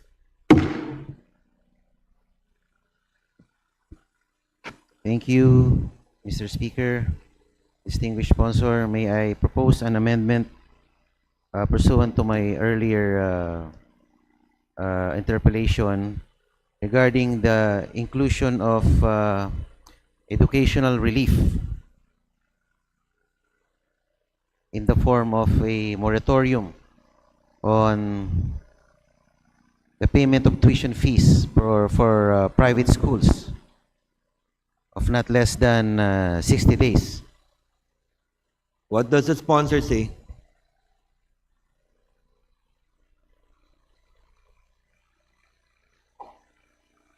ko rin po sana moratorium on increase on tuition fees for the entire school year 2026 Where to specifically, 2027. Mr. Speaker, is the distinguished gentleman seeking to insert the proposed amendment? Perhaps it would be apt to include it under Section 11, under household relief and consumer protection. I think for consistency, Mr. Speaker, it's best to take it up in Section 15 on temporary moratorium on loan, rental, and utilities payments. If the purpose of the distinguished gentleman is to include within the ambit of the moratorium period the suspension of payment of tuition fees that falls due during that period of time or during that emergency period, or moratorium period, which applies to banks, applies to other subsections here, we accept. So to include the private learning institutions, schools. Tuition fee for that matter without distinction. Thank you very much. What does the majority leader say? Mr. Speaker, I move to approve the proposed amendment. There's a motion to approve the proposed amendments. There any objection? Chair hears none. Motion is carried. Thank you very Please much, continue. Mr. Speaker. Thank you. Majority leader. Mr. Speaker, Mr. Speaker, I move to recognize Congressman Leandro Leviste from the 1st District for his individual amendment. The gentleman from Batangas is recognized. Mr. Speaker, sa Section 30A, iminumungkahi ko na ang mandatory cut sa non-essential MOOE ay itaas mula 10% tungo sa numero na tatanggapin mo ngayong gabi.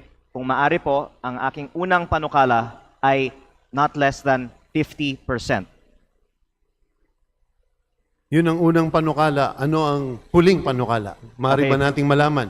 Sige, Mr. Chair. Ito naman po ay hindi para sa atin, ito po ay para sa bayan, di ba? Kaya Tama. kung mas mataas, mas maganda. At sa kasalukuyan, ang 10% sa non-essential MOOE ay baka mga 12 billion pesos. At ang 20% ay mga 25 billion pesos. Siyempre, mas maganda kung 50% para mga 55 billion pesos o 60 billion pesos ang matitipid natin. Pero kung 20%, at least 25 billion pesos ang Doble yun. matitipid natin. Doble na yun. Doble na, pero malaki pa rin ang naiiwan na non-essential MOE. Yung 60 billion pesos na 50% cut, kaya Mr. Chair, hindi kaya. Anong tingin po ng DBM? Hindi nila, sa tingin nila, mahirap, maaaring itali natin masyado, lalo yung mga future undertakings or future budgets, masyado siyang mataas at this point in time. At sa tingin ko ay acceptable ang 20%. Salamat po, Mr. Chair, at pumapayag kayo na idoble ang 10 maging 20, ang 12 maging 25 billion. Kung maari po na lang, kung pwedeng mag-commit ang DBM na magbigay na rin sila ng best efforts. Kahit na hindi nakalagay dito na not less than 50%, kung nakalagay dito not less than 20%, pero sana makukuha natin ang kanilang commitment na makakatipid tayo ng 50% or more sa non-essential MOOE sa halaga ng 60 billion pesos kahit hindi po ito minamandate sa Kalinga Act. Sa tingin po ba natin, ito po ba ay kaya? We're in the period of amendments. Just make the necessary proposal, distinguished colleague. 50% ayaw niyo po. That's not acceptable because it's unrealistic because even with 20%, they're having difficulty already. Okay. Sa aking pananaw, What is the proposal, Mr. Speaker? Okay, sa aking pananaw po, reasonable na magpanukala na ibaba ng 50%, ngunit para matapos tayo ngayong araw, papayag po ako kung ang inyong panukala ay 20% at nais ko lang i-manifest na sana sa mga susunod na pagdinig, mag-report din ng DBM ng mas mataas pa na savings kaysa sa 20% po lamang. Anyway, nakalagay naman po dito, not less than X percent. I believe the amendment, Mr. Sponsor, is for 20%. And So, what does sponsor to say? formalize the amendment, if I am correct, distinguished colleague, Mr. Speaker, wishes to amend line 33 by stating an amount not less than, instead of 10%, is to replace that with the words 20% of the covered line items, just for formality. Am I correct, Mr. Yes, Speaker? Mr. Chair. Dahil yan ang sinasabi na posible ngayong gabi, my proposal is to have not less than 20%.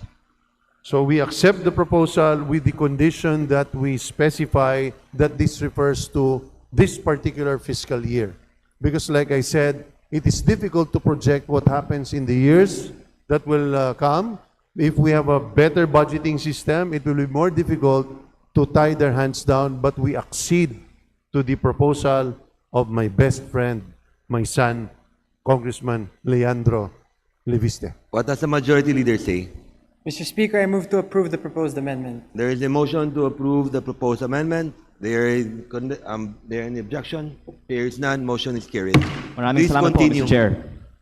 Maraming salamat sa aking prodigal son. Salamat po. Sa aking mahal na son. Thank you po.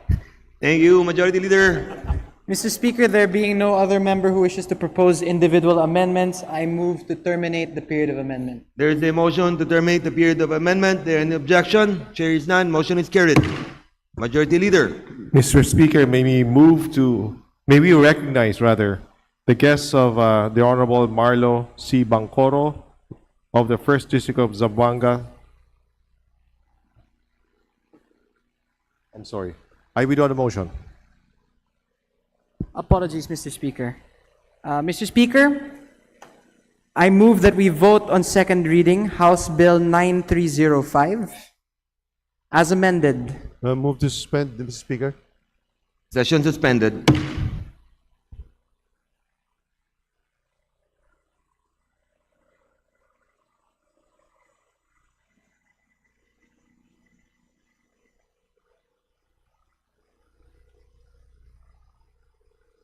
No, terminate.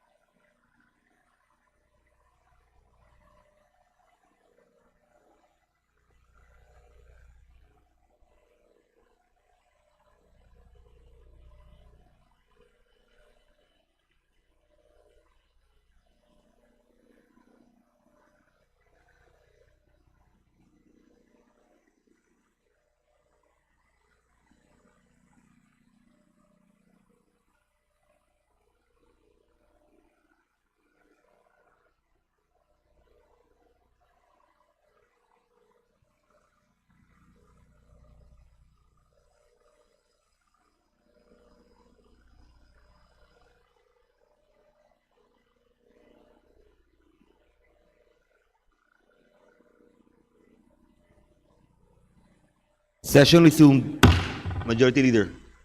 Mr. Speaker, I move to reconsider the termination of the period of amendments. There is a motion to reconsider the termination for the period of amendments. There is an objection. Here is none. Motion is carried. Please proceed, Majority Leader. Mr. Speaker, I move to recognize Chair Miro to sponsor the measure. The sponsor, Chair Miro, is hereby recognized. We are open to more amendments, Mr. Speaker. Majority Leader. Mr. Speaker, I move to recognize Representative Rolando M. Valeriano from the 2nd District of Manila for his individual amendments. The gentleman from Manila is hereby recognized. Thank you, Please Mr. proceed, sir. Speaker. Mr. Otto, I have some proposed amendments, and are you willing to? Yes, proceed, please. On section 30B, page 26, line 17, delete the word "or" after the word "unobligated" and replace it with a comma. We accept the proposal of the kingpin of the city of Manila. What does the Majority Leader say? Mr. Speaker, I move to approve the proposed amendment. There is a motion to amend, and there is an objection. Chair is none. Motion is carried. Majority Leader. That's all, Mr. Speaker. Thank you. Mr. Speaker, there being no other member who wishes to propose any individual amendments, I move that we terminate the period of amendments. There is a motion to terminate the period of amendments. There any objection? Chair hears none. Motion is carried. Majority Leader. Mr. Speaker, I move that we vote on House Bill 9305 on second reading as amended. There is a motion to approve on second reading House Bill 9305 as amended. All those who are in favor say aye. All those who against say nay. The ayes have it. House Bill 9305 is hereby approved for second reading as amended. Maraming salamat, Mr. Speaker. Congratulations. Maraming salamat po. Congratulations, Chair. Maraming salamat sa 12 fellow co-chairs ko din po nakasama namin. Maraming salamat, Mr. Speaker. Thank you. Majority Leader. Mr. Speaker, may we recognize the guest of the Honorable Marlo C. Bangkoro of the 1st District of Zamboanga, Sibugay, and they are LGU officials from that province. They are Vice Mayor Gerald Acosta, Sangguniang Bayan Member Alan Balida Escamilan Sr., Sangguniang Bayan Member... Before we proceed with, could we request all those who were called for recognition to please rise? Please continue, Majority Leader. Sangguniang Bayan Member Mujahid C. Jajuri, Board Member Eufemio Javier, Board Member Pepito Yanga, Board Member Hershey May Senarlo, Maria Belia Javier, Maria Yvonne Palma, Maria Esperanza Corazon D. Rillera Hajiula, Jesse Lagas, and Abdurao Abison. To the guest of Attorney Marlo Bangkoro from the 1st District of Zamboanga, Sibugay, LGU officials from the province of Zamboanga, Sibugay, led by Vice Mayor Gerald Acosta. Sir, maayong pag-abot diri sa Balay, Baloroonan. Kumusta ko, Boyet Tiambao? Majority Leader. Mr. Speaker, under the calendar of business for today, I move that we consider House Bill number 8392 as considered in the committee report number 144, submitted by Committee on Suffrage and Electoral Reforms, copies of which have been distributed to the members. For this purpose, may I request the Secretary General to be directed to read the title of the bill. There is a motion to consider House Bill 8392. The Secretary General is directed to read the title of the bill.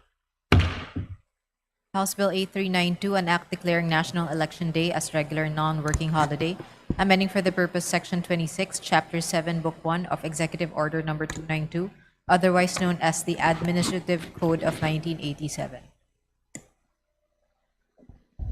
Majority Leader. Mr. Speaker, I move that we open the period of sponsorship and debate. There is a motion to open the period of sponsorship and debate for House Bill 8392. There any objection? Chair hears none. Motion is carried. Majority Leader. Mr. Speaker, I move that we recognize J.C. Abalos of 4-Piece Party List to sponsor the measure. The Honorable J.C. Abalos is hereby recognized to sponsor House Bill 8392. Mr. Speaker, distinguished colleagues, and to our guests in attendance, magandang gabi po.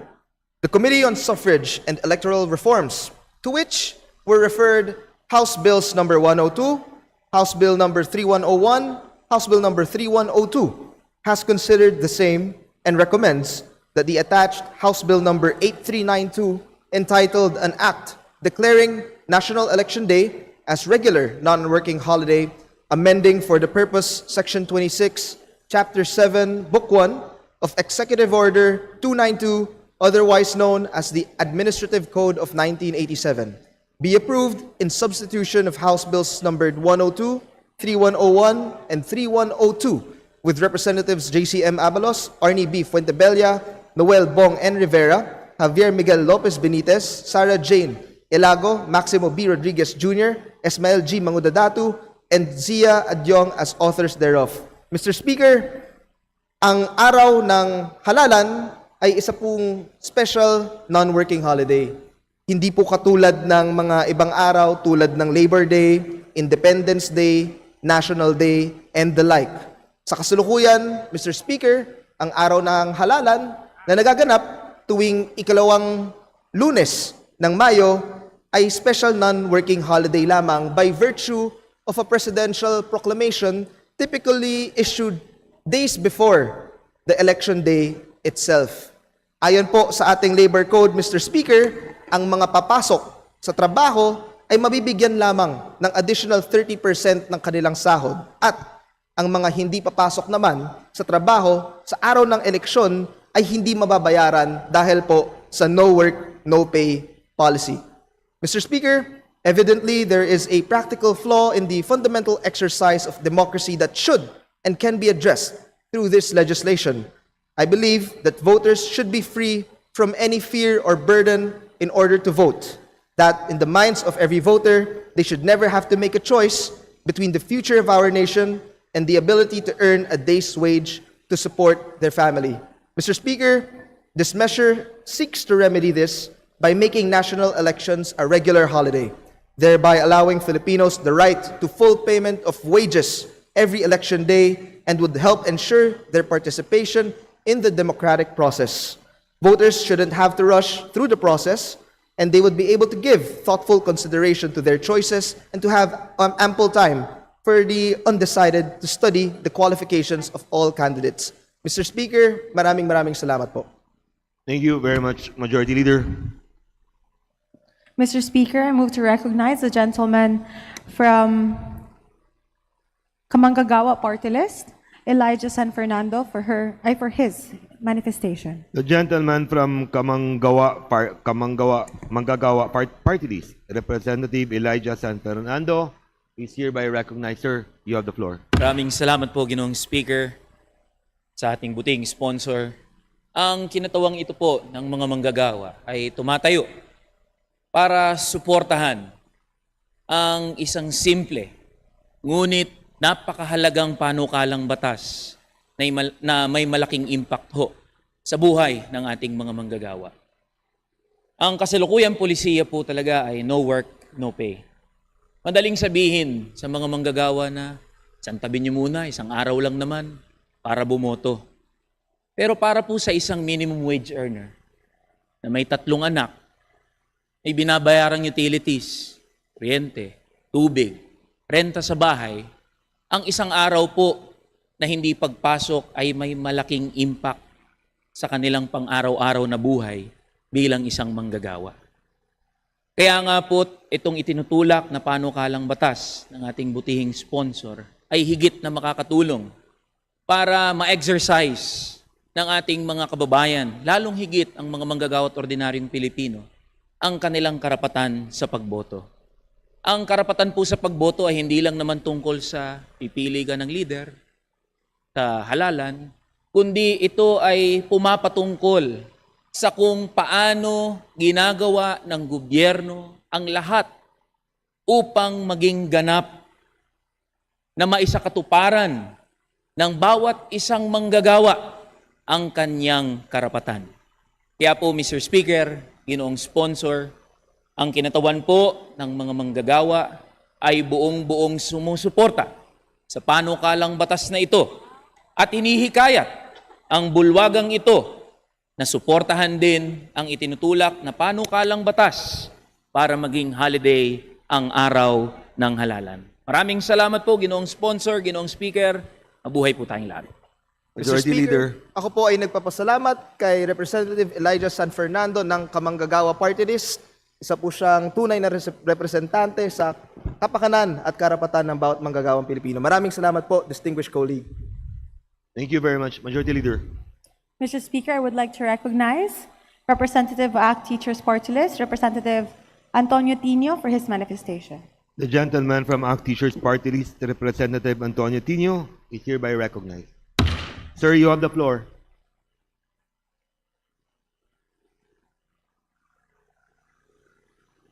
Maraming salamat, Mr. Speaker.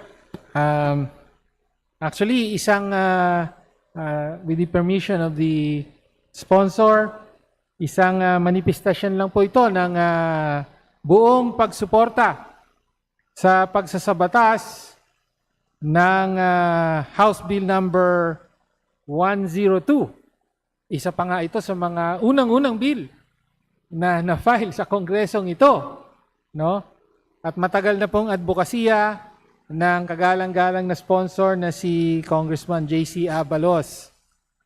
Napakahalaga po at napakaganda ng panukala na gawin ng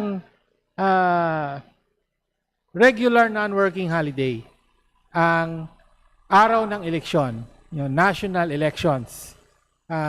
Bakit? Katulad naman ng nasabi, para matiyak na ang bawat Pilipino ay meron talagang pagkakataon na makaboto. Yun ang pinaka-basic. Pero para sa mga manggagawa, no, na siyempre kailangang kilalanin at irespeto natin ang karapatang bumoto ay yes, working holiday ang election day, pero ano po ang nagagawa kapag maging non-working regular non-working holiday na po ito?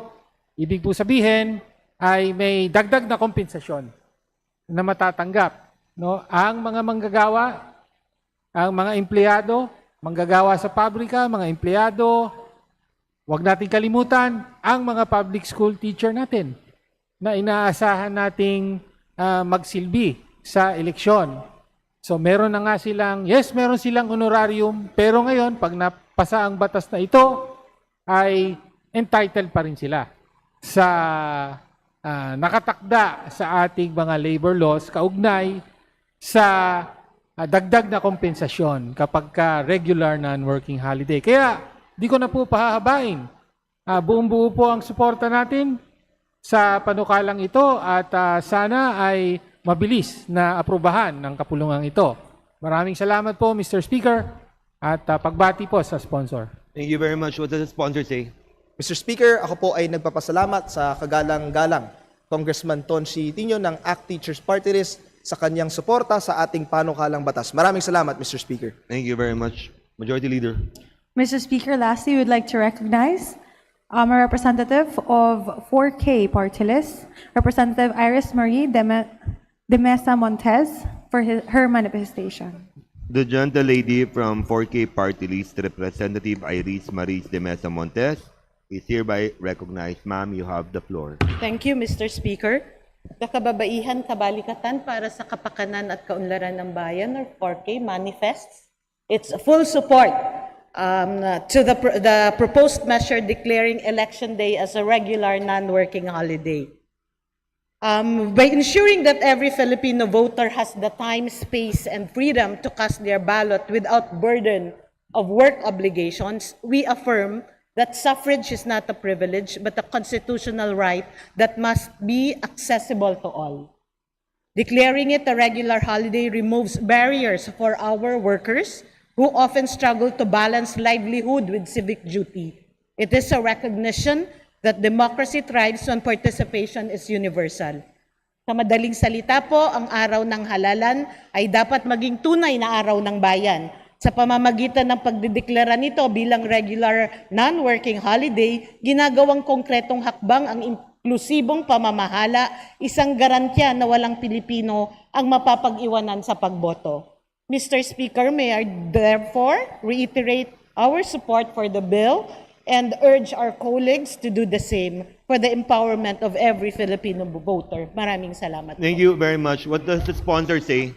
Mr. Speaker, I would like to express my full gratitude and appreciation to the manifestation of Representative Iris Montes of 4K Party List. Maraming salamat, Mr. Speaker, distinguished colleagues. Thank you very much, Majority Leader. Mr. Speaker, there being no other members who wish to interpolate nor manifest, we would like to end or terminate the period of sponsorship and debate. There is a motion to terminate sponsorship and debate for House Bill 8392. There any objection? Chair hears none. Motion is carried. Majority Leader. Mr. Speaker, I move that we open a period of amendments. There is a motion to open period of amendments for House Bill 8392. There are an objection? Chair hears none. Motion is carried. Majority Leader. Mr. Speaker, there being no individual and committee amendments, we move to terminate the period of amendments. There is a motion to close. There is a motion. There any objection? Chair hears none. Motion is carried. Majority Leader. Mr. Speaker, I move that we vote on second reading House Bill number 8392. There is a motion to vote on House Bill 8392. Those who are in favor say aye. Aye. Those who are against say aye. The ayes have it. House Bill 8392 is approved on second reading. Majority Leader. Mr. Speaker,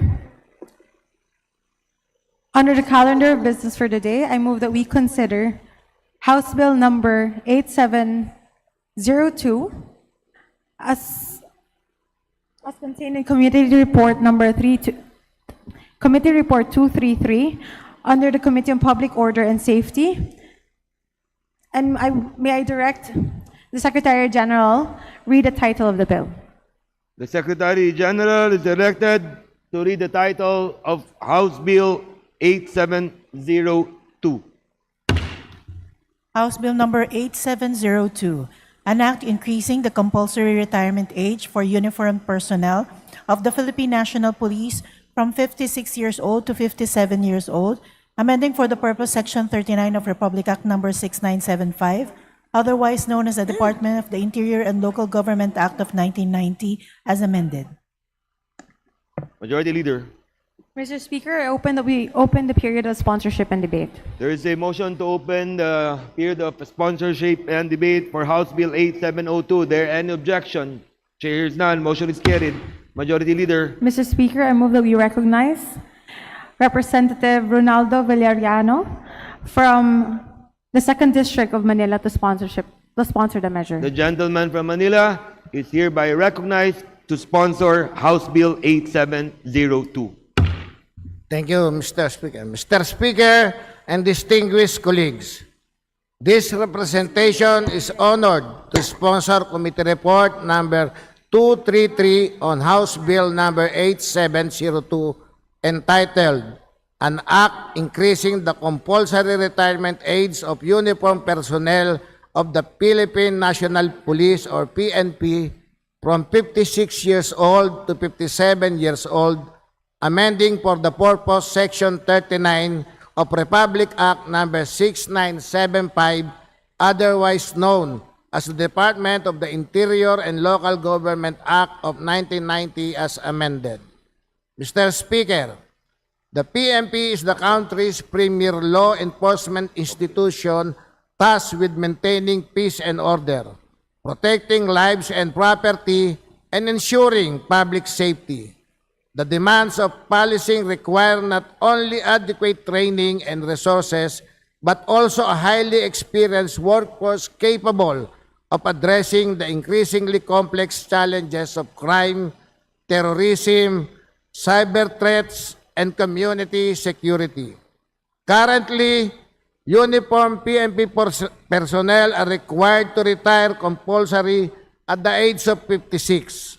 However, many police officers at age 56 remain physically fit, mentally sharp, and fully capable of contributing to the PNP's mission.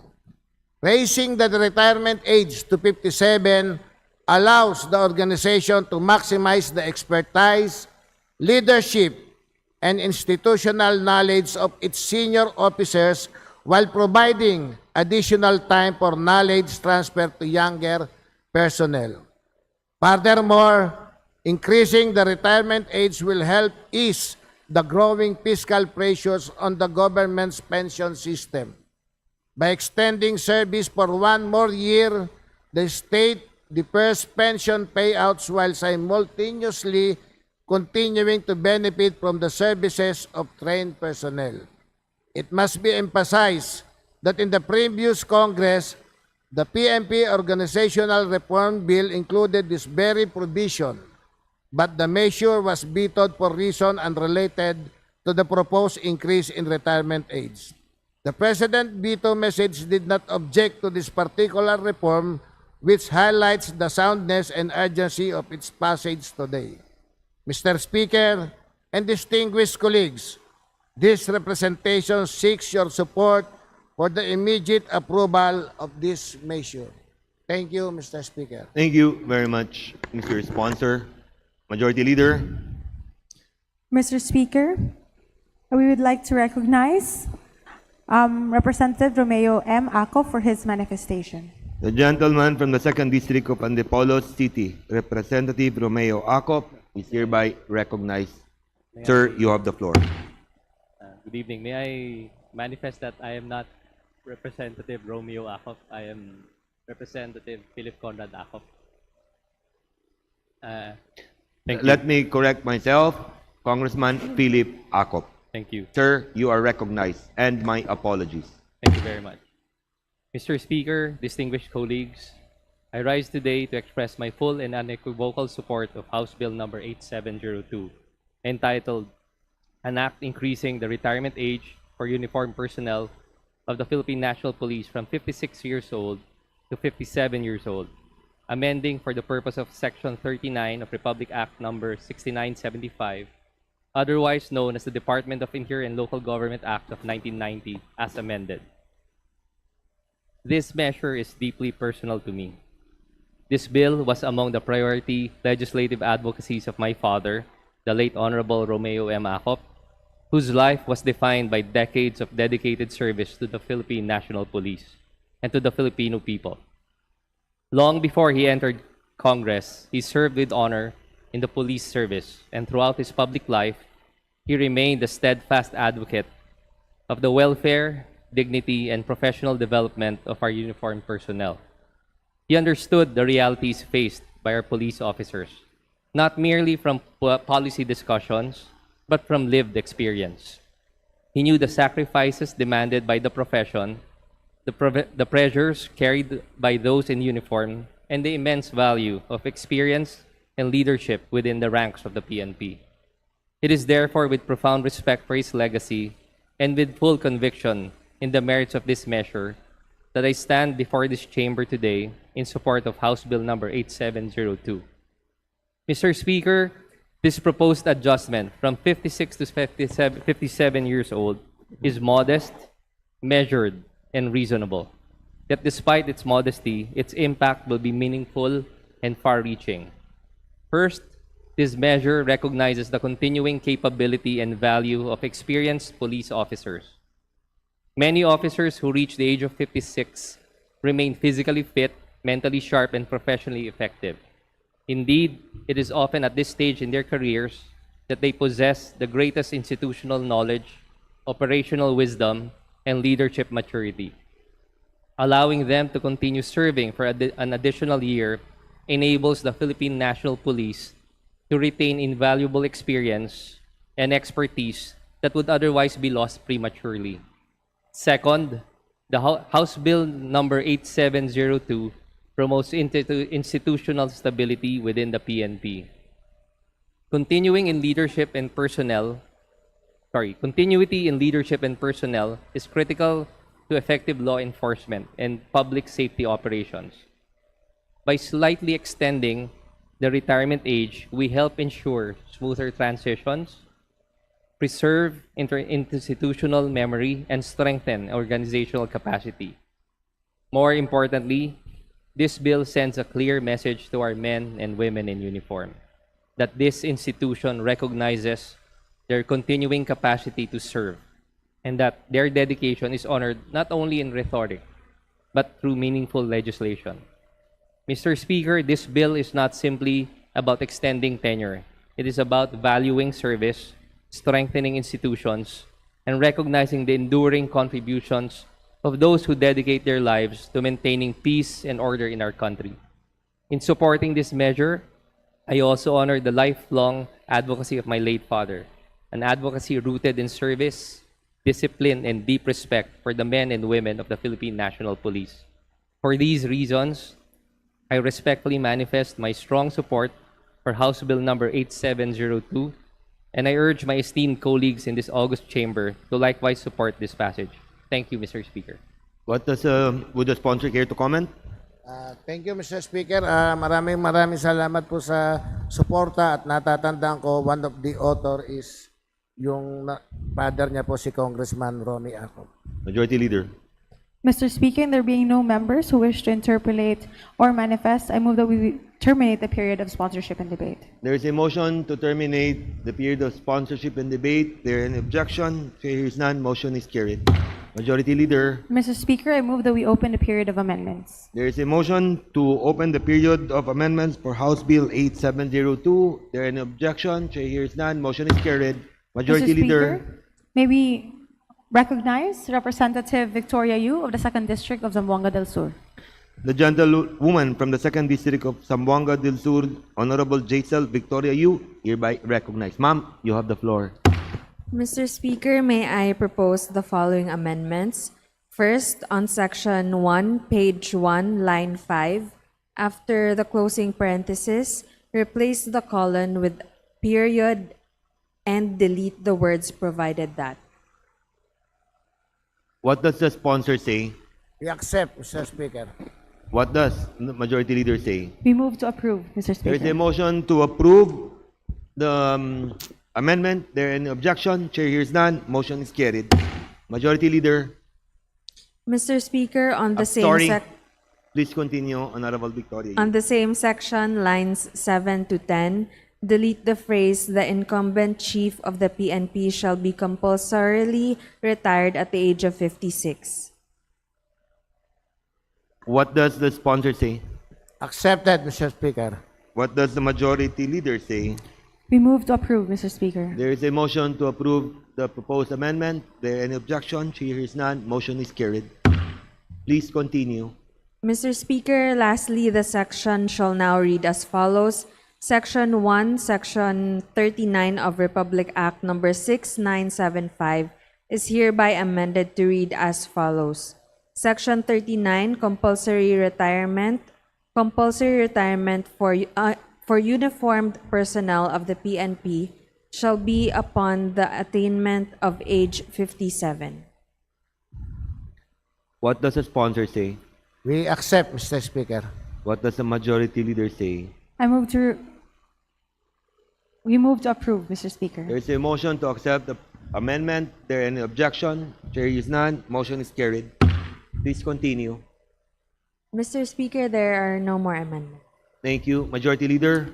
Mr. Speaker, there being no individual amendments, no committee amendments, I move that we terminate the period of amendments. There is a motion to terminate the period of amendments for House Bill 8702. There any objection? Chair hears none. Motion is carried. Mr. Speaker, Majority Leader. Mr. Speaker, I move that we vote on second reading House Bill 8702. There is a motion to vote for second reading House Bill 8702 on second reading as amended. All those in favor say aye. Aye. Those who are against say nay. The ayes have it. House Bill 8702 as amended is approved on second reading. Congratulations, Mr. Sponsor. Thank you, Mr. Speaker. Thank you, dear colleagues. Majority Leader. Mr. Speaker, we move to suspend session for a few minutes. Session suspended.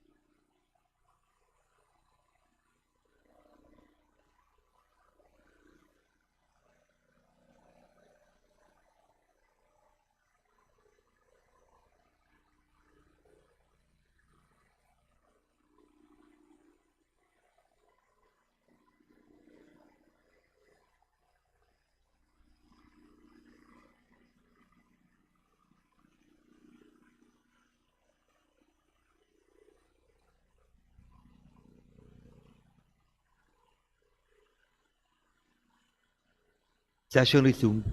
Majority Leader. Mr. Speaker, under the calendar of business for today, I move that we consider House Bill number 9000 as considered in Committee Report number 251, submitted in the Committee on Legislative Franchises, copies of which has been distributed to the members. For this purpose, may I request the Secretary General be directed to read the title of the bill. There is a motion for the Secretary General to read the title of House Bill 9000. 9000. House Bill 9000, an act granting the Times Broadcasting Network Corporation a franchise to construct, install, establish, operate, and maintain radio and television broadcasting stations in the Philippines. Majority Leader. Mr. Speaker, I move that we open the period of sponsorship and debate. There is a motion to open the sponsorship and debate on House Bill 9000. There an objection? She hears none. Motion is carried. Majority Leader. Mr. Speaker, I move that we recognize Honorable Jeffrey Ferrer of the 4th District of Negros Oriental. The Honorable George Jeffrey Ferrer is hereby recognized to sponsor House Bill 9000. Please continue, sir. Thank you, Mr. Speaker. Ma'am, narinig ko Oriental yung sinabi mo. I'm Negros Occidental. Well, anyway, thank you very much, Mr. Speaker, Your Honor, and distinguished colleagues. Good evening. House Bill number 9000 is contained in Committee Report number 251, seeks to grant franchise to Times Broadcasting Network Corporation to construct, install, establish, operate, and maintain radio, television, stations in the Philippines for 25 years. Times Broadcasting Network Corporation has complied with the required documentary submission. During the committee deliberation, all members present conveyed their full support for the approval of the measure and signified their intention to be included as co-authors. Since the franchise application of Times Broadcasting Network Corporation was determined to be complete and in order, the measure was approved on March 18, 2026. Given the foregoing, I respectfully urge the approval of this measure. Salamat po. Thank you very much, Congressman George Ferrer. Majority Leader. Mr. Speaker, there being no interpellators, may we terminate the period of sponsorship and debate. There is a motion to terminate sponsorship and debate for House Bill 9000. There any objection? Chair hears none. Motion is carried. Majority Leader. Mr. Speaker, I move that we open the period of amendments. There is a motion to open the period of amendments for House Bill 9000. There any objection? Chair hears none. Motion is carried. Majority Leader. Mr. Speaker, there being no individuals nor committee amendments, I move that we terminate the period of amendments. There is a motion to terminate the period of amendments for House Bill 9000. There any objection? Chair hears none. Motion is carried. Majority Leader. Mr. Speaker, I move that we vote on second reading House Bill number 9000. There is a motion to approve and vote on second reading House Bill 9000. All those in favor say aye. Aye. All those against say nay. The ayes have it. House Bill 9000 is approved on second reading. Congratulations, George. Salamat po, Mr. Speaker. My good friend, George. Majority Leader. Mr. Speaker, under the calendar of business for today, I move that we consider House Bill number 9001 as considered in the Committee Report number 252, submitted by the Committee on Legislative Franchises, copies of which has been distributed to the members. For this purpose, may I request the Secretary General be directed to read the title of the bill. There is no objection. Chair is none. The motion is approved. The Secretary General is directed to read the title of House Bill 9001. House Bill 9001, an act granting the Cagayan de Oro Media Corporation a franchise to construct, install, establish, operate, and maintain radio and television stations in the Philippines. Majority Leader. Mr. Speaker, I move that we open the period of sponsorship and debate. There is a motion to open the period of sponsorship and debate for House Bill 9001. There is an objection. Chair hears none. Motion is carried. Mr. Speaker, I move that we recognize the chair. I recognize Representative Ferrer of the 4th District of Negros Occidental for his for his sponsorship. There is objection. Here is none. Motion is approved. The chairperson of the Committee on Franchise, Congressman George Ferrer, is hereby recognized to sponsor this House Bill 9001. Again, Mr. Speaker, thank you very much, colleagues. House Bill number 9001, as contained in the committee report number 252, seeks to grant the franchise of Cagayan de Oro Media Corporation to construct, install, establish, operate, and maintain radio and television station in the Philippines for 25 years. Cagayan de Oro Media Corporation has complied with the required documentary submission during the committee deliberation. All members present conveyed their full support for the approval of the measures and signified their intention to be included as co-authors. Finding the franchise application of Cagayan de Oro Media Corporation to be complete and in order, the committee approved the franchise application of Cagayan de Oro Media Corporation on March 18, 2026. In light of the foregoing, I respectfully seek the approval of this measure. Thank you very much, Mr. Speaker. Thank you very much, Colleagues. Chair George Ferrer, Majority Leader. Mr. Speaker, there being no members who wish to interpolate nor manifest, I move that we terminate the period of sponsorship and debate. There is a motion to terminate sponsorship and debate on House Bill 9001. There any objection? Here is none. Motion is carried. Majority Leader. Mr. Speaker, I move that we open the period of amendments. There is a motion to open the period of amendments on House Bill 9001. There any objection? Chair is none. Motion is carried. Majority Leader. Mr. Speaker, there being no individual nor committee amendments, I move to close the period of amendments. There is a motion to close the period of amendments for House Bill 9001. There is no objection. Chair is none. Motion is carried. Majority Leader. Mr. Speaker, I move that we vote on second reading House Bill number 9001. There is a motion to vote on House Bill 9001 on second reading. All those in favor say aye. Aye. All those who against say nay. The ayes have it. House Bill 9001 is approved on second reading. Congratulations, George. Thank Majority you very Leader. much, Mr. Speaker. Colleagues, thank you very much. Mr. Speaker, under the calendar of business for the day, I move that we consider House Bill number 9010 as contained in Committee Report number 257 submitted by the Committee on Legislative Franchises, copies of which have been distributed to the members. For this purpose, may I request the Secretary General be directed to read the title of the bill. There is no objection. Chair is none. The motion is approved. The Secretary General is directed to read the title of House Bill 9010. House Bill 9010, an act granting First Gas Pipeline Corporation a franchise to construct, install, own, operate, and maintain pipelines for the transportation and distribution of natural gas, petroleum, and petroleum products throughout the Philippines. Majority Leader.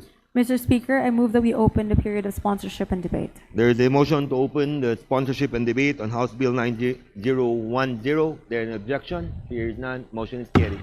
Majority Leader. Mr. Speaker, I move that we recognize Representative Ferrer of the 4th District of Negros Oriental for his sponsorship speech. The gentleman, the chairman, Congressman George Ferrer, is hereby again recognized. Thank Go you ahead, very sir. much again, Mr. Speaker. Colleagues, good evening. House Bill number 9010 is contained in committee report of number 257, seek to grant a franchise to First Gas Pipeline Corporation to construct, install, own, operate, maintain pipelines for the transportation and distribution of natural gas, petroleum, and petroleum products throughout the Philippines for 25 years. During the committee deliberation, it was highlighted that granting a new franchise for the First Gas Pipeline Corporation is an important step in protecting our country's energy security. It will also help lessen the impact of unpredictable global energy prices on consumers and support the Philippines in moving toward a more stable energy infrastructure.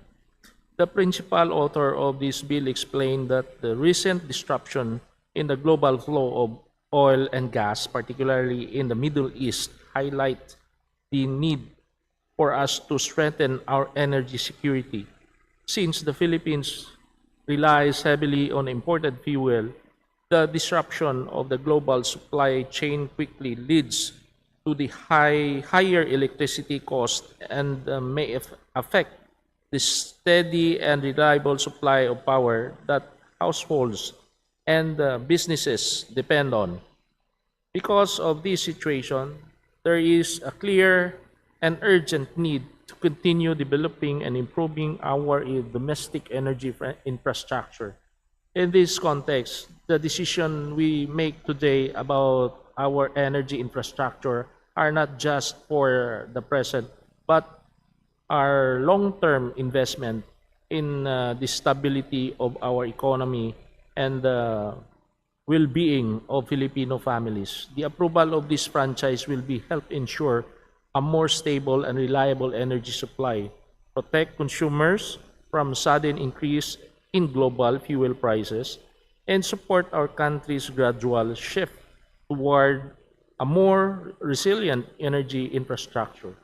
First Gas Pipeline Corporation has complied with all the required documentary submission. During the committee deliberation, all members present expressed their full support for the approval of the measure and manifested their intention to be included as co-author. Having found the franchise application of First Gas Pipeline Corporation to be complete in order, the committee approved the measure on March 18, 2026. In view of the foregoing, I respectfully and earnestly seek the approval of this measure. Madam, mugit niya salamat. Thank you very much, Chairman Jeffrey George Ferrer. Majority Leader. Mr. Speaker, there being no members who wish to interpolate, I move that we terminate the period of sponsorship and debate. There is a motion to terminate sponsorship and debate on House Bill 9010. There is an objection. Here is none. Motion is carried. Majority Leader. Mr. Speaker, I move to open the period of amendments. There is a motion to open the period of amendments for House Bill 9010. There is an objection. Here is none. Motion is carried. Majority Leader. Mr. Speaker, there being no individual nor committee amendments, I move to terminate the period of amendments. There is a motion to terminate period of amendments for House Bill 9010. There is an objection. Here is none. Motion is carried. Majority Leader. Mr. Speaker, I move that we vote on second reading House Bill number 9010. There is a motion to approve on second reading House Bill 9010. All those in favor say aye. Aye. All those against say aye. The ayes have it. House Bill 9010 is approved on second reading. Thank you very much, Congratulations, Mr. Speaker. Jeffrey George Thank you, Ferrer. colleague. Majority Leader. Mr. Speaker, under the calendar of business for the day, I move to consider House Resolution number 1003 as contained in Committee Report number 270. And for this purpose, may I request that the Secretary General be directed to read the title of the resolution. The Secretary General is directed to read the title of House Resolution 1003. House Resolution 1003, resolution urging the Department of Budget and Management to guarantee full and sustained funding in the National Expenditure Program for the 52 infrastructure flagship projects identified by the Department of Economy, Planning and Development for completion during the Marcos administration. Majority Leader. Mr. Speaker, I move to adopt House Resolution number 1003. There is a motion to adopt House Resolution 1003. There any objection? Here is none. Motion is carried. Majority Leader. Mr. Speaker, under the calendar of business for the day, I move to consider House Resolution numbers 370 and Privileged Speech number 33. And for this purpose, may I request that the Secretary General be directed to read the titles of said resolutions. Session suspended.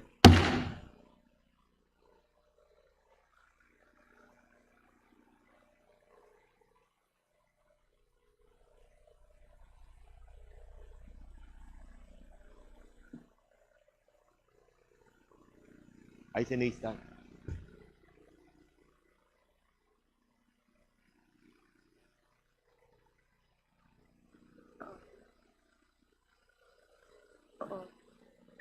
Session resumed. Majority Leader. Mr. Speaker, I move to adopt House Resolution number 1003 as earlier stated. There is a motion to adopt House Resolution 1003. Those in favor say aye. All those against say nay. The ayes have it. House Resolution 1003 is hereby adopted. Majority Leader. Mr. Speaker, under the calendar of business for the day, I move that we consider House Resolution numbers 370 and privileged speech number 33 as contained in Committee Report 234. And for this purpose, may I request that the Secretary General be directed to read the title of said measure. The Secretary General is directed to read House Resolutions 370 and privileged speech number 33. House Resolution 370 and Privilege Speech Number 33 under Committee Report Number 234 on the status of the implementation of Republic Act Number 11315, otherwise known as the Community-Based Monitoring System Act. Majority Leader. Mr. Speaker, I move to adopt House Resolution numbers 370 and Privilege Speech number 33 as contained in said Committee Report 234. There is a motion to adopt House Resolutions 370 and privileged speech number 33. Those who are in favor say aye. Those who are against, and the findings, let me correct myself, and the findings, and those who are against say nay. The ayes have it. House Resolutions 370 and privileged speech number 33, including its findings, is considered as adopted. Majority Leader. Mr. Speaker, under the calendar of business for the day, I move that we consider House Resolution numbers 326, 370, and 491 as contained in Committee Report 258. And for this purpose, may I request that the Secretary General be directed to read the title of said measure. The Secretary General is directed to read the title of House Resolutions numbers 326, 370, and 491. House Resolution Numbers 326, 370, and 491 contained in Committee Report 258 on the occupational safety and health violations and labor rights abuses committed by business process outsourcing companies. Majority Leader. Mr. Speaker, I move that we adopt the findings and recommendations as contained in Committee Report 258. There is a motion to adopt adopt the findings and recommendations as contained in Committee Report numbers 326, 370, and 491. Those who are in favor say aye. Aye. Those who are against say nay. The ayes have it. House Resolutions number 326, 370, and 491 is adopted, including its findings, recommendations as contained in the committee report. Majority Leader. Mr. Speaker, I move to consider bills under the calendar of business for Thursday and Friday. There is a motion to consider House bills for Thursdays and Fridays. Are there any objection? Chair hears none. Motion is carried. Please proceed, Majority Leader. Mr. Speaker, pursuant to our rules, I move for the omnibus consideration of the following local bills. Under the Committee on Legislative Franchises, House Bill number 9002, under Committee Report number 253, House Bill 9003, under Committee Report 254, House Bill 9004, under Committee Report 255, and House Bill 9005, under Committee Report 256. And for this purpose, may I request that the Secretary General be directed to read the titles of the bills. Is there any objection? Hearing none. The Secretary General is directed to read the titles of the bills. House Bill Number 9002, an act granting a legislative franchise to Camarines Sur 2 Electric Cooperative Inc., Casureco 2, to construct, install, establish, operate, own, manage, and maintain a distribution system for the conveyance of electric power to the end users in the city of Naga and municipalities of Bombon, Calabanga, Canaman, Magarao, Milaor, Minabalak, Pili, Siruma, and Tinambak, province of Camarines Sur. House Bill Number 9003, an act granting a legislative franchise to Camarines Norte Electric Cooperative Inc., Canoreco, to construct, install, establish, operate, own, manage, and maintain a distribution system for the conveyance of electric power to the end users in all municipalities of the province of Camarines Norte. House Bill Number 9004, an act granting a legislative franchise to Pangasinan One Electric Cooperative Inc., Panelco 1, to construct, install, establish, operate, own, manage, and maintain a distribution system for the conveyance of electric power to the end users in the city of Alaminos and municipalities of Agno, Anda, Bani, Bolinao, Burgos, Dasol, Infanta, and Mabini in the province of Pangasinan. House Bill Number 9005, an act granting a legislative franchise to Camarines Sur 1 Electric Cooperative Inc., Casuarico 1, to construct, install, establish, operate, own, manage, and maintain a distribution system for the conveyance of electric power to the end users in the municipalities of Libmanan, Cabusao, Sipoco, Tragay, Lupi, Pamplona, Pasacao, San Fernando, Gainza, and Camaligan, province of Camarines Sur. You're the leader. Mr. Speaker, I move to open the period of sponsorship and debate and that the respective explanatory notes be considered as the sponsorship of the said measures. Is there any objection? Hearing none, the motion is approved. You're the leader. Mr. Speaker, there being no member who wishes to interpolate on the said measures, I move to close the period of sponsorship and debate. Is there any objection? Hearing none, period of sponsorship and debate is now closed. You're the leader. Mr. Speaker, I move to open the period of amendments and approve the committee amendments, if any, as contained in the respective committee reports of the aforementioned bills. Is there any objection? The chair hears none, the motion is approved. Mr. Speaker, there being no individual amendments, I move to close the period of amendments. Is there any objection? Hearing none, the period of amendments now closed. You're the leader. Mr. Speaker, I move to vote on second reading the aforementioned bills. There's a motion to approve on second reading House Bill number 9002, 9003, 9004, 9005. All those in favor say aye. Those against say nay. The ayes have it. House Bill number 9002, 9003, 9004, and 9005 are now approved on second reading. Majority Leader. Mr. Speaker, I move for the omnibus consideration of the following local bills under the Committee on Health, House Bill number 9214, under Committee Report 271, and under the Committee on Local Government, House Bill number 9216, under Committee Report 272, House Bill 936, under Committee Report 273, House Bill 122, under Committee Report 274, House Bill 1049, under Committee Report 275, House Bill 982, under Committee Report 276, House Bill 1069, under Committee Report 277, House Bill number 1076, under Committee Report 278, House Bill number 1278, under Committee Report 279, House Bill 1414, under Committee Report 280, House Bill 1540, under Committee Report 281,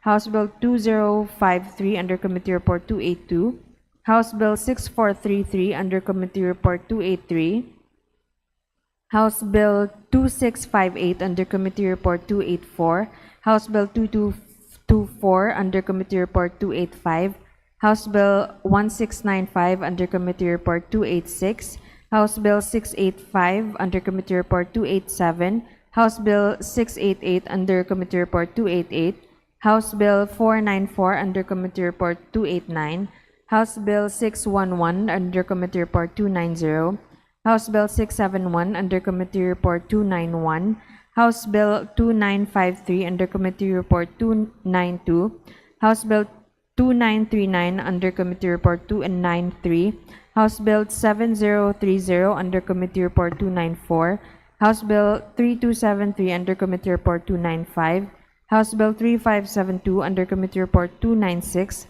House Bill 3717, under Committee Report 297, and for this purpose, may I request that the Secretary General read the title of the bills. Is there any objection? Hearing none, the Secretary General is directed to read the titles of the bills. House Bill 9214, an act renaming the Dr. Jose N. Rodriguez Memorial Hospital in the city of Caloocan, Metro Manila to Dr. Jose N. Rodriguez Medical Center and Sanitarium, repeating for the purpose Batas Pambansa bilang 94. House Bill 9216, an act declaring September 11 of every year a special non-working holiday in the province of Ilocos Norte in commemoration of the birth anniversary of former President Ferdinand Edrelin Marcos, to be known as President Ferdinand Edrelin Marcos Day. House Bill 936, an act declaring July 22 of every year a special non-working holiday in the city of General Santos in commemoration of its Bilaan Day celebration. House Bill 122, an act declaring March 17 of every year as Homonhon Landing Day, a special non-working holiday in the province of Eastern Samar in commemoration of Ferdinand Magellan's landing in Homonhon. House Bill 1049, an act declaring March 7 of every year a special non-working holiday in the city of Tagum, amending for the purpose Republic Act number 9193, entitled an act declaring March 7 of every year a special working holiday in the city of Tagum, province of Davao del Norte. House Bill 982, an act declaring August 13 of every year a special non-working holiday in the province of Ilocos Norte to commemorate the birth date of Master Weaver and Ilocano icon Magdalena Gamayo, to be known as Magdalena Gamayo Day. House Bill 1069, an act declaring December 15 of every year a special non-working holiday in the municipality of Amulong, province of Cagayan, in commemoration of its founding anniversary. House Bill 1076, an act declaring August 18 of every year a special non-working holiday in the municipality of Solana, province of Cagayan, in commemoration of its founding anniversary, to be known as Agao Nak Solana. House Bill 1278, an act declaring August 6 of every year as a special non-working holiday in the municipality of Pilar, province of Sorsogon, in commemoration of its founding anniversary. House Bill 1414, an act declaring November 17 of every year as Araw ng Carmen, a special non-working holiday in the municipality of Carmen, Surigao del Sur. House Bill 1540, an act declaring December 12 of every year as a special non-working holiday in the municipality of San Juan, Batangas. House Bill 2053, an act declaring June 16 of every year as a special non-working holiday in the city of Baybay, province of Leyte, in commemoration of its Charter Day. House Bill 6433, an act declaring May 21 of every year as a special non-working holiday in the city of Malabon in commemoration of its founding anniversary. House Bill 2658, an act declaring December 13 of every year a special non-working holiday in the city of General Trias, province of Cavite, to be known as the General Trias City Charter Day. House Bill 2224, an act declaring April 21 of every year as a special non-working holiday in the city of Calamba, province of Laguna, in commemoration of its cityhood anniversary. House Bill 1695, an act declaring February 11 of every year as a special non-working holiday in the municipality of Ibaan, province of Batangas, in celebration of its founding anniversary. House Bill 685, an act declaring March 8 of every year as a special non-working holiday in the province of Davao de Oro. House Bill 688, an act declaring August 1 of every year as a special non-working holiday in the municipality of Compostela, province of Davao de Oro. House Bill 494, an act declaring October 5 of every year as Araw ng Del Gallego, a special non-working holiday in the municipality of Del Gallego, Camarines Sur. House Bill 611, an act amending Republic Act number 10776, entitled an act declaring May 8 of every year as Hermosa Day and a special working holiday and no class day in schools in the municipality of Hermosa, province of Bataan. House Bill 671, an act declaring January 23 of every year as special non-working holiday in the municipality of Tanay, province of Rizal. House Bill 2953, an act declaring April 3 of every year Leon Kilat Day, a special working holiday in the municipality of Bacong, Negros Oriental. House Bill 2939, an act declaring June 16 of every year a special non-working holiday in the city of Iligan in commemoration of its Charter Day anniversary, to be known as Adlaw sa Iligan.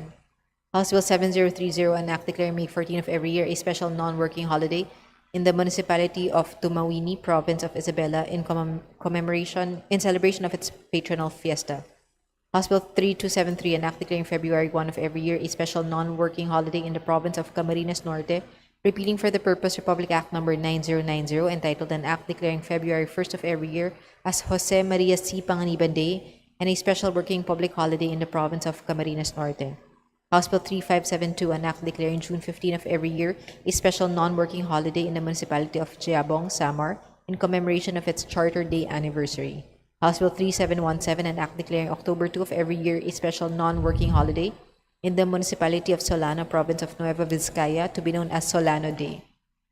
Majority Leader. Mr. Speaker, I move to open the period of sponsorship and debate, and that the respective explanatory notes be considered as the sponsorship of the said measures. Is there any objection? Hearing none, the period of sponsorship and debate is now open, and the explanatory note be considered as the sponsorship speech. Majority Leader. Mr. Speaker, there being no member who wishes to interpolate on the said measures, I move to close the period of sponsorship and debate. Is there any objection? Hearing none, the period of sponsorship and debate is now closed. Majority Leader. Mr. Speaker, I move to open the period of amendments and approve the committee amendments, if any, as contained in the respective committee reports of the aforementioned bills. there any objection? Chair hears none. The motion is approved. Majority Leader. Mr. Speaker, there being no individual amendments, I move to close the period of amendments. There any objection? Chair hears none. Period of amendments now closed. Majority Leader. Mr. Speaker, I move to vote on second reading the aforementioned bills. There's a motion for the omnibus approval of the aforementioned bills.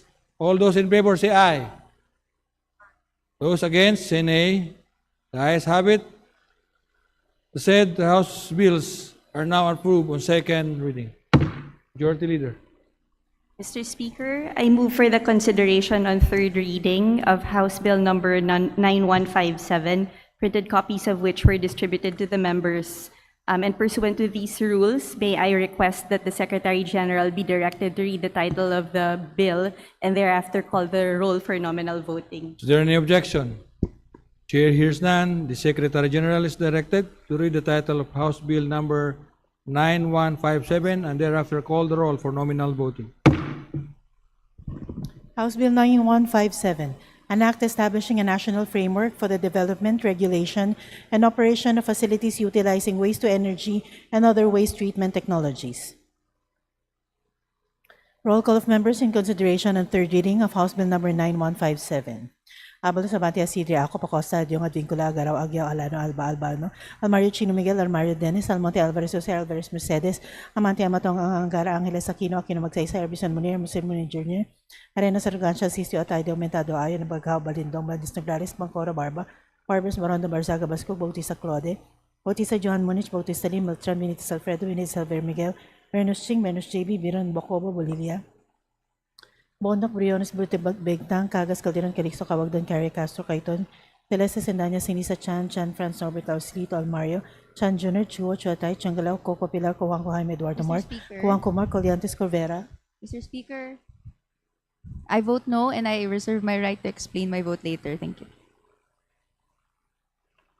Cruz, Agata, Cruz, Ricardo, Cruzado, Cuba, Dagok, Dalog, Liang Hirang Daza de Jesus de Lima de Venecia, Defensor de Gama, Del Mar, de Los Santos, de Macua, de Maguila, Dimaporo Imelda, Dimaporo City Amina, de Ocno, Dionisio Domingo de Mogan, Duterte Harold James, Duterte Omar Vincent, Duterte Paulo, Di Faustino Michael Carlos, Di Ian Paul de Lago, Emmanuel Vergarisa, Escudero, Mr. Speaker, I vote no and I reserve my right to explain my vote later. Thank you. Espina, Estrella, Ferrer Antonio, Ferrer Jeffrey, Flores Fortes, Frasco, Fresnetti, Fuentebella, Galang, Galeas, Gerbin, Garcia Albert, Garcia Dante, Garcia Jose Ortigo, Garcia Karen Hope, Garcia Maria Angela, Gordiola Garin, Gatchalian, Gato, Glepa, Go Gomez, Gonzales Alexandra, Gonzales Eliza Michaela, Gonzales Christopher Shin, Gonzales Roy, Guriseta, Gico Ginto, Gulias Gutierrez, Hernandez Charisan, Hernandez Dennis, Hernandez Ferdinand, Hernandez Ramil, Ofer Racim, Moribata, Ismola, Iway Javier, Ko Antonio, Ko Elisa, Ko Wilton, Kong Hun, Ko Labad-Labad, Lacson, Lagbas, Lagdameo, Jose Manuel, Lagdameo, Monicas, Minoria, Lagman, Lagon Daphne, Lagon Sonny, Lara, Lazating, Ledesma, Legasyon, Ligarda, Legaspi, Leviste, Libanan, Lopez, Loria, Loyola, Luisa, Romayag, Macapagalaroyo, Makasayat, Maceda, Madarona, Malapitan, Mangudadato, Maniquis, Marañon, Marcoleta, Marcos, Marquez, Mastura, Matibag, Matugas, Mendoza, Mercado, Revilla, Miraflores, Momo, Montes, Nava, Nazal, Nisay, Nolasco, Womenal Henry, Womenal Sancho, Fernando, Olivares, Songchuan, Ordanes, Soreto, Ortega, Juan Dizon, Pardenos, Panalian, Pancho, Panotes, Pascual Veres, Pimentel Plaza, Plato, Pope, Pinoisia, Sagabas, Omarian, Puno, Kimbo, Rama, Recto, Regencia, Remulia, Revilla, Brian, Revilla, Monjola, Ridon, Rivera, Robes, Rodriguez, Elohio, Rodriguez, Maximo, Rodriguez, Rufus, Roman, Romaldo, Sandro, Julian, Romaldo, Ferdinand, Martin, Romaldo, Sierra Marie, Romaldo, Romero, Roque, Sagarbaria, Calurun, Salceda, Sally, Salvacion, Salvador, Salvami, San Fernando, Santos Maria, Alana, Samantha, Santos, Mark Anthony, Shimura, Singson, Rochelle, Singson, Ronan, Singson, Mian, Solon, Soriano, Suwon, Swansing, Bella, Vanessa, Swansing, Miguel, Angela, Suarez, Suntay, Italiado, Tan Neyman, Tan Joseph, Tan Kit, Micah, Tan Reynolds, Michael, Tan Semir, Tan Stephen James, Tan Chay, Tan Watko, Tariela, Tudoro, Tereng Teves, Tiangco, Tiang, Tino, Tolentino, Tuwan, Tulfo Jocelyn, Tulfo Ralph Wendell, Tupas, Yotor, T, Umali, Ungab, Uy De Carlo, Uy Roberto Valeriano, Vargas, Vargas, Alfonso, Veloso, Veloso, Tuazon, Vergara, Villa, Julia Fuerte, Miguel Luis, Julia Fuerte, Vincenzo, Renato Luigi, Villanueva, Villarica, Violago, Yam Suan, Yap Arthur, Yap Christopherson, Yap Eric, Yap Jack G. Snell, Yatko, Inares, Yu Jaisel Victoria, Yu Joseph Kim, Yulo Zamora Maria Carmen, Zamora Isabel Maria Zubiri. Second call in consideration and third reading of House Bill number 9157, Isidro Amalio Chino Miguel, Angara Arbison Munir, Aumentado Bagao, Barbes Bautista Claude, Mondok Chua, Kuwangko Hamid Edward Mark, Kuwa, Diang Hirang de los Santos Duterte Omar Vincent, D. Ian Paul Estrella, Robert Raymond M, Garcia Karen Hope, Go Gomez, Gorizeta Ginto, Hernandez Charis Ann, Hernandez Dennis, EY Lacson, Levice, Lumayag, Marañon, Mercado Navan Ortega, Panotes Plaza Puno, Rivillera Monjolo, Rodriguez Maximo, Romualdez Sandro Julian, Romualdez Ferdinand Martin, Romualdez Yeda Marie, Sally, Tanre Dots Michael, Tutor Unga, Villafuerte Miguel Luis, Villago Yap, Christopher Sunya, Zamora Maria Carmen Zubiri.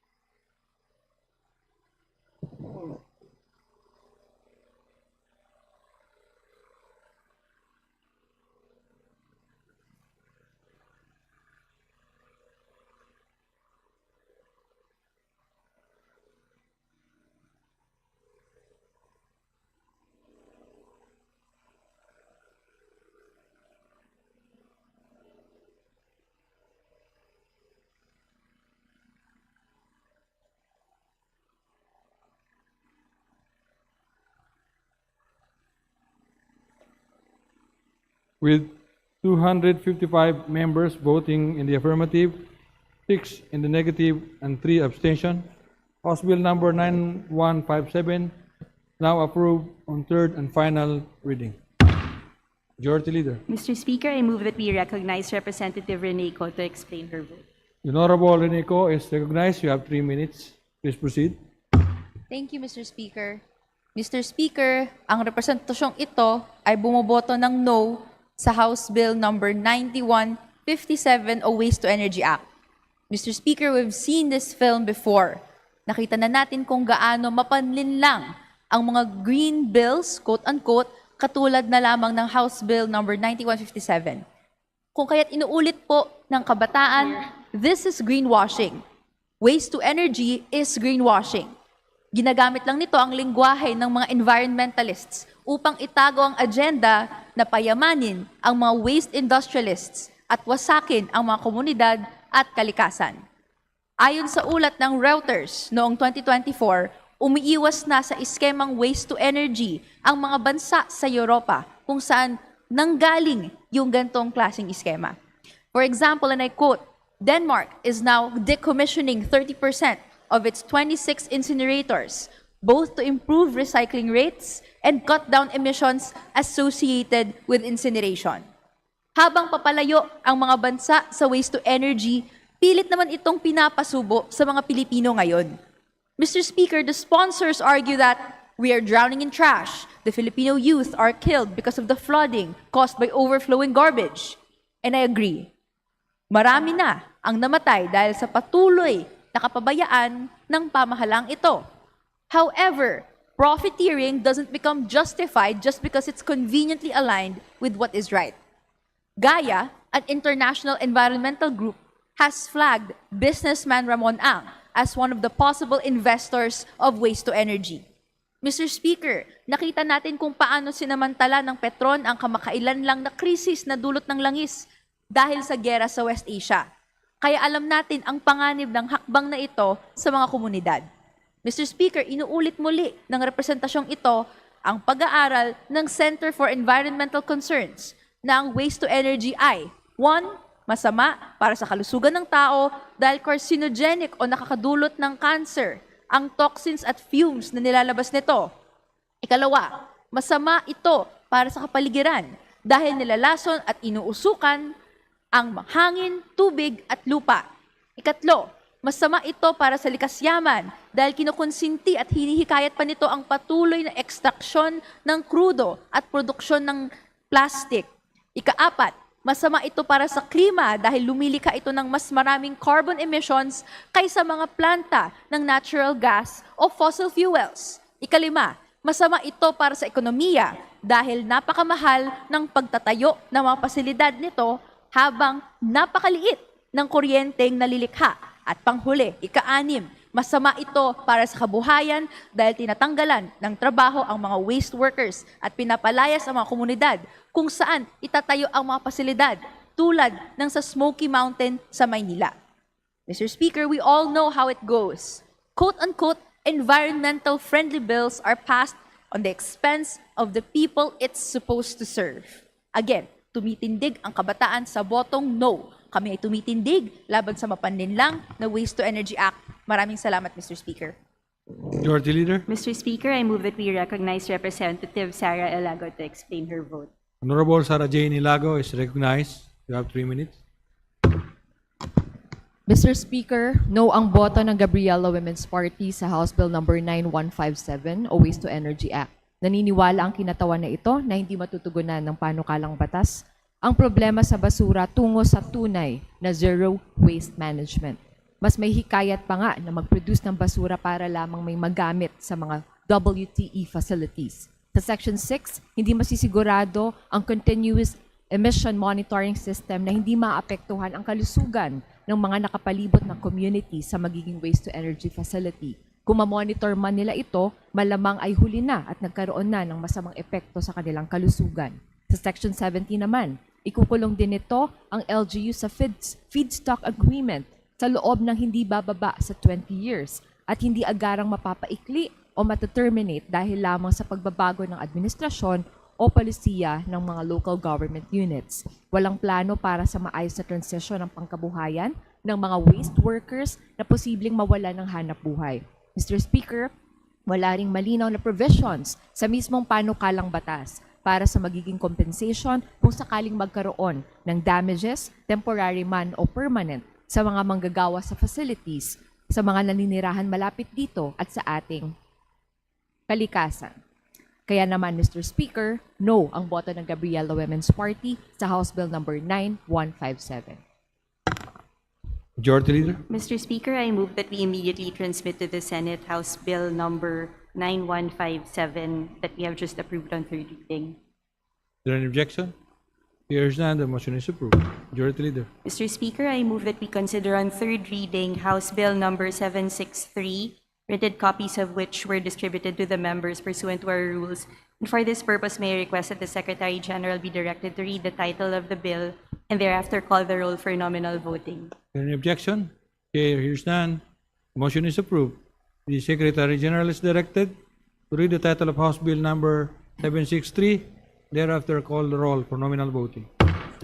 House Bill number 763, an act increasing the number of Board of Directors of the Mactan Cebu International Airport Authority, amending for the purpose Section 6 of Republic Act number 6958, otherwise known as the Charter of the Mactan Cebu International Airport Authority. Roll call of members in consideration on third reading of House Bill number 763. Abalo Sabante, Asidria, Ako, Pacosa, Adyong, Advincula, Agaraw, Agyaw, Alano, Alba, Albano, Almario, Chini, Miguel, Armario, Dennis, Almonte, Alvarez, Jose, Alvarez, Mercedes, Amante, Amatong, Angara, Angeles, Aquino, Magsaysay, Arbison, Munir, Arbison, Munir Jr., Arena, Sargansha, Sistio, Atay, Aumentado, Ayon, Bagaw, Balindong, Balnyes, Morales, Mangcoro, Barba, Barbers, Barono, Barzaga, Bascug, Bautista, Claudia, Bautista, John Munich, Bautista, Lim, Beltran, Benitez, Alfredo, Benitez, Xavier, Miguel, Bernos Ching, Bernos JB, Biron, Bucobo, Bolilia, Bondok, Briones, Bulog, Begtang, Cagas, Calderon, Calixto, Kawagdan, Cari, Castro, Caiton, Caleste, Sindayan, Siniza, Chan, Jan, Franz, Norbert, Joselito, Almario, Chan, Junior, Chua, Chuatay, Chugalaw, Coco, Pilaw, Juanco, Jaime, Eduardo, Mark, Coang Comar, Colliantes, Corvera, Cruz Agata, Cruz Ricardo, Cruzado, Cuba, Dagoag, Dalog, Dayang Hirang Daza, De Jesus, De Lima, De Venecia, Defensor de Gama, Del Mar, De Los Santos, De Mapua, De Maguila, De Mapor, Milda, De Mapor, City Amina, De Ocno, Dionisio, Domingo, Domogan, Duterte Harold James, Duterte Omar Vincent, Duterte Paulo, Di Faustino Michael Carlos, Di Ian Paul, De Lago Emmanuel, Verga Irisa, Escuderos, Pares, Espina, Estrella, Ferrer Antonio, Ferrer Jeffrey, Flores Fortes, Frasco, Fresnetti, Fendebelde, Galang, Galeas, Garbin, Garcia Albert, Garcia Dante, Garcia Osorto, Garcia Karen Hope, Garcia Maria Angela, Guardiola Garin, Gachalian, Gatag, Lepago Gomez, Gonzales Alexander, Gonzales Eliza Micaela, Gonzales Christopher Sheen, Gonzales Roy, Goriseta, Gico Ginto, Gulias Gutierrez, Hernandez Charisan, Hernandez Dennis, Hernandez Ferdinand, Hernandez Ramil, Hofer Racimo, Rebata Ismuda, Iway Javier, Ko Antonio, Ko Elisa, Will Wilton, Kongun, Ko Labad-Labad, Lakson, Lagbas, Lagdameo, Jose Manuel, Lagdameo, Miniquez, Min Maria, Lagman, Lagun Daphne, Lagon Sonny, Lazar, the same, Ledesma, Legasyon, Ligardo, Legaspi, Levis, Libanon, Lopez, Loria, Loyola, Luistro, Lumayag, Makapag-Alaroyo, Makasayit, Mused, Madrona, Malapitan, Mangondadato, Maniquis, Maranyon, Marcoleta, Marcos, Marquez, Masura, Matibang, Matugas, Mendoza, Mercado, Revilla, Mero Flores, Momo, Montes Nava, Nazal, Nisay, Nolasco, Maminal Henry, Mumina Sancho, Fernando, Olivares, Songchuan, Ordano, Soreto, Ortega, Juano Dizon, Padiernos, Panaligan, Pancho, Panotes, Pascual Perez, Pimentel Plaza, Plato, Pope, Promisia, Sagabas, Pumarin, Puno, Kimbo, Rama, Recto, Rehencia, Rimulya, Revilla, Brian, Revilla, Ramonjolo, Ridon, Rivera, Robins, Rodriguez, Eloy, Rodriguez, Maximo, Rodriguez, Rufus, Roman, Romualdez, Andrew Jr., Romualdez, Ferdinand Martin, Romualdez, Adamari,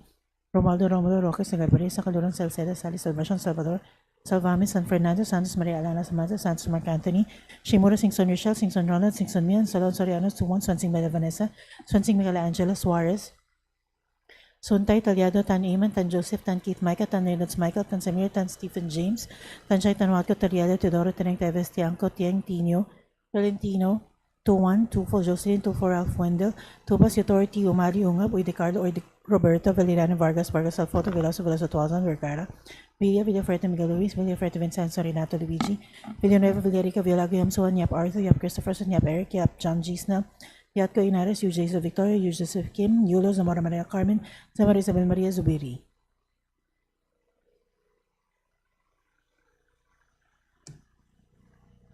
Second call of members in consideration and third reading of House Bill Number 763.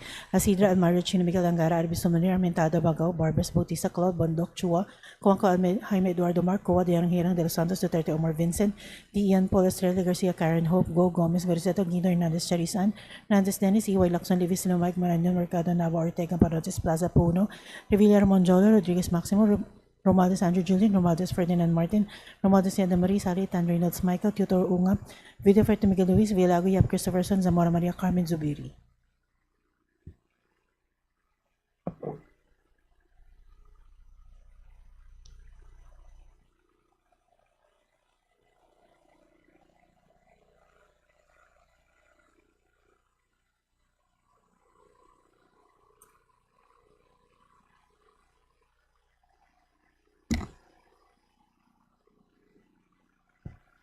With 258 members voting in the affirmative, 0 in the negative, and 1 abstention, House Bill Number 763 now approved on third and final reading.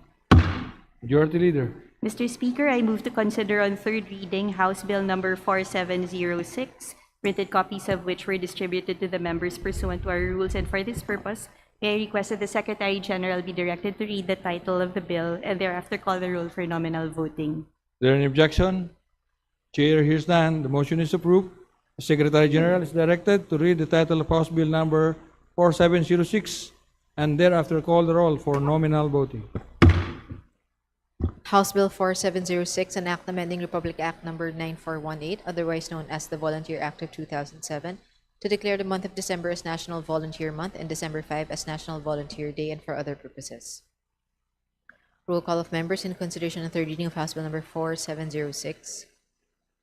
Abala Sabante, Isidre Aco Pacosta, Adyong, Advincula Agaraw, Aguiao, Alano, Alba, Albano, Almario Chino, Miguel, Almario Dennis, Almonte, Alvarez, Jose, Alvarez, Mercedes, Amante, Matong, Ang Angara, Angeles Aquino, Kino Magsaysay, Arbison Manir Jr., Arena, Sarugancia, Asisto, Atayde, Aumentado, Ayon, Bagao, Balindong, Baños Nograles, Bangcoro, Barba, Barbers, Barondo, Barzaga, Bascul, Bautista Claudia, Bautista Joan Monich, Bautista Lim, Beltran, Benitez Alfredo, Benitez Javier, Miguel, Bernos Ching, Bernos JB, Biron, Bocobo, Bolilla, Bodok Briones, Bulut Bigtang, Cagas Calderon, Calixto Cawagdan, Cari, Castro, Caiton, Celeste, Sandanya, Saniza, Chanjan, Franz Norbert, Joselito, Almario, Chan Junar, Chua Chuatay, Chungalauco, Copilar, Coanco, Jaime Eduardo Mark, Coanco Mark, Poliantes Corbera, Cruz Agatha, Cruz Ricardo, Cruzado, Hua de Gook, Dalog de Hirang Daza de Jesus, de Lima de Venecia, Defensor de Gamo del Mar de Los Santos, de Macoa, de Maguila, de Maporo, Imelda, de Maporo City, Amina Jokno, Dionisio, Domingo de Mogan, Duterte Harold James, Duterte Umar Vincent, Duterte Paulo, Di Focino, Michael Carlos, D. Ian Paul, Elago Emano Enverga, Erisa Escudero, Espares, Espina, Estrella,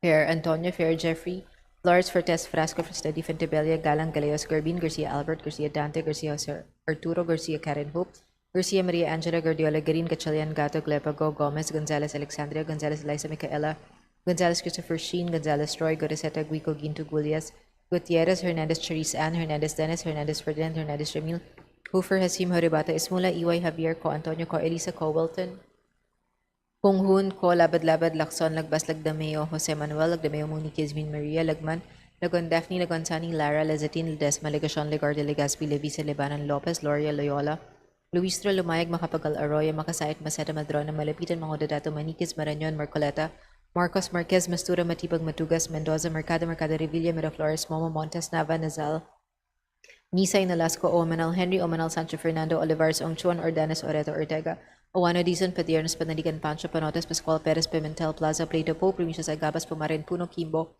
Rama, Rector, Rehencia, Remulla, Revilla, Brian, Revilla, Monjolo, Ridon, Rivera, Robes, Rodriguez, Elohio, Rodriguez, Maximo, Rodriguez, Rufus, Roman, Romualdez, Andrew Julian, Romualdez, Ferdinand Martin, Romualdez, Yada Marie, Romualdo, Romulo, Roque, Sagurberia, Sacaluran, Salceda, Sally, Salvacion, Salvador, Salvame, San Fernando, Santos Maria, Alana, Samantha, Santos, Mark Anthony, Shimura, Singson, Rochelle, Singson, Ronald, Singson, Mian, Solon, Soriana, Swansing, Villavanesa, Swansing, Michaela, Angela, Suarez, Suntay, Taliado, Tan Iman, Tan Joseph, Tan Keith, Micah, Tan Reynolds, Michael, Tan Samir, Tan Stephen James, Tan Shai, Tan Watco, Tariela, Theodora, Tereng, Teves, Tiangco, Tieng, Tino, Tolentino, Tuan, Tulfo, Jocelyn, Tulfo, Ralph Wendell, Tupas, Authority, Umali, Ungab, Uy de Carlo, Uy Roberto, Valeriano, Vargas, Alfonso, Veloso, Tuazon, Vergara, Villa, Villaferte, Miguel Luis, Villaferte, Vincenzo, Renato Luigi, Villanueva, Villarica, Villago, Yamsuan, Yap Arthur, Yap Christopherson, Yap Eric, Yap John Gisnell, Yatco, Inaris, Yu Jazel Victoria, Yu Joseph Kim, Yulo, Zamora Maria Carmen, Zamora Isabel Maria Zubiri. Second call in consideration and third reading of House Bill number 4706.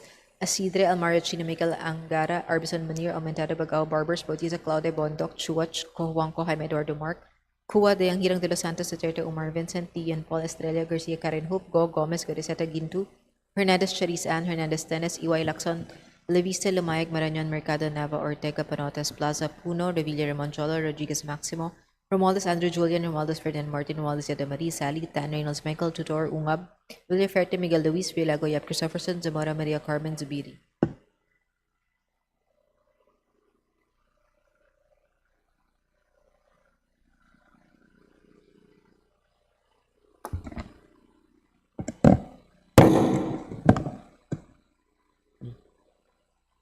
With 263 members voting in the affirmative, 0 in the negative, and 1 abstention, House Bill numbers 4706 now approved on third and final reading.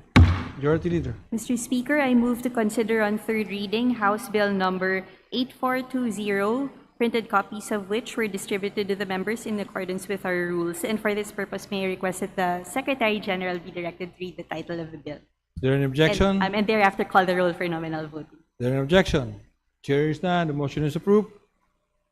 The Secretary General is directed to read the title of House Bill number 8402 and thereafter call the roll for nominal voting.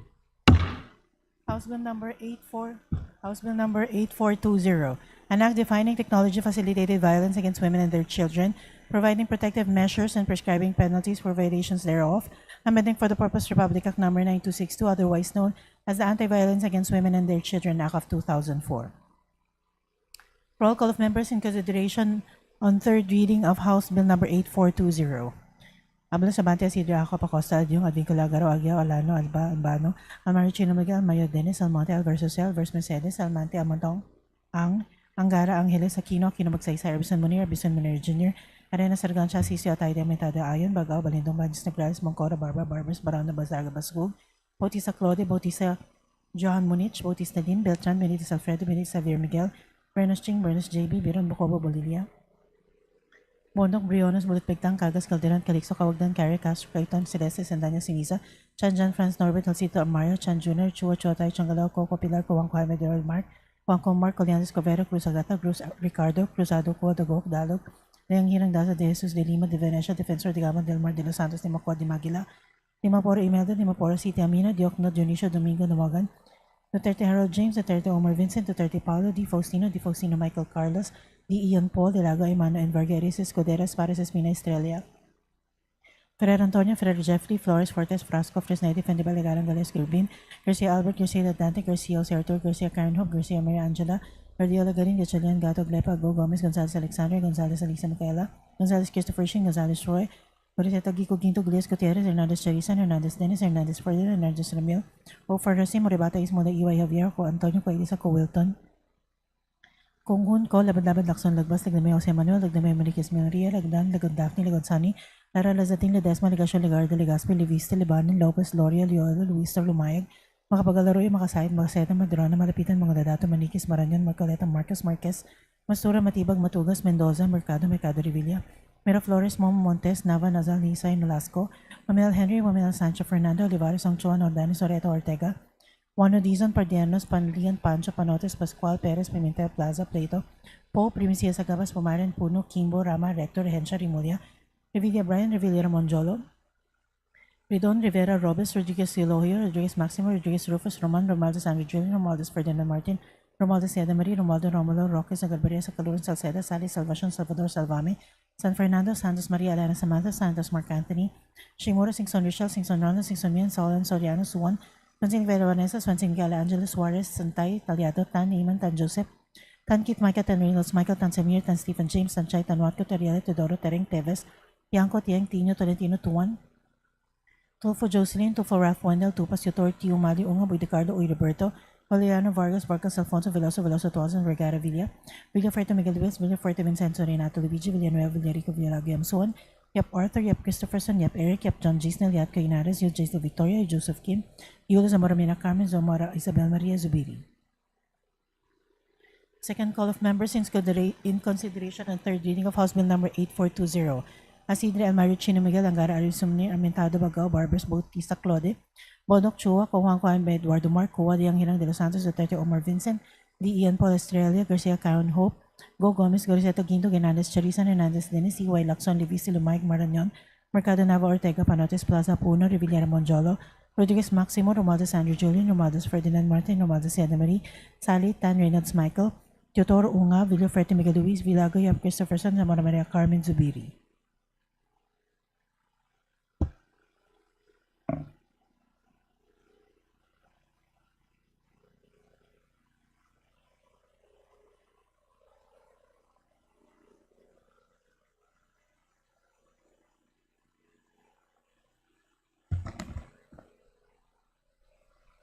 With 265 members voting in the affirmative, none in the negative, and with one abstention, House Bill 8420-2 is hereby approved on third and final reading.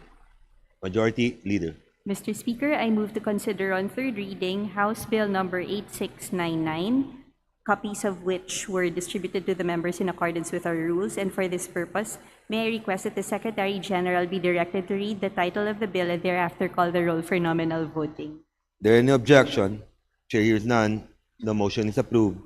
The Secretary General is directed to read the title of the bill and thereafter call the roll for nominal voting.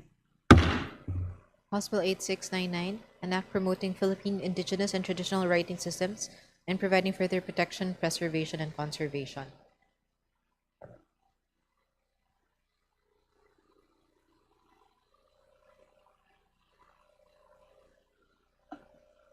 Roll call of members in consideration third reading of House Bill number 8699.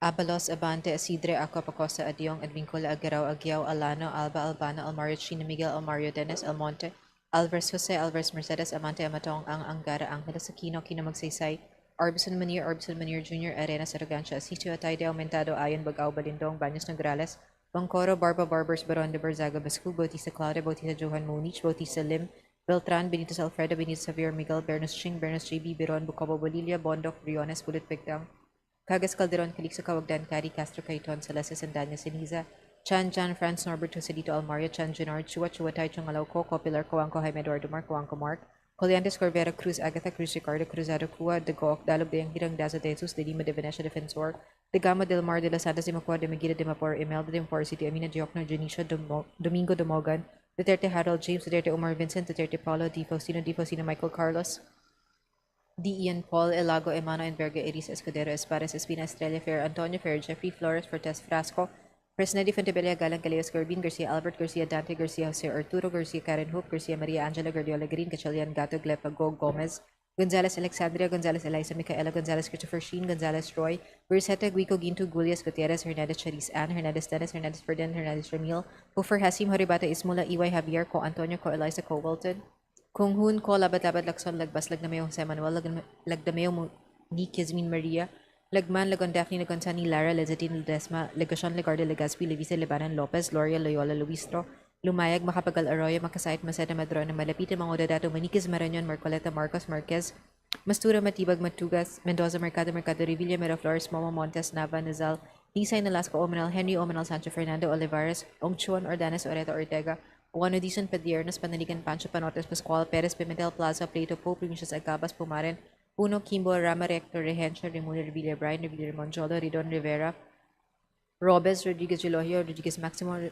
Rodriguez, Rufus, Roman, Romualdez, Andrew, Julian, Romualdez, Ferdinand Martin, Romualdez, Yeda Marie, Romualdo, Romulo, Roque, Sagarberia, Sacaluran, Salceda, Sally, Salvacion, Salvador, Salpame, San Fernando, Santos, Maria, Alana, Samantha, Santos, Mark Anthony, Shimura, Singson, Rochelle, Singson, Ronald, Singson, Mihan, Colon, Soriano, Suan, Swansing, Bella Vanessa, Swansing, Michaela, Angelo, Suarez, Suntay, Taliado, Tan, Iman, Tan, Joseph, Tan, Keith, Micah, Tan, Reynolds, Michael, Tan, Samir, Tan, Stephen, James, Tan Chay, Tan Watco, Tariela, Teodoro, Tereng, Teves, Tiangco, Tieng, Pino, Tolentino, Tuan, Tulfo, Jocelyn, Tulfo, Ralph Fundle, Tupas, Authority, Umali, Ungab, Uy, De Carlo, Uy, Roberto, Valeriano, Vargas, Vargas, Alfonso, Veloso, Veloso, Tuazon, Vergara, Villa, Villaferte, Miguel Luis, Villaferte, Vincenzo, Renato, Luigi, Villanueva, Villarica, Villago, Yamsuan, Yap, Arthur, Yap, Christopherson, Yap, Eric, Yap, John Chisnell, Yatco, Inares, U. Zel, Victoria, U. Joseph Kim, Yulo, Zamora Maria Carmen, Zamora Isabel Maria Zubiri.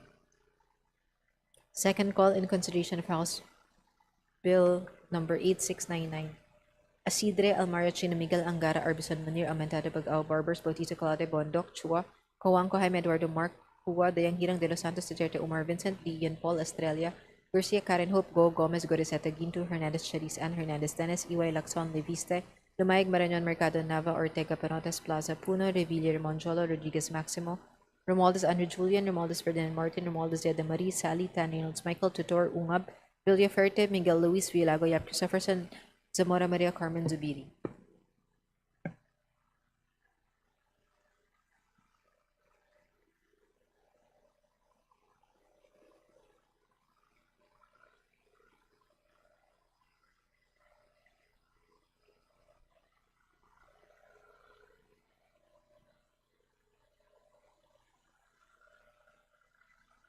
With 266 members voting in the affirmative, 0 in the negative, and 1 abstention, House Bill number 8699 is hereby approved on third and final reading. Majority Leader.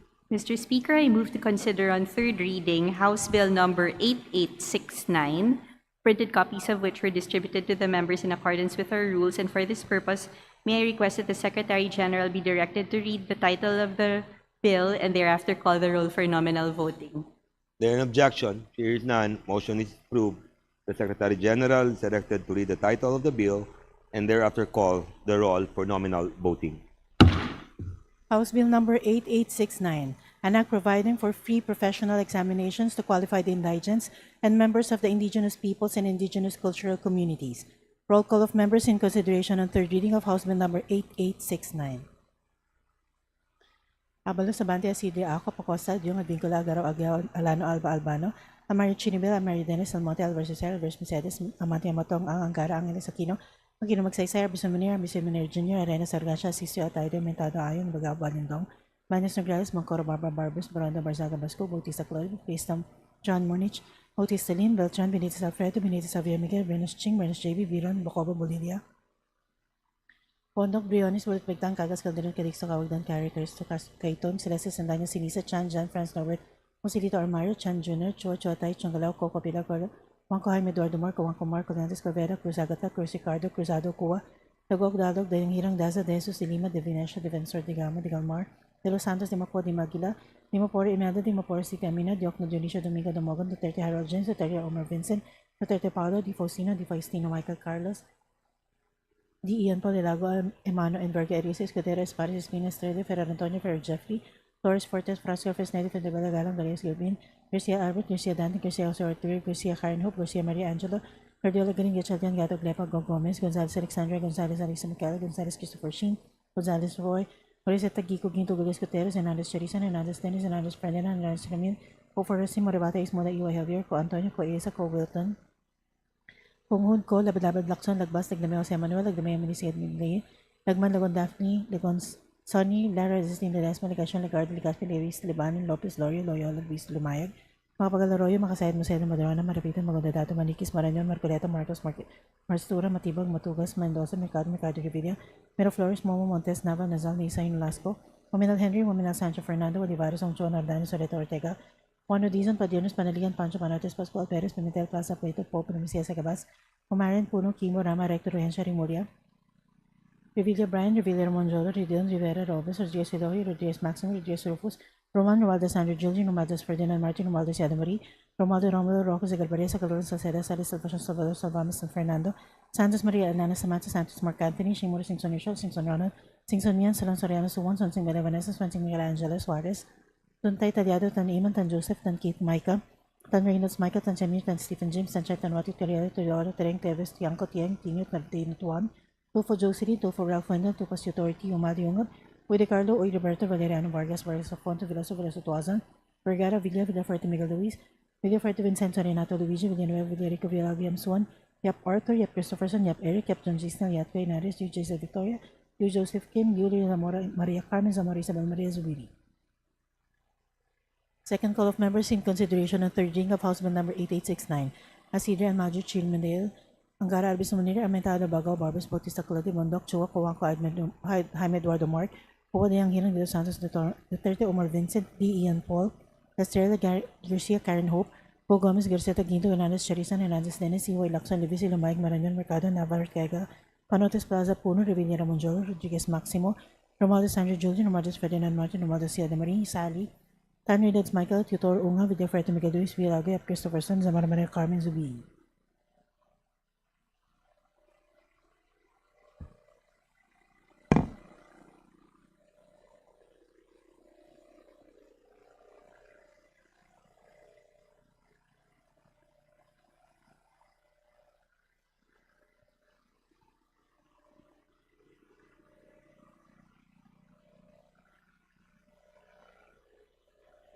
With 266 members voting in the affirmative, 0 in the negative, and 1 abstention, House Bill number 8869 is hereby approved on third and final reading. Majority Leader. Mr. Speaker, I move to consider on third reading House Bill number 8876, copies of which were distributed to the members of the House pursuant to our rules, and for this purpose, may I request that the Secretary General be directed to read the title of the bill and thereafter call the roll for nominal voting. There any objection? Here is none. Motion is approved.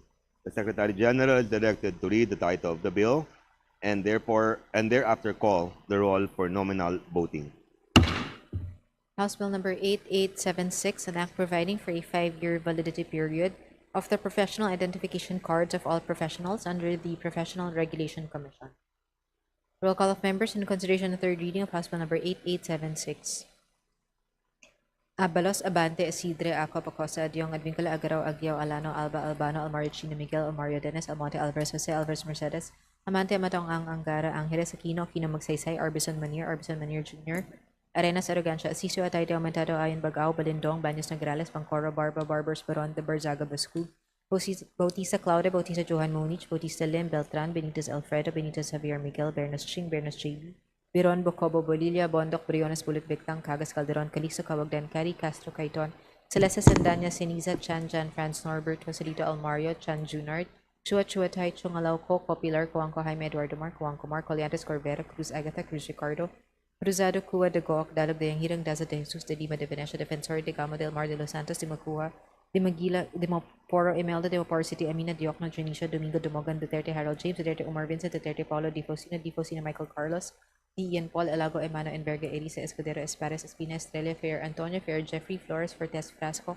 Cristedi Fentebella, Galang, Galeas, Garbin, Garcia, Albert, Garcia, Dante, Garcia, Jose Arturo, Garcia, Karen Hope, Garcia, Maria Angela, Gordiola, Green, Gatchalian, Gato, Glepago, Gomez, Gonzalez, Alexandria, Gonzalez, Eliza, Micaela, Gonzalez, Christopher Sheen, Gonzalez, Roy, Guriseta, Guico, Ginto, Bullias, Gutierrez, Hernandez, Charis, Ann, Hernandez, Dennis, Hernandez, Ferdinand, Hernandez, Jamil, Hoofer, Hasim, Horibate, Ismula, Iway, Javier, Co, Antonio, Co, Elisa, Co, Wilton, Hunghun, Co, Labad, Labad, Lacson, Lagbas, Lagdameo, Jose Manuel, Lagdameo, Monique, Esmin, Maria, Lagman, Lagon, Daphne, Lagon, Sani, Lara, Lazetin, Ledesma, Legacion, Legarda, Legaspi, Levisa, Lebanon, Lopez, Gloria, Loyola, Luistro, Lumayag, Makapagal, Arroyo, Makasait, Maseda, Madron, na Malapit, mga Ododato, Maniquis, Marañon, Marcoleta, Marcos, Marquez, Mastura, Matibag, Matugas, Mendoza, Mercado, Revilla, Miraflores, Momo, Montes, Nava, Nazal, Nisay, Nolasco, Omanel, Henry, Omanel, Sancho, Fernando, Olivares, Ongchuan, Ordanes, Oreta, Ortega, Juano Dizon, Padiernos, Panalican, Pancho, Panotes, Pascual, Perez, Pimentel, Plaza, Plato, Pope, Primicias, Agabas, Pumarin, Uno, Kimbo, Rama, Rector, Regencia, Rimulia, Revilla, Brian, Revilla, Monjolo, Ridon, Rivera, Robes, Rodriguez, Elogio, Rodriguez, Maximo, Rodriguez, Rufus, Roman,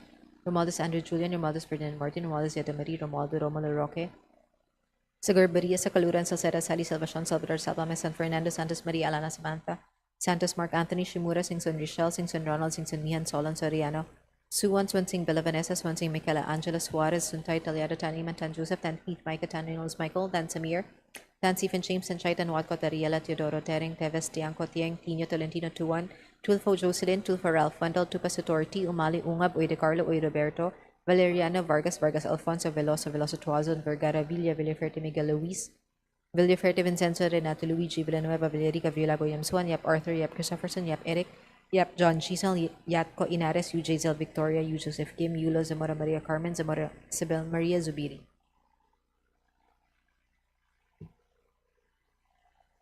Second call in consideration of third reading of House Bill number 8876. Asidre, Almario Chino Miguel Angara, Arbison Munir, Almentado Bagao, Barbers, Bautista Claude, Bondok Chua, Coangco, Jaime Eduardo Mark, Cua de Anghirang de los Santos, Duterte, Omar Vincent, Ian Paul, Estrella Garcia Karen Hope, Go, Gomez, Goriseta Quinto, Hernandez Charis Ann, Hernandez Dennis, Iway Lacson, Levisa, Lumayag, Marañon, Mercado, Nava, Ortega, Panotes, Plaza, Puno, Revilla, Monjolo, Rodriguez, Maximo, Romualdez, Andrew Julian, Romualdez, Ferdinand Martin, Romualdez, Yadamari, Sally, Tan Reynolds, Michael Tutor, Ungab, Villaferte, Miguel Luis, Villago, Yap Christopherson, Zamora Maria Carmen Zubiri.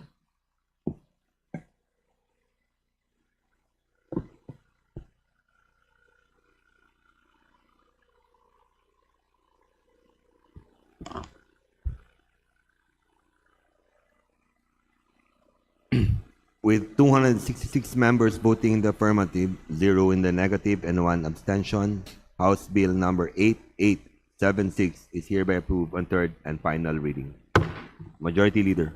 Mr. Speaker, under the cluster of electric cooperatives, I move to consider on third reading House Bills number 8619 and 8620, and for this purpose may I direct the Secretary General to read the title of the bills and thereafter call the roll of members for nominal voting. There is no objection. Here is none. Motion is approved. The Secretary General is directed to read the titles of the bill, thereafter call the roll for nominal voting. House Bill number 8619, an act granting the condonation of the unpaid interest, penalties, and surcharges on the overdue obligations of the Maguindanao Electric Cooperative, Inc. to the Power Sector Assets and Liabilities Management Corporation. House Bill number 8620, an act granting the condonation of the unpaid interest, penalties, and surcharges on the overdue obligations of the Nanao del Sur Electric Cooperative, Inc. to the Power Sector Assets and Liabilities Management Corporation. Roll call of members in consideration on third reading of House Bill numbers 8619 and 8620. Abuelo Sabante, Asidre Ako, Pacosta, Yung Advincula, Garaw Aguiao, Alano Alba, Albalmano, Almario Chino Miguel, Almario Dennis, Almonte Alvarez Jose, Alvarez Menendez, Amante Amotong, ang Angara Angeles Aquino, Kinawagsaysay, Arbison Manir Jr., Renen Sergoshan, Asisio Atayde, Aumentado, Ayon, Bagao, Balindong, Vanes Magdales, Mancoro, Barbara Barbers, Morona, Barzaga, Basco, Bautista Claudio, Bautista Johan Munich, Bautista Lim, Beltran, Benitez Lafedo, Benitez Xavier Miguel, Bernus Chin, Bernus JB, Giron, Bucobo, Bolivia, Bondok, Briones, Budbigtang, Cagas, Calderon, Calixto, Cawagdan, Cari, Castro, Cariton, Celeste, Sandanya, Sinisa, Chan, John, Franz, Norbert, Facilito, Mario, Chan Jr., Chua, Chotay, Changalao, Co, Copila, Juan Jaime, Eduardo Mart, Juan Comar, Coliantes, Cabrera, Cruz Agata, Cruz Ricardo, Cruzado, Cuadagog, Dalog, Dayong Hirang, Daza, Daisus, De Lima, De Venecia, Defensor, De Gamo, Del Mar, De Los Santos, De Mapua, De Maguila, Di Maporo, Imelda, Di Maporo, Diamino, Diokno, Dionisio, Domingo Dumogan, Duterte, Harold Jane, Duterte, Omar Vincent, Duterte Paulo, Di Faustino, Michael Carlos, Di Ian Paul, Ilago, Emmanuel, Enverga, Elisa, Escudero, Espares, Espina, Estrella, Ferrer Antonio, Ferrer Jeffrey, Flores Fortes, Frasco, Fresnetti, Frente Villa, Galang, Galeas, Garbin, Garcia Albert,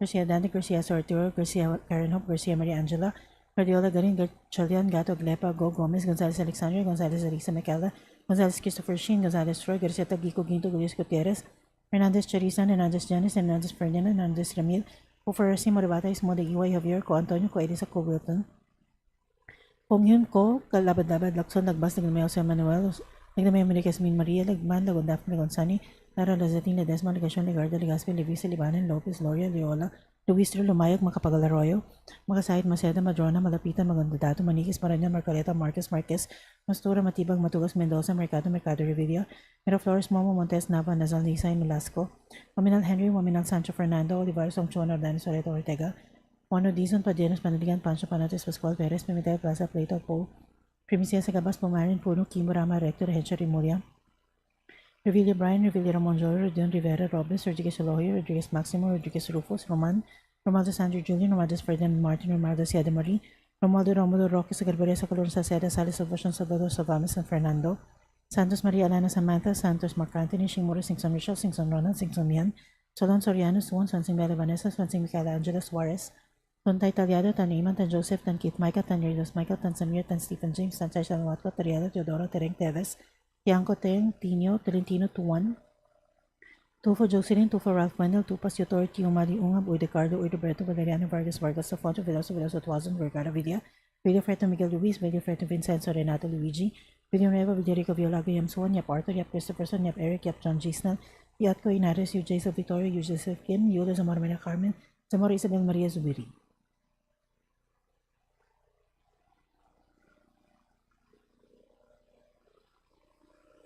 Second call of members in consideration of third reading of House Bill numbers 8619 and 8620.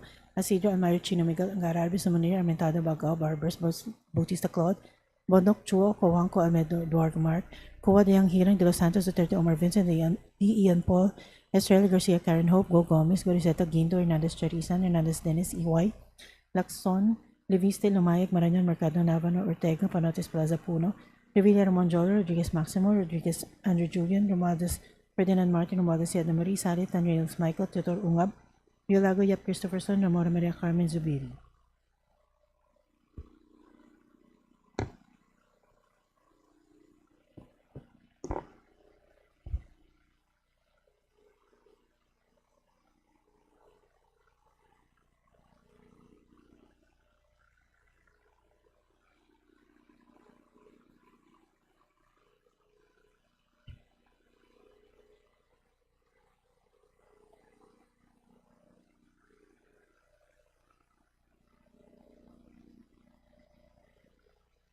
With 259 members voting in the affirmative, 0 in the negative, and 1 abstention, House Bill number 8620 is hereby approved on third and final reading.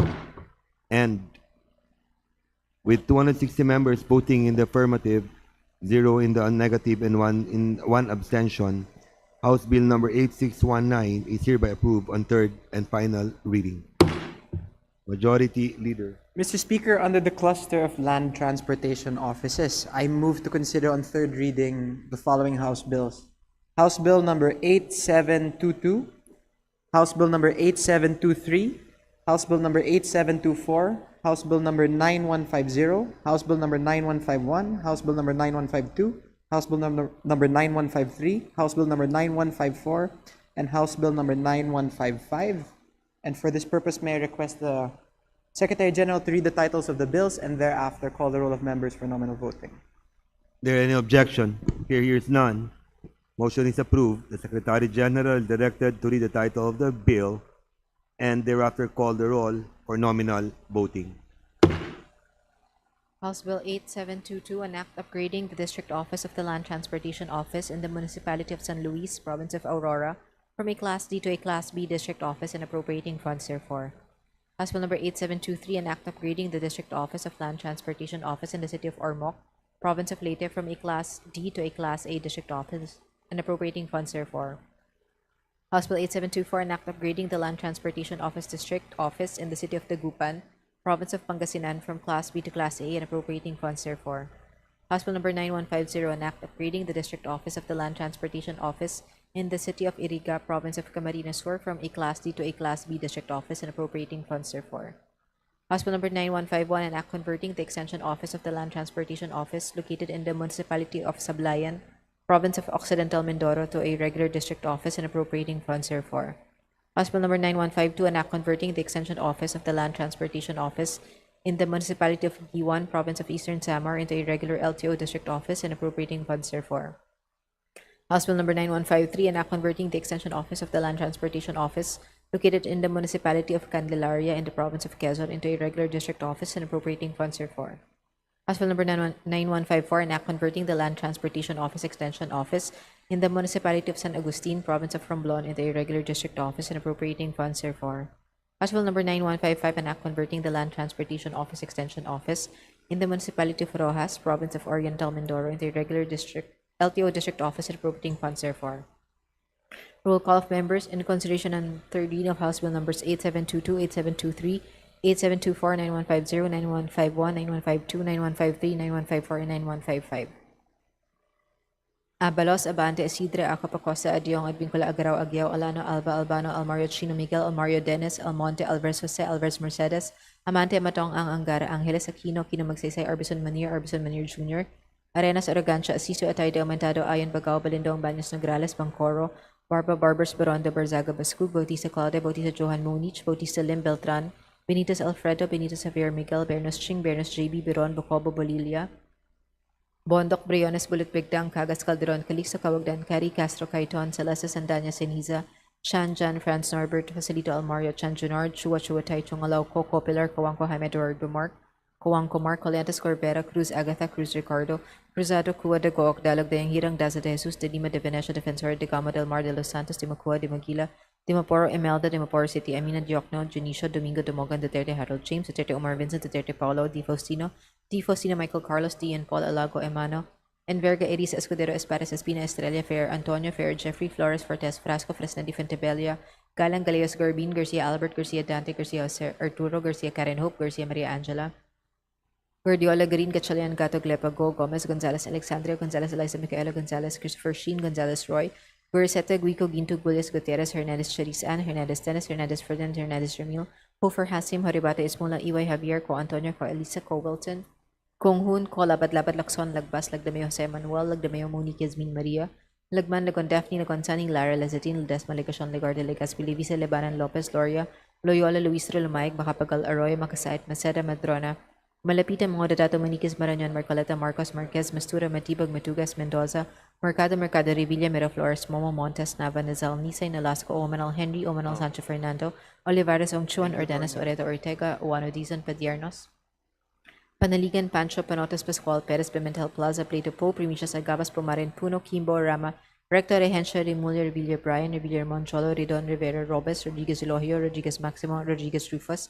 Roman, Romualdez, Andrew, Julian, Romualdez, Ferdinand, Martin, Romualdez, Zeta Marie, Romualdo, Romulo, Roque, Sagorberia, Sacaluran, Silceta, Sally, Salvacion, Salvador, Salvame, San Fernando, Santos Maria, Alana, Samantha, Santos, Mark Anthony, Shimura, Singson, Richelle, Singson, Ronald, Singson, Mihan, Solon, Soriano, Suan, Swansing, Bella Vanessa, Swansing, Michaela, Angela, Suarez, Suntay, Taliado, Tan Iman, Tan Joseph, Tan Keith, Micah, Tan Nils, Michael, Tan Samir, Tan Stephen James, Tan Chai, Tan Watco, Tariela, Teodoro, Tering, Teves, Tiangco, Tiang, Tino, Tolentino, Tuan, Tulfo, Jocelyn, Tulfo, Ralph Wendell, Tupa, Sator, T. Umale, Ungab, Uy, De Carlo, Uy, Roberto, Valeriano, Vargas, Alfonso, Veloso, Tuazon, Vergara, Villa, Villaferte, Miguel Luis, Villaferte, Vincenzo, Renato, Luigi, Villanueva, Villarica, Villago, Yamsuan, Yap Arthur, Yap Christopherson, Yap Eric, Yap John Gisnell, Yatko Inares, Yu Giselle Victoria, Yu Joseph Kim, Yulo, Zamora Maria Carmen, Zamora Isabel Maria Zubiri.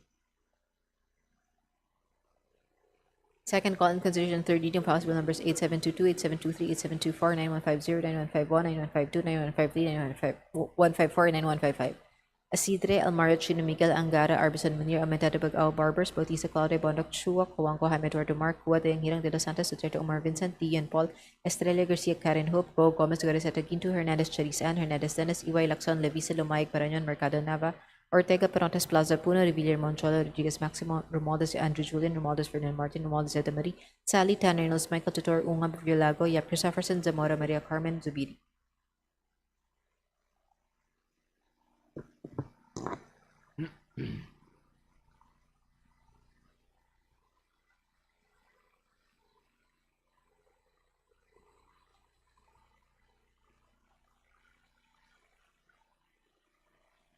With 260 members voting in the affirmative, none in the negative, and 1 abstention, House Bills number 8722, 8723, 8724, 9150, 9152, 9153, 9154, and 9155 are hereby approved on third and final reading. Majority Leader. Mr. Speaker, I move to consider I move that we vote on reading House Bill number 8700, and may request the Secretary General to read the title of the bill and thereafter. Session suspended.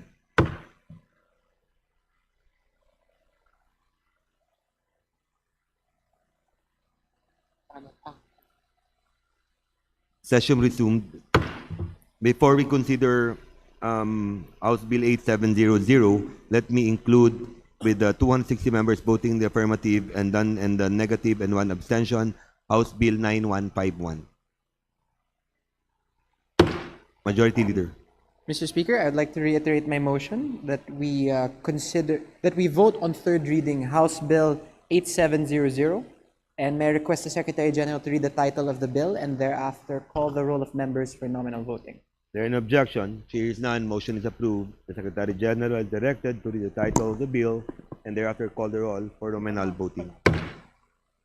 House Bill number 8700, an act providing for the establishment of an indigenous training center in the city of Valencia, province of Bukidnon, and appropriating funds therefore. Roll call of members in consideration on third reading of House Bill number 8700. Abalo Sabante, Asidre, Ako, Pacosta, Yung, Advincula, Garaw, Aguiao, Alano, Alba, Albano, Almario Chino, Miguel, Mario Dennis, Almonte, Alvarez, Jose, Alvarez, Mercedes, Almate, Amatong, Angara, Angeles, Aquino, Magsaysay, Arbison Munir, Amisor Munir Jr., Arena Saragansha, Sisto, Atay, Aumentada, Ayon, Bagao, Balindong, Bandas Nogres, Moncoro, Barbers, Baranda, Barzaga, Bascog, Bautista Claudia, Bautista Johan Monich, Bautista Lin, Beltran, Benitez Alfredo, Benitez Javier Miguel, Bernas Ching, Bernas JB, Miron Bukobo, Bulilia, Bondok, Briones, Budegtang, Cagas, Calderon, Calixto, Cawagdan, Carrie, Castro, Cayton, Celeste, Sendanya, Siniza, Chan, Jan, Franz, Norbert, Tosilito, Armario, Chan, Junad, Chua, Chuatay, Changalaw, Coco, Pilar, Kuwangko, Ahmed, Eduardo Mark, Kuwangko Mark, Coldantes, Corvero, Cruz Agata, Cruz Ricardo, Cruzado, Coa, Dawak, Dalog, Yang Hirang, Daza, Jesus, Dilima, de Livenencia, Defensor, de Gamo, Del Mar, de los Santos, de Macua, de Magida, de Mapor, Emado, de Mapor, City Amina, Yokno, Junicio, Domogan, Domingo, Duterte, Harold, James, Duterte, Omar, Vincent, Duterte, Paulo, Di Faustino, Michael Carlos, Dian Paul, Elago, Emano, and Vergarisa, Escudero, Esparza, Espina, Estrella, Ferrer Antonio, Ferrer Jeffrey, Flores, Fortes, Frasco, Fresneti, Fendevella, Galangales, Garbin, Garcia Albert, Garcia Dante, Garcia Jose Arturo, Garcia Karen Hope, Garcia Maria Angela, Guardiola, Garin, Gachadian, Gada, Glepa, Go Gomez, Gonzales, Alexandria, Gonzales, Arisa, Mercado, Gonzales, Christopher Shing, Gonzales, Roy, Gorizeta, Gico, Ginto, Gullius, Gutierrez, Hernandez, Charisan, Hernandez, Dennis, Hernandez, Ferdinand, Hernandez, Ramil, Oforasi, Moribata, Ismola, Iway, Javier, Co Antonio, Co Elisa, Co Wilton.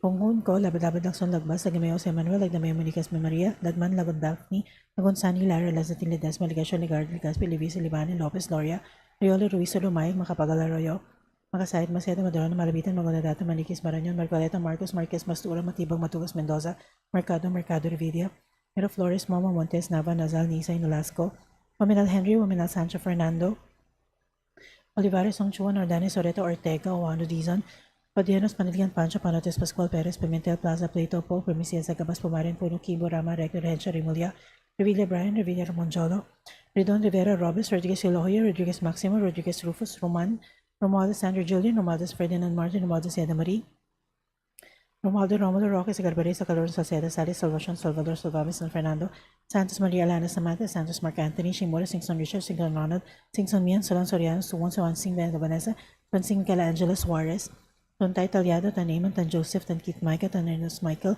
Tan Samir Tan Stephen James Tan Chet Tan Watio Talyado Doro Tereng Teves Tiangco Tiang Tino Tolentino Tuan Tufo Jocelyn Tufo Ralph Wendell Lupas Yotor, Tio Mario Ungab, Uy De Carlo, Uy Roberto Valiano, Vargas Alfonso, Veloso Tuason, Vegala Villa, Villafuerte Miguel Luis, Villafuerte Vincenzo, Renato Luigi, Villanueva, Villarico, Villago, Yam Suan, Yap Arthur, Yap Christopherson, Yap Eric, Yap John Gisnal, Yap Coinares, Yu Jaisel Victoria, Yu Joseph Kim, Yulo Zamora Maria Carmen, Zamora Isabel Maria Zubiri.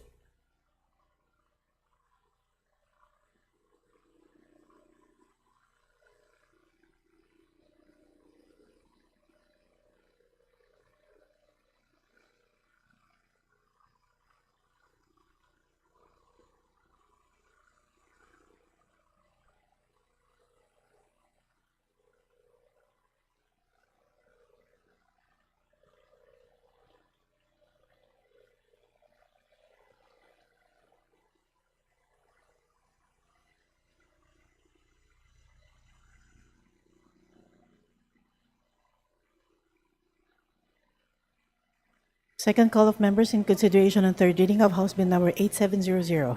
Asidre Almaro Chino Miguel, Angara Albis Munir, Mentado, Bagao, Barbers, Bautista Claudia, Bondoc, Chua, Juanco Admi, Eduardo Mark, Cua, Diang Hirang de los Santos, Estrella Omar Vincent, Ian Paul, Estrella Garcia, Karen Hope, Go Gomez, Garcia Ginto, Hernandez, Charisan, Hernandez Dennis, Iway Lacson, Levis, Lumayag, Marañon, Mercado, Nava, Ortega, Parates, Plaza, Puno, Revilla, Jamonjolo, Rodriguez Maximo, Romadas, Andrew Julian, Romadas, Ferdinand Martin, Romadas, Yana Marie, Sally, Stan Reynolds, Michael, Tutor Unga, Villago, Yap Christopherson, Zamora Maria Carmen Zubiri.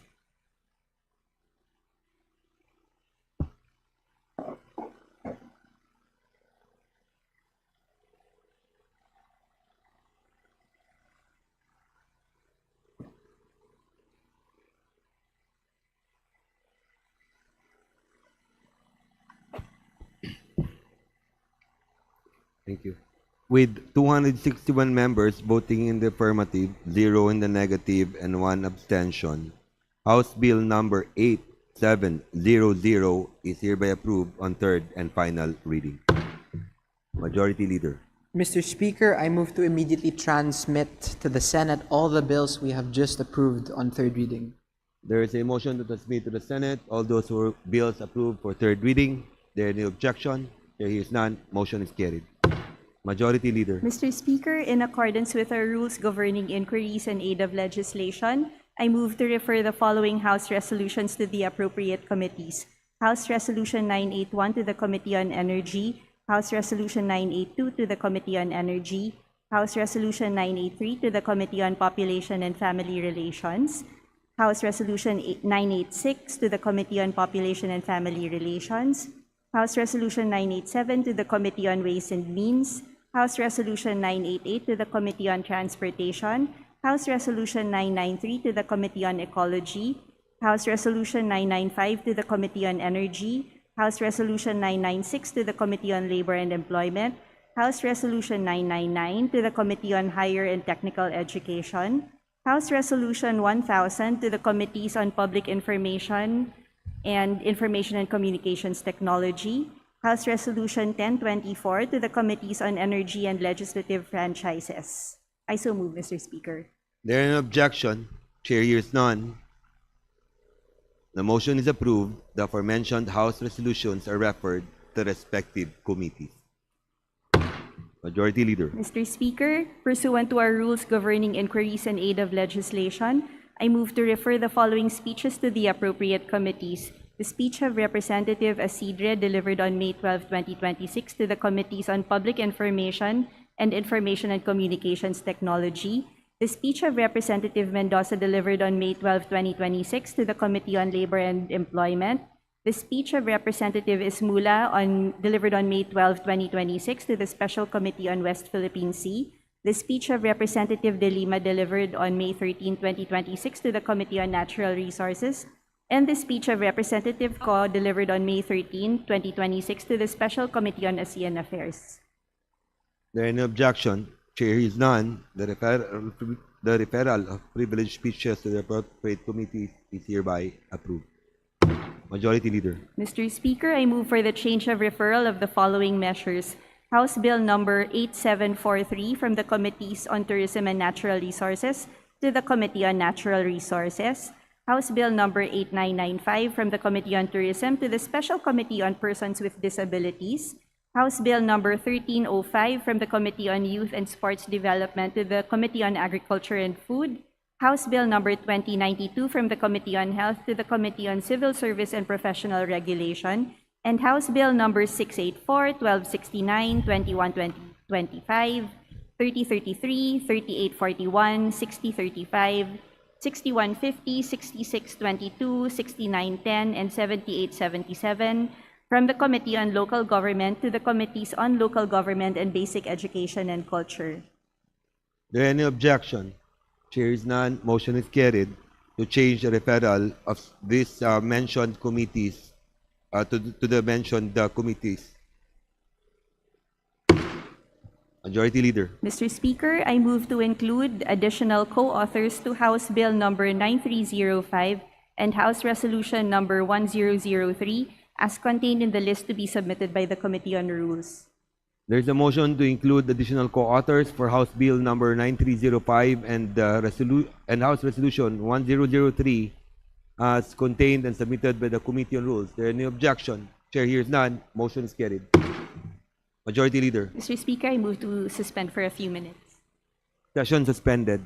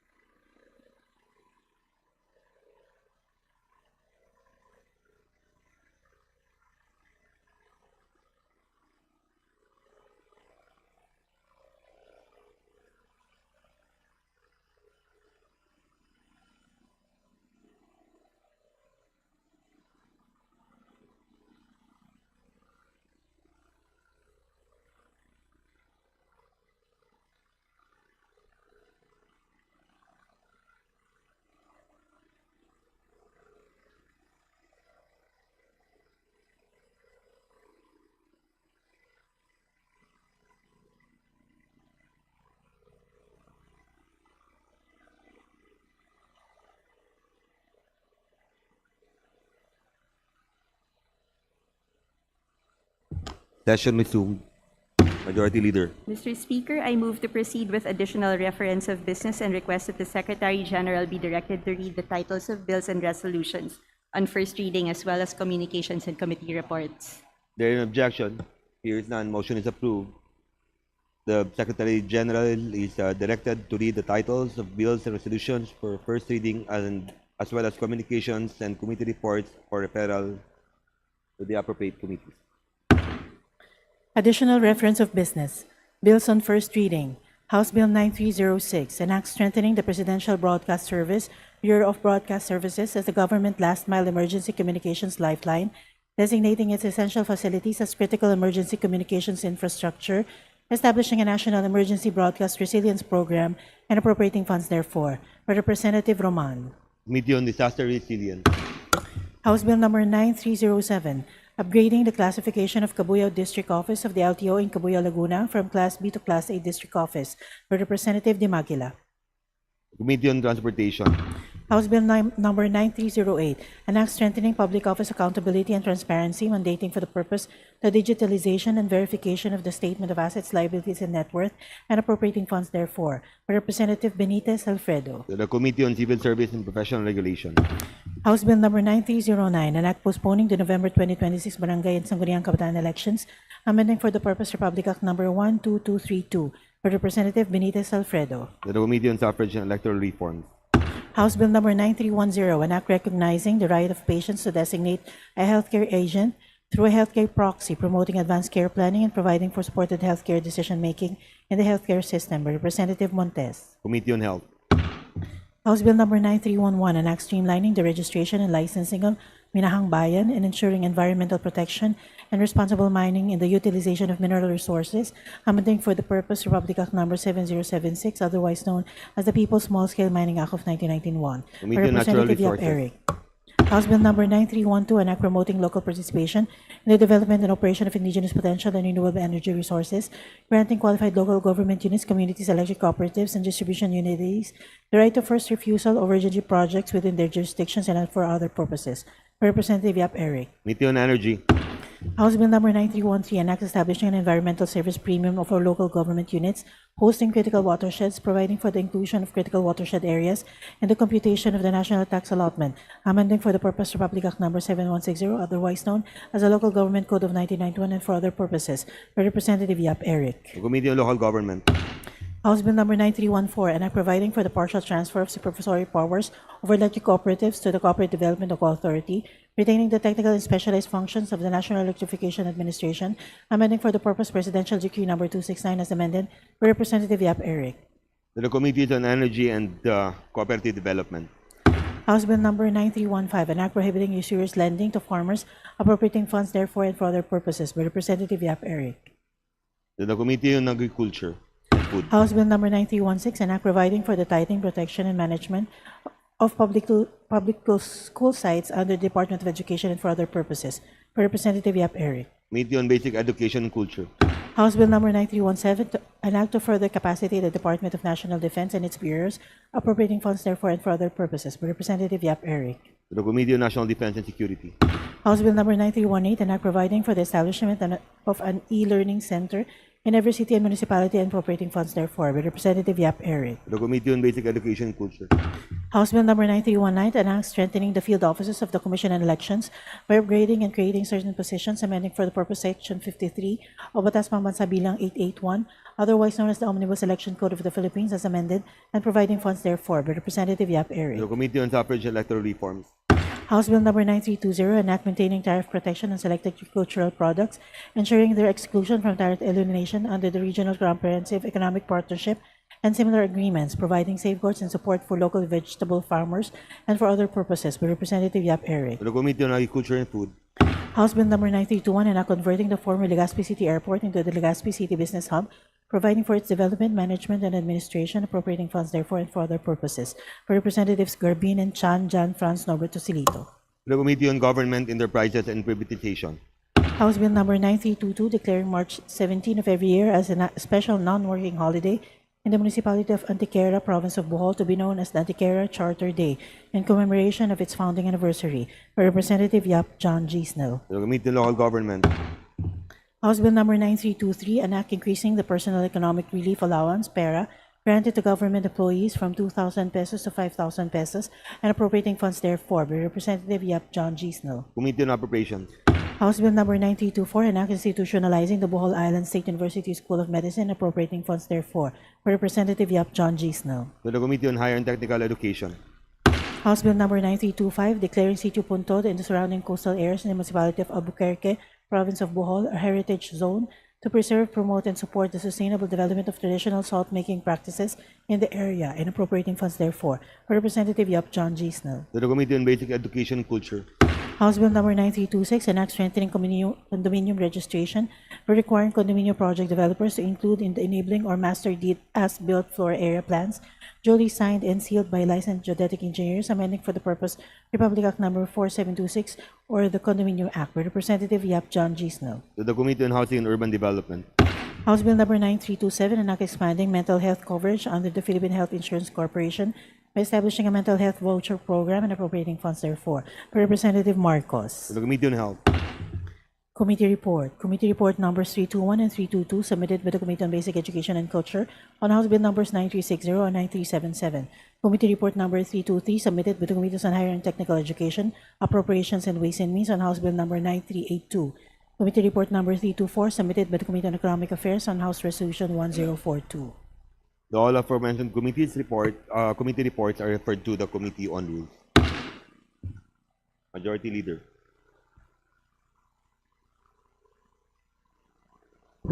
Mr. Speaker, on the part of the majority, I move to reconsider the election of Representatives Roger Gaviola Mercado and Dale B. Corvera as Vice Chairperson of the Committee on Appropriations. There is a motion to elect Congressman Dale Corvera.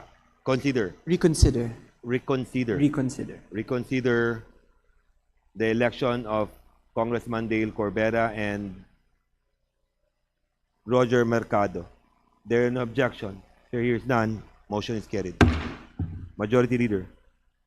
Mr. Speaker, on the part of the majority, I move to nominate and elect to the Committee on Population and Family Relations Chairperson Representative Edwin Ongchuan, Vice Representative Roger G. Mercado.